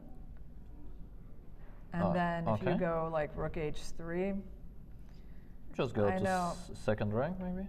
Yeah, that's one. That obviously looks normal. The thing is, I know I have these like dumb ideas with e5 that should be laughed at. But I don't know, is it completely crazy, I mean, to go for this? Because it would help me if I could do it. Here exactly, not necessarily.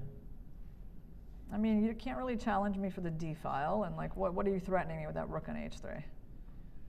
Yeah. Like. Yeah, it's a very, very like complex kind of position in general. Maybe I'm supposed to go g4, for instance. I'm wondering about that. Yeah, I was thinking like maybe you let my pawns go there, then there's g4 ideas. But yeah, you can like. You can try. It looks if I get g5, it's probably a good thing for me. Okay, we're gonna see a move from Ding. What did he do?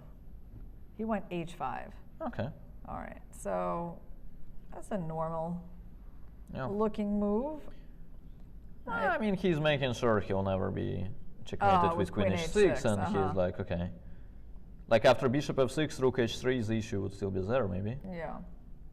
Okay, well, I think we can probably expect rook h3. Yeah. But what he did is actually wise, right? Like if rook h3 is coming anyway, like after bishop f6, you have to play h5 too. And here you can play, let's say, bishop f4, which looks more aggressive. Actually, why to go bishop f6 if you don't need to? Makes sense. Makes perfect sense, actually. If we go, by the way, there's, I don't know, even some kind of ideas that we need to be a little careful about, but I guess. No, but whatever you do, like with the bishop on f6, you're How not. about e5? How about my favorite idea? Look at this one.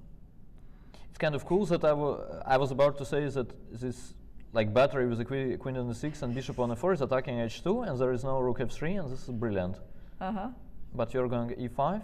Also, e5 is probably, Well, how is black supposed to win if he never pushes those pawns? Like, I know he can be fine. Like, I get it that black is going to make a draw like this, but you basically set complete dominance. You go rook d2, you win some pawn, and then you'll figure it out. It's hard to win the pawn, so we're going to offer you that rook trade. But then normally some tactics will work for you. Some rook d1 check followed by, I don't know, whatever, f5, queen d2. No, I kind of like your e5, I must say, in general. By the way, Jan just made a big move. He played g3. Wow. That's not something that we were expecting. Whoa, that's very different from like the way we were thinking he might set things up on the third rank. It actually feels to me that they're both super nervous about just getting flagged. Doesn't g3 feel like strange positionally? A little? No. You think it's okay to just... I mean, I guess he's restricting the bishop. But, yeah, I mean, I guess he feels like he can hold his king on this light square and protect him.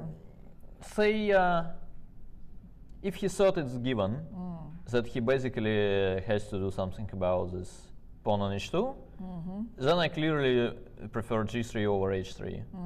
Yeah. I mean, here there is bishop g3, but even in general, I mean, of course you don't want to be weakening your dark squares. Yeah, I guess he also like stops bishop f4. Yeah.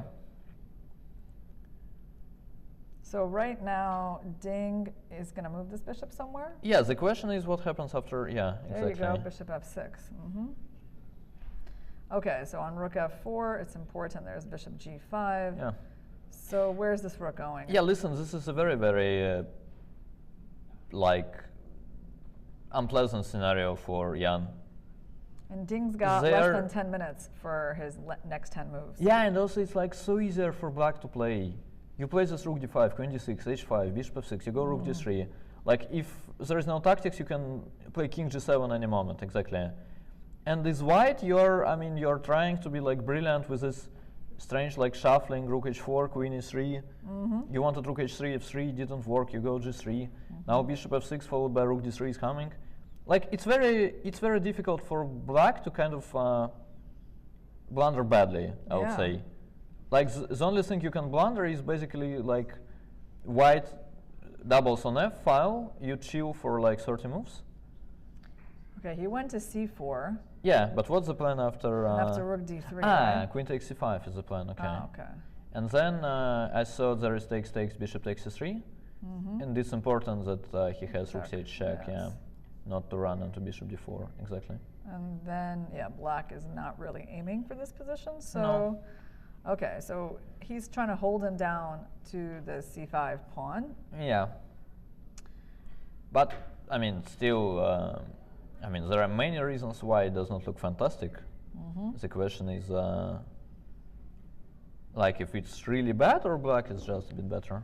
Well, by the way, there probably are going to be some positions where black might be interested in playing this pawn to h4, right? Yeah, absolutely. This is one of the key ideas. I guess. Yeah. Okay, so it's Ding's turn. Yeah, he's got less than 8 minutes to figure all of this out. Yeah. But actually, does white have a move? Let's say after king g7. Yeah. I feel strongly that it's important for white to have rook f1. And then rook d3, queen f2. Yeah, it probably does work. Yeah. So you're thinking he's still gonna he's still gonna try to kind of come around and maybe do something from the F file. I don't know. Should we actually look at rook d3, queen takes c5, rook takes g3? Probably not, right? But like even king h1 looks reasonable. But say after king h1 I have queen d2 or something. Well, why can't I take your... Yeah, that's what I wanted us to look at, sort of. King f1, nothing works, right? You actually cover all the squares. I mean, I wanted something like bishop h4, but plus I even have these ideas sometimes. Yeah. Yeah, so he can't get that fancy. All right. Okay. You know, I kind of wonder what this bishop is doing. You know, I don't know. I know it looks crazy, but I just got this idea that like maybe in some positions you can, reroute that bishop because it's going to get attacked on the F file anyway. Yeah. So it's not it's absolutely insane, but okay, it's unlikely. Yeah, it's not going to be Ding's worst bishop d8 of the match. So yeah. He can say that he's improving on his bishop d8 maneuver. Yeah. He's actually down to 6 minutes 30 seconds, even less now. And he has to play. I mean, I think it's an important moment for him to think. Like, I do understand why he's pondering this right now. But listen, it's for 10 moves, no? It's like... Yes, 10 moves. I mean, so it's literally, from now, it's like 30 seconds per move. Right. Okay. Well, maybe he's going to spend most of it now and then like leave himself like a minute for, like 3 moves or something, or 5 moves. Yeah, he is clearly nervous. Yeah, we had this facial expression. Come on, play something or play nothing, I don't know. I mean, what do you think? Maybe h4 here? Yeah, probably. Can you do it? What did he do? I'm not sure. h4. It's on the board. Yeah, okay. All right. I think it's typical Ding, actually. He's kind of, like if he's short on time or not, he's normally calculating the most ambitious moves. And then sometimes when he's short on time, he actually plays them anyway. Like, okay, like I spent 10 minutes calculating, I failed to figure it out completely, but at least I had some lines covered, right? So let's just, Yeah, g takes h4 is the most natural reply. At least to me, I don't know. Okay, Jan took the pawn. Like if it's not losing, then it's a good move. What is it, rook d2? All right, so rook. There's these ideas. You can go this way. You can go that way. Yeah. No, I would expect some rook d2 to be the normal idea. But then, yeah, rook e2. It could be that Ding is actually getting outplayed.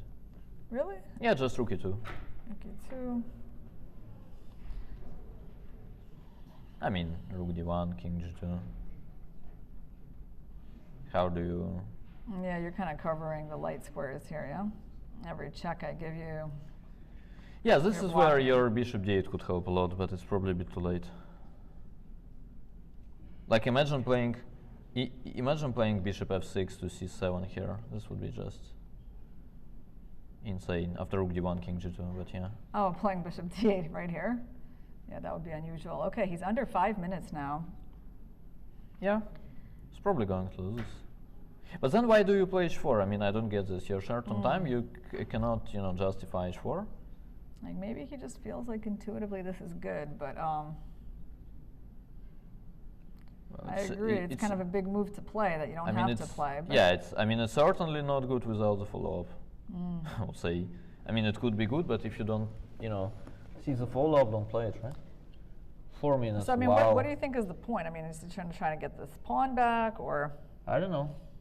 But it's 9 moves to play with less than 4 minutes. Wow.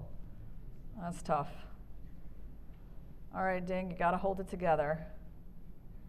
I think he will just try to play like as many good moves as he can till he's like down to 30 seconds, and then he will start blitzing.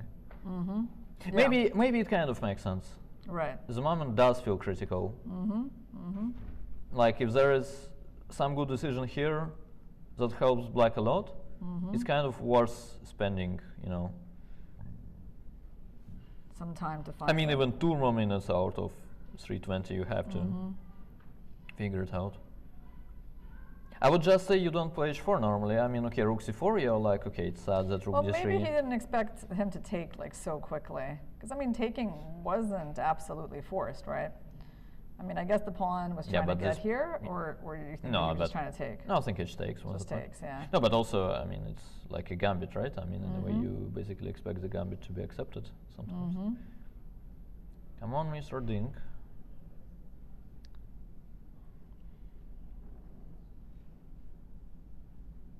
Yeah, it will be so weird if he will lose this game like this. Yeah, because clearly from like a very nice position. But okay, I don't think he's going to necessarily lose, but he's certainly in a challenging spot right now. No, I'm not even talking about... let's go rook h5. I mean, should we just try a move and try to get that pawn back? Yeah. Because I'm threatening bishop h4. It's a specific idea. Yeah, I'm somehow more interested in his clock, to be honest, than in our lines. Yeah, I understand. It's like 2 minutes. Yeah, maybe rook h5 is the move, I don't know. Maybe queen g3 or something. Yeah, queen g3, queen d2 maybe, yeah. I don't know. Bishop e5 is also legal. Legal. Queen d2 is normal, actually. Yeah. Queen d2 right here, yeah. Under 2 minutes He's under now. 2 minutes. I just don't think it matters to make actually. eight moves, yeah. Yeah, I actually don't think it matters now what he plays. All right. This is the problem of chess with no increment, is that it gets down to the wire like this. Yeah. It's probably the most exciting situation we've had in the match so far, guys, in terms of the combination of the position on the board and the time on the clock, and the fact that we don't really know how this game is going to end. And Ding, he feels the pressure. It's very obvious. But he just doesn't know what to do. Yeah, but if it's like 1 minute, it's like less than 10 seconds for a move, right? No, he's basically dead Maybe now. he's just getting himself ready to play some blitz. I mean, like, or bullet or something. Yeah, it is bullet. It is actually exactly bullet that he's going to play. You just got to do something, Ding. Or hyper bullet. We don't want to see anyone losing on time in this match. Okay. Why not? I mean, I feel like it would be sad. Yeah, but we are saying classical chess is great now and it's very spectacular, so Okay, almost now he's there. under 50 seconds. Come on, come on. What is it? Rook d2 or Rook d2, okay. Yeah, well now the pressure is on Ding. I guess there's not going to be any more rest area breaks for a little while. Okay, he threatens checkmate. Yes. Well, it's not technically checkmate, but it's checkmate. Yeah, checkmate in 2. So rook e2 is the move that we expect Nepo well, to play. He's probably just planning to play some moves like rook rook d1. d1 and maybe rook d2, even repeat a few times or something? No, I think after rook d1, king g2 will happen, but then he can play rook d5. I mean, at least he kind of burned some. Yeah, I mean, I guess the pawn he lost is not the most important pawn, right? I think it is very important. Yeah, you think that pawn that he gave, this h pawn is going to help white? No, I mean, I think in general when you're in exchange down, some, h4, h5 might happen at some point. Like when you're in exchange down, unfortunately, most of the pawns are important. Yeah, I mean, he definitely now has to constantly watch out for white playing h5. Yeah. Also, the good thing for Jan here is that you can actually, you can actually spend some time. Like the way I would normally try to handle this is like you sit quiet and you try to calculate like 3 or 2 moves further just to make sure you have some traps. And you don't let the guy use your time to think too often. Okay, so some he played rook played. e2, rook d3 on the board. So where's this queen going to go? Well, to c5 we thought, no? C5. So why is he giving up this pawn? Well, because he's planning rook d1 check. Queen f4 somewhere? Well, queen f4 might run into rook takes. Okay. Yeah. That's me playing in time trouble. It's very typical. No, I think he wants rook d1 check, king g2, queen d3, something, some nervous thing like that. King g2 and queen d3. That is unlikely to work. I mean, it doesn't even seem to be threatening much, right? I mean, I can like bring back this queen somehow. Yeah, no, I have many. Yeah, just looks bad. Okay, and Okay. Ding is really So what forcing him else? to look at this capture. Yeah, what else is there? Can it be that he's just going to take on c5? Trade and Yeah. take on c3. Yeah, but then playing h4 was very unnecessary, Yeah, to say I the mean, this least. feels like it's going like not in the direction you want. Obviously, the queen's traded. Maybe it's not terrible. I think it is terrible. You think, yeah? Yeah. Even though I got this strong double. Yeah, but attack I just coming. go king g2, you're not even in time, I guess, with it. Yeah. Yeah, and these pawns aren't really going anywhere, so this could end badly. He doesn't really want a queen trade. No, but wait, I mean, I find it hard to believe that after queen takes c5, like he has spent so much time and he literally doesn't have a single idea. Well, that's what happens when you get down on time. You just start panicking and things you do. Like sometimes you don't even play the moves that you're thinking about. Like your hand just plays something and. Yeah, but then, I mean, after g takes h4, you could just play some king g7, right? Okay, I mean, it didn't quite work, but at least, I mean, you can lose in the time trouble and you can play badly, but not like this. No, there has to be, oh wait.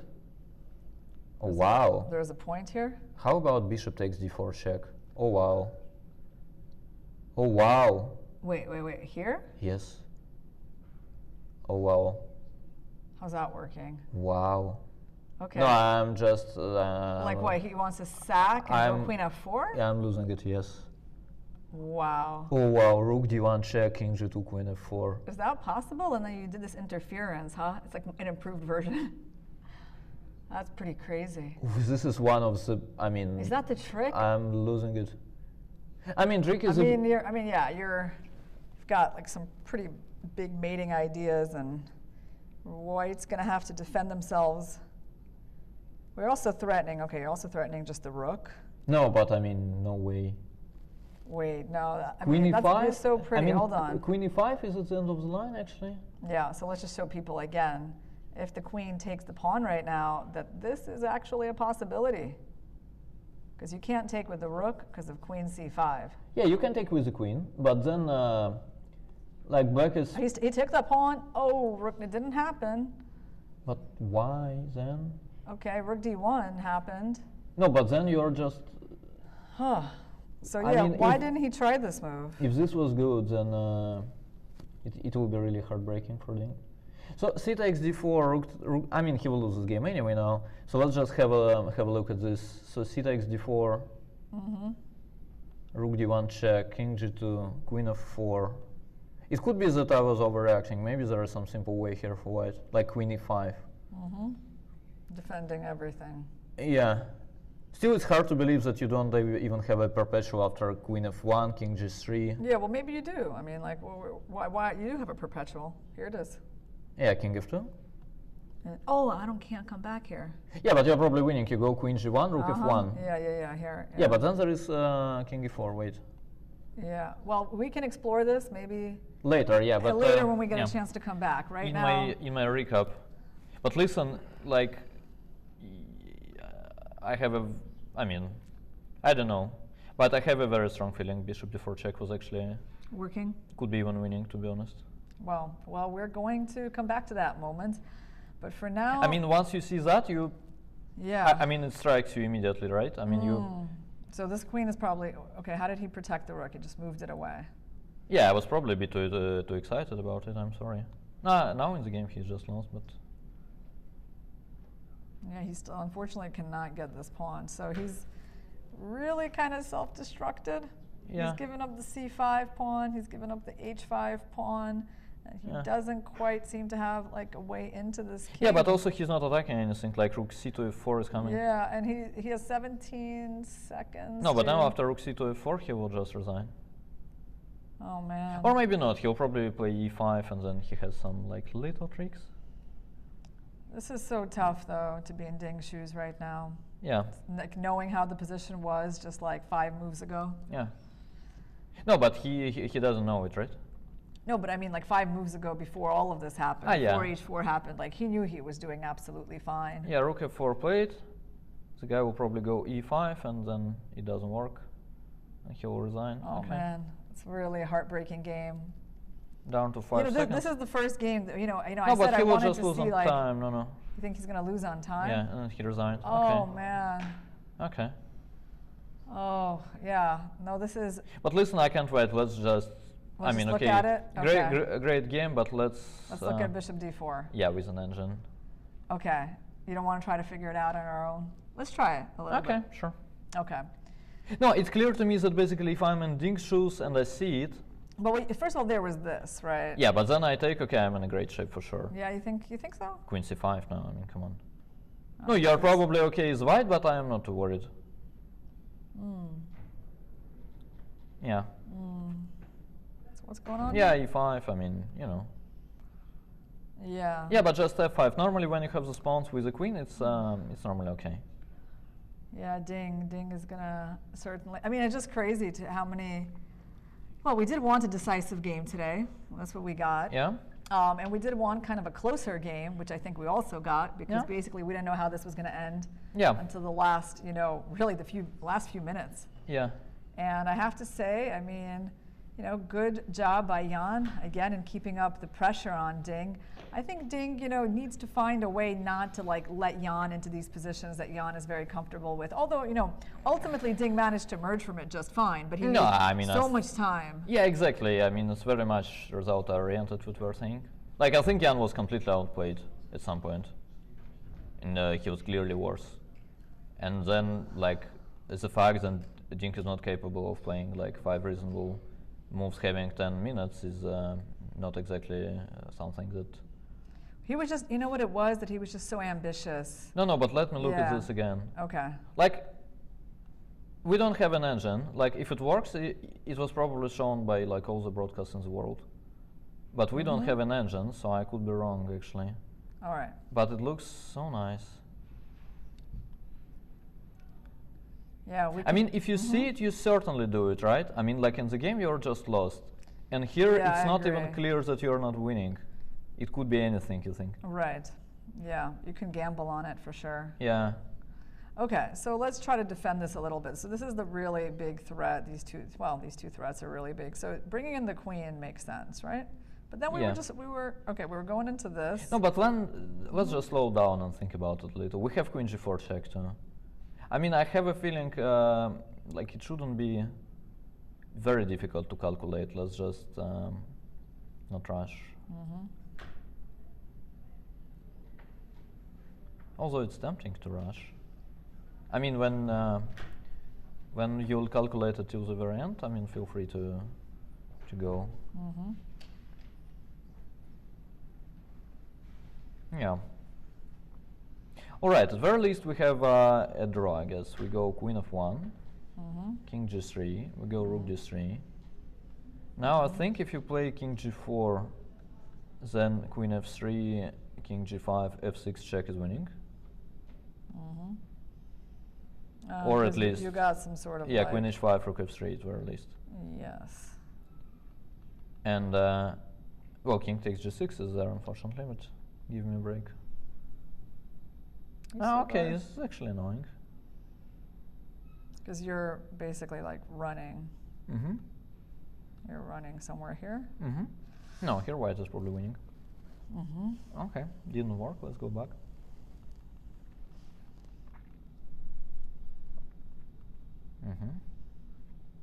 Okay, so this line that we looked at. Yeah, queen g1, king f3. How is it that you're surviving here? Here I have like, okay, this may not be that good because of that, right? Yeah. You get that free tempo, even there. I'm threatening mate. That's the problem. Like rook c8 is actually mate. So then if I start attacking you, okay, hold on. So if I go here, do I have at least a draw from that? I guess I go to g4 and you don't, but I'm not sure. You're trying to use your queen to defend. Yeah, also I'm threatening mate. It could be that at some point you'll have to play something quiet like king h7. But then it's just like beyond our level of blitz analysis at least. I'll have it all covered in the recap, but now without an engine. So let's try... we can turn it on though, look. Yeah, there's a magic button that we can use to figure this out, Daniil. Yes, that's what I wanted you to do, but for some reason you said let's figure it out. No, I really wanted to stumble around for a while before we figure it out. Okay. Oh, it's actually The computer is queen like e5 queen and plus e5, 7. and the computer is like, no, guys, don't get overexcited. Okay. Okay, then it's like way less heartbreaking for Ding. Yeah, somewhat less heartbreaking. I would still say I would be very sad by this game and like how it went down, to be honest, because I feel like the position that he had. No, he was much around here. better. No, Like, I mean, think about it. It's not actually that you're just like comfortable. It's like there's not even much to calculate. Yeah. Right. Like your opponent doesn't really have any threats. So the only reason he lost is not because Jan did anything. Yeah. It's more like Jan just took all the stuff that he gave him. And you can only like look at yourself and be like, look, I gave away all my pieces when I had no time. Yeah, but it also depends, right? I mean, Jan could crack earlier. Jan was completely outplayed, but at least he was holding on. Yeah. Like rook c4, it has never been clear. We basically didn't even realize. So let's say he played rook c4. We did not even realize, is this where he played h4? Yeah, it is. Yeah, king g7 is exactly what I was saying. Yeah. Just go king g7 quickly. This is the kind of move you make when you got no time and you know it can't be like that bad, right? Yeah, also if you're Nepo, you actually make it if you have time to. So Yeah, this is Ding was going for more. He really was trying to accomplish more with this move. Maybe it wasn't a bad idea. And yeah, there seems to be lots of things he could still do. yeah, rook h5 was there. Yeah, we looked at that. And then there's even some sort of like move like that, attacking this pawn, kind of interesting. Yeah. So the whole idea of h4 was not so bad. It's just that he couldn't quite figure out what he wanted to do after that. Yeah. And that's why it wasn't just a very bad practical idea, yeah? No, I think he simply panicked in a way. Like he didn't know what to do. He played some random aggressive move. It was lucky for him that the position And is he really that good. should have just gone back. Yeah, that's what I told yeah. you. Give a check and go rook d5 back. Just win some time and go back. It's not that lost. Just control that, because I mean, still, this h pawn is not that important, right? Yeah. And white's king is open, and so then he kept going. He kept going in this like, take my pawn. I don't know if he just blundered it or what. No, it's like completely insane. Let's say if you see this idea of bishop d4 check, and you go for it, you play it, and then it loses, queen e5 happens. It loses. I get it. I mean, no worries. I get it. You kind of wanted to trust yourself. It looked like checkmate to you. I mean, it didn't work, but it's reasonable. But just to like give up all the pieces, it's it's less. Yeah, he just he smart. completely panicked. But I mean, okay, this is a very tough time situation he was in. Yeah. That he got himself into, and yeah, Nepo, of course, just had the luxury of those extra 10 minutes. Yeah, and also like. Yeah. Extra 10 pawns or pieces or whatever. And Ding made this move and then just resigned because, I mean, after this queen trade, white is going to be taking on f7, and okay, there's nothing left of black's beautiful pawn structure. Yeah, I mean, also he was down for like 2 seconds, I guess. I mean, I'm not even sure he would made it. He would have made it. Wow, Yeah, no, I find this to be like, I don't know, I find this to be a very sad game for Ding, because I feel like it's sad to lose when you're not losing at all. You know, like when you're just getting outplayed, you play badly, you lose, you kind of get what you deserve. But I feel like in this game he deserved, well, I don't know, not exactly what he got. Yeah, but it's classical chess, yes. They say it's beautiful. So for some reason you, have to say this, and for some reason you have to enjoy this.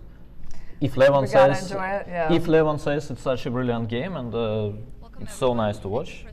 And the games are so nice. Well, at least what happens is that we continue, guys, our roller coaster streak. Jan Nepomniachtchi won the game, and now the result is 4-2-3 in favor of Jan Nepomniachtchi. My first question goes to Ding. The most critical moment was on move 32. You had 8 moves still to make until the time control increment, and you made rook to d2 and then rook to d3 inaccurate moves. Can you give us an idea what happened at that moment? Yeah, in the previous move, when he played rook c4, suddenly I realized maybe I was slightly worse after that. Then I cannot go rook d3, he can take on c5, and then he had rook c8 check. And if I just wait on king g7, he will just play rook f1. If he's stabilized, maybe he's going to be better. So I want to take immediate attention. So I play h4. With the idea take rook d2, but I totally miss rook e2, rook d1, king g2. So after GH, I started to think again, and I couldn't find any way to make the games to continue. But after the game, he told me that I can play bishop d4 after queen c5. Maybe it's a chance to draw. You have spent a lot of time for this move, rook to d2. Is there a chance that you just somehow disconnected and you just lose the control on time? Yeah, after d takes h4, it's very hard to play, actually. If I just wait here, then he'll play rook f1, and then my position hopeless. So I just couldn't find the right continuation during the game. Right, thank you. And also, Jan, this very same moment, can you please verbalize what have you felt at that moment when you saw this rook to d2, rook to d3 inaccurate moves played way before the time increment? Well, I'd say the game, like the whole game, was extremely sharp, extremely tense, and I don't know, I felt like I should be doing quite fine. But after f4, suddenly bishop d6 is superb move, and I mean, I didn't really see what to do. So maybe like there were like a lot of sharp lines, but I couldn't like figure out what do I do. So I went to this position like it's slightly worse, surely. And I mean this pawn for exchange, because okay, my rook's placed poorly. And also I was like very skeptical about my position in case if black would play bishop f6 instead of queen d6. Because after rook h7, queen d6 is like, it looks ugly, my rook is stuck on h7, it's never an attack, and my king is weak. So I was really concerned at this point, but after, let's say, queen d6, at least okay, I could play queen e3, rook c4, and just stabilize a little. So I shouldn't be losing by force or something, yeah. And after it was like suddenly h4, I guess black has all reasons to be ambitious here. But I would say it would be quite normal to make some solid moves, like, I don't know, king g7, just rook f5, repeat once or twice, and then, okay, pass the time trouble, because black has endless moves, basically. Yes, sir, but black could never be worse because of my king is so weak and d-file is controlled. But yeah, after h4, I felt like maybe it becomes like sharp and, you know, let's say 3 results instead of 2. And then after rook d2, rook e2, rook d3, okay, my first intention was to grab on c5 immediately, but then I saw bishop d4 check. You know, c takes d4 in case, rook d1 check, king g2, queen f4, and I wasn't sure if there is a win for me, because okay, my king is so exposed, and there is like queen f1 idea and so on. So perhaps, I mean, okay, I always have a draw, but maybe black is also doing fine. Yeah, I mean, black can hold the draw. So after bishop d4, I can at least try. After bishop d4, I can at least try like taking on d4 with the queen, and play 2 rooks against the queen with the c pawn, pass it. But yeah, it should be probably about equality. But yeah, it would remain very complex. And after he, yeah, you know, suddenly played rook d3, queen c5, rook d1 check. Yeah, I felt like he completely lost the trace, and here I think my king is super safe, because okay, rook on c4 it controls all sorts of checks from g4, e4, and yeah, basically white, I think, is winning at this point, and also like a time trouble became really severe. Right. Thank you very much. Ding, we know that you French defense was one of your favorite openings in your childhood. Let's say at the beginning of your chess career, but you have not played since 2013, according to the database. You played it here strictly because of the practical reasons, or there were some sort of sentimental reasons to that? I think both reasons exist. Actually, during a walk with Richard back in Hangzhou, I told him I may play French defense, but it's half joke, half serious, but he take it seriously. So today, yesterday he insisted me I can try this French defense to surprise my opponent, and I take his advice. I prepared a lot for this game.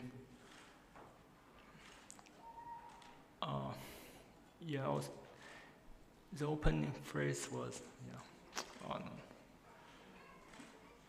the opening was the one which I played in my childhood, but now the theory has developed a lot of, so it's not the old French, it can be called some new French idea variations.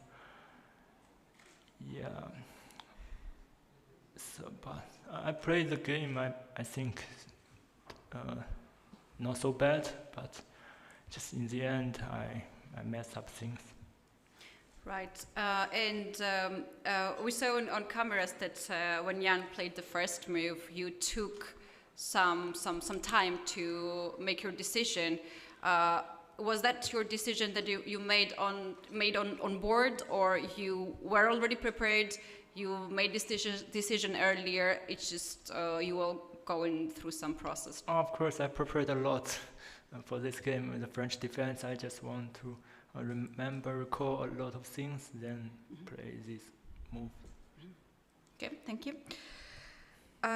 Jan, probably this was not a complete surprise to you, and you demonstrated to be prepared in the opening. But before the match, how would you have rated possibility of having to face French defense in this match? I'd say French defense is completely okay. Yes, so it's nothing wrong. Perhaps the only problem is that if White expects French defense, it could be tricky. Yes, so White could dig some very deeply and try to test Black in some critical lines. And knight d2 is of course not a critical line, but knight d2, I always felt this is like some safe, very safe small edge for White. Very small, but very safe. Yeah. So, you'll get crazy if you prepare each and every opening for every game. So I had an idea. So in case of the French, I'll play, let's say, my stuff, which I used to play a lot, I think, online, and we had I would say a few games against Sasha Grishuk in this line, yes. So with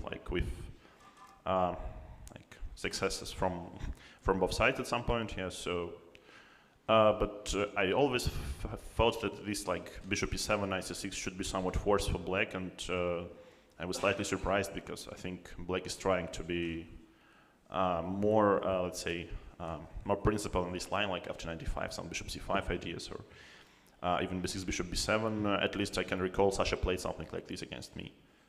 So, yeah, I guess but it was quite a smart choice.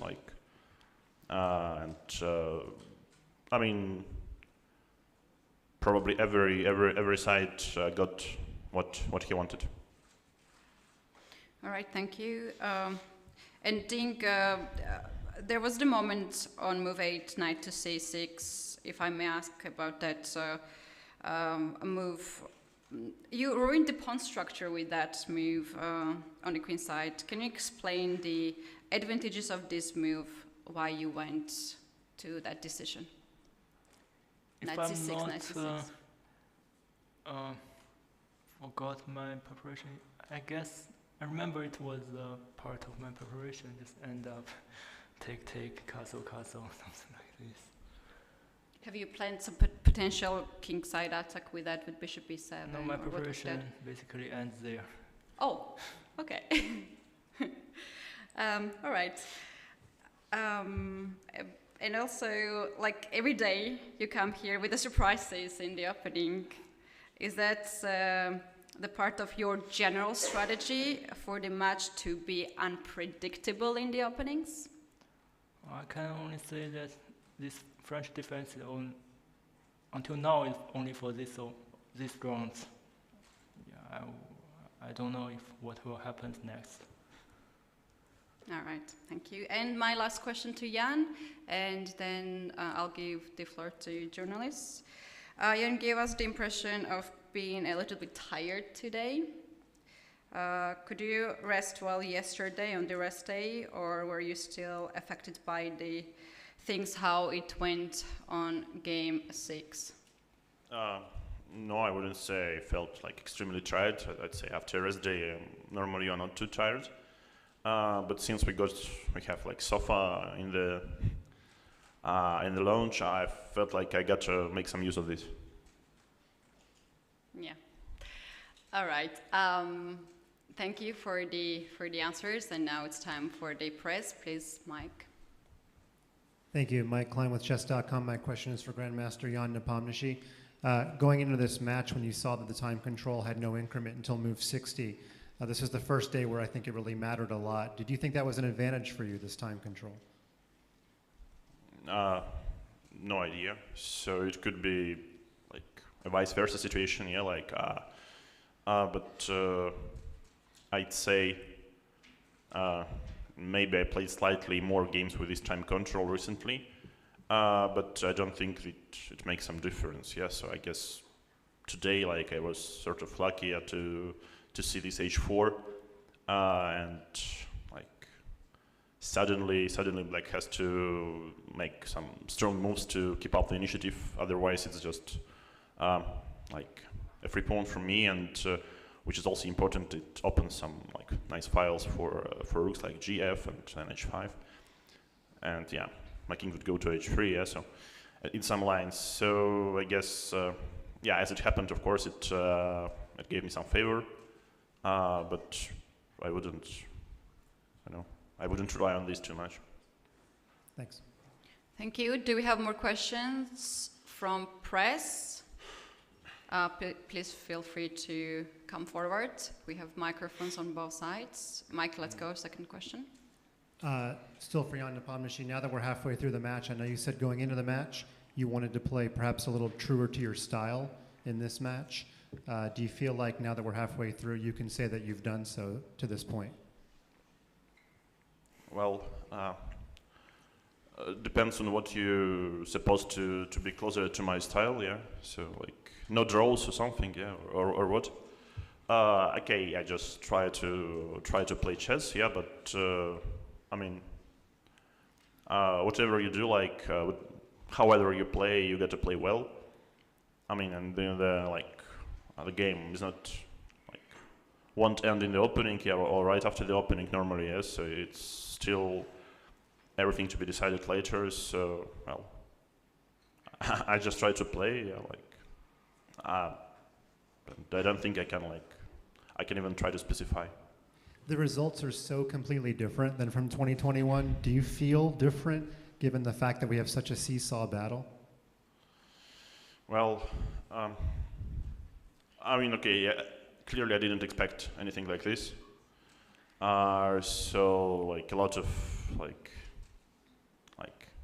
punches, yeah, to both sides, but yeah, I guess no one actually expected, yeah. So perhaps people for at least for some time wouldn't like state that okay, classical chess is dead or something. Yeah, so it can still. I mean, okay, I'm not sure if it's fun, but it's exciting for sure. Thanks. Yeah, and as you just quoted this, are you following social media while you're playing match? I'm trying to like see as little as possible. Yeah, so if I occasionally see something, I immediately close everything. Yeah, so close my browser and plug off from the electricity. What about you, Ding? How often do you use social media to get some information? Not so much. All right, do we have more questions, please? Yeah. Ulrich Stock from Die Zeit, Hamburg, Germany. A question for Ding Liren. You gave the impression that you decide very spontaneously what to play in every game, what opening. Is this impression correct? That you decided right before the game? You give us the impression that you are making spontaneous decisions. Spontaneous? Yeah, you just make up the decisions on the board. This is the impression we have. Is that right? Or that you choose the opening right before the game, not very much in advance. Okay, for this game, I just prepared yesterday for this game. Thank you. We can get ready with the press for questions, and now I think it's time for Twitter segment. Please, Jesse, you can bring us the questions. Hello, Jessie February here. My first question was for Ding. What were you going to play if Jan played knight g4 instead of rook a e1? I'm sorry if Jan had addressed this line already. H5. H5? Okay, did you consider rook takes d3? There was knight g4. You take with a pawn. And then was h5 in somewhere in that line? Yeah. Okay. The next question is for both of you from Hari. What about your playing style separates you from other top players? Jan, let's go first with you. I have no idea. I think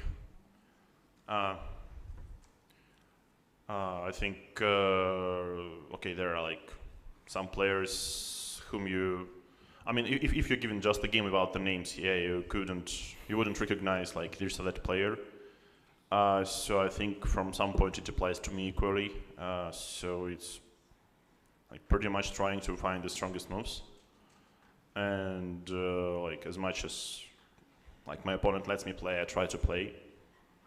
So I don't know. Of course, like there are like people more attacking, less attacking, or something. Yeah, but I wouldn't say there is like a major difference nowadays. Please just repeat the question for Ding. All right. What about your playing style separates you from other top players?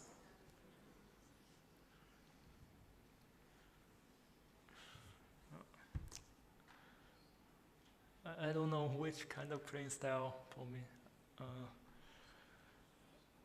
I'm playing now because I'm playing different lines, different moves and different ideas. I don't know which playing style.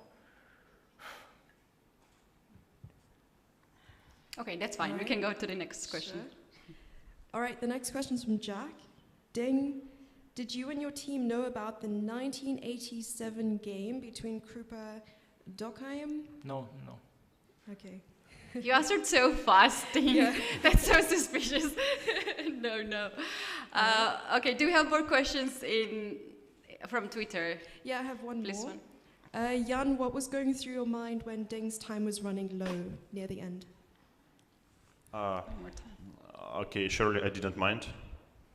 Because, yeah, it's... I mean, you really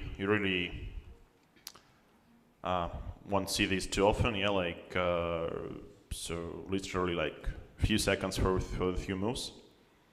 But I guess at this point, then when he was below a minute, he already sort of like got driven by the wrong ideas, so it was even more important for me than I still have like 5 minutes or something, yeah, to calculate lines if necessary. So of course it was like a major factor, but at this point I thought it's positionally it was already like more or less decided. All right, thank you. Thank you, Jesse, and all the spectators who are asking the questions in Twitter. We have one more question from press. Please go ahead. Yeah, Harry Schark, Chess Magazine Car Germany. My question is to Nepomniachtchi. Today, that was the first time you had not a big time advantage. At a certain time, at move 30, around 30. How did you cope with this time pressure? You had only 10 minutes or a bit more than 10 minutes for 10 moves. Was it a problem for you, or is it was a tense position? So. Yeah, I guess it would be a problem. It could easily become a problem. But normally, if your position is poor, like extra 10 or 20 minutes won't help. And also today it was like loads of lines to calculate through all the game. Yeah, so like basically, the line which was mentioned, for example, knight g4, h5. Yeah, and here like some different moves also. So I was trying to calculate as much as possible, like using both my time and my opponent's time. Probably I didn't succeed. At some point I got even worse, but I guess, once again, after I played like rook c4, and it was at least my next few moves are very, very simple, yeah, so it was, I wouldn't call this a very, very bad time trouble, but yeah, for sure,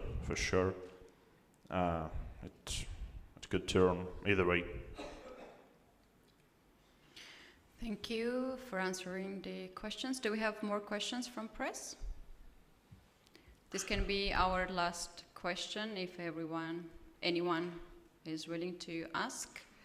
I would like to thank players to come here and answer our questions, because it's very difficult and we understand this, and we appreciate very much. I guess we have no more questions. Tomorrow is a rest day, another rest day, and I wish our players to have a good rest day. So thank you.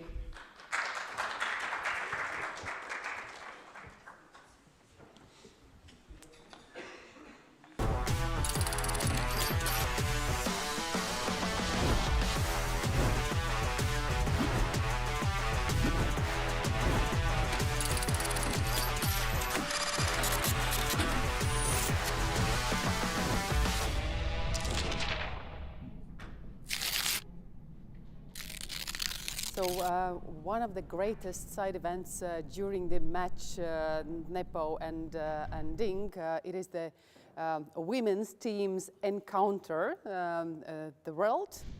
8 great ladies from different countries of the world against the best 8 players of Kazakhstan, 4 women, 4 youth players. So they're playing 3 days. 2 days it's going to be the rapid competition, and 1 day is going to be the blitz competition.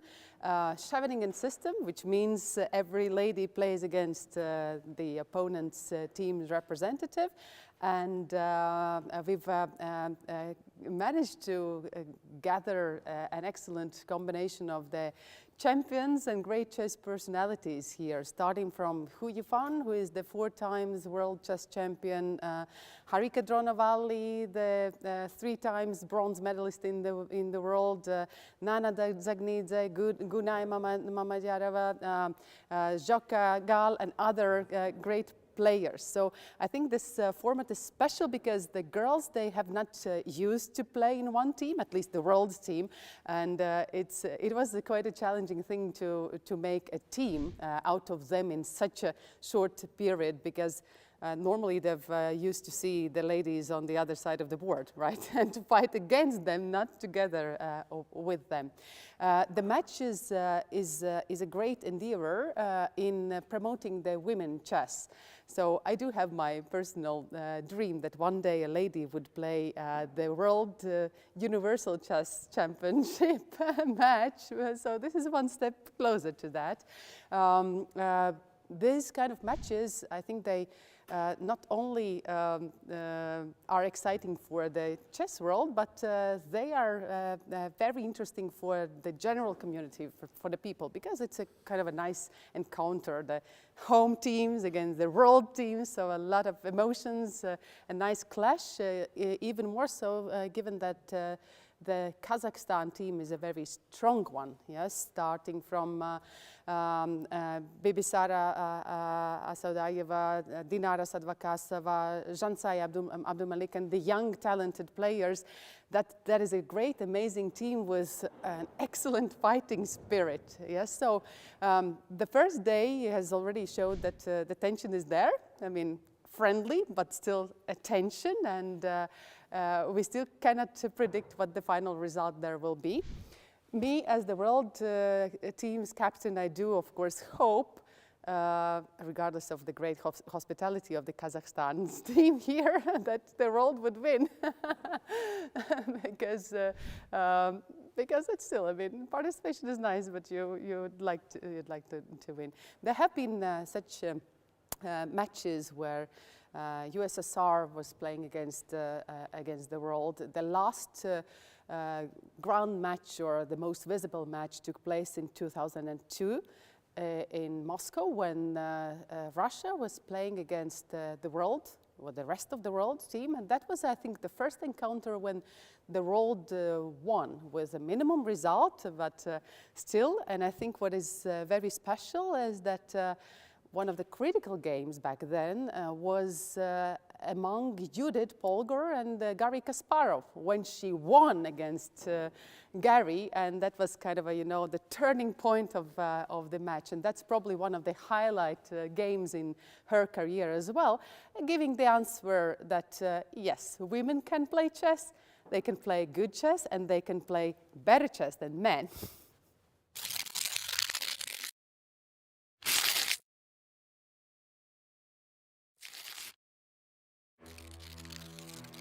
As the world holds its breath, two unstoppable minds prepare for immortality.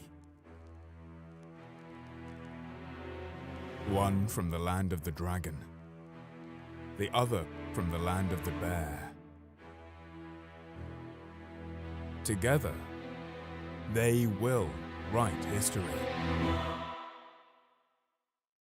The patient and precise Ding, carefully calculating every move to gain a strategic advantage, facing the aggressive Nepomniachtchi, who is always looking to take risks and never afraid to make bold moves to pressure his opponents.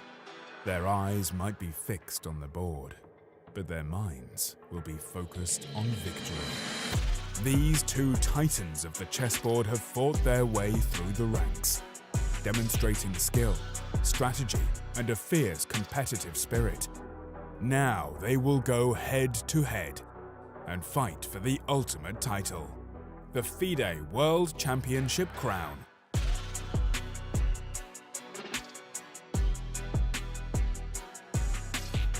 Where champions come and go, chess endures.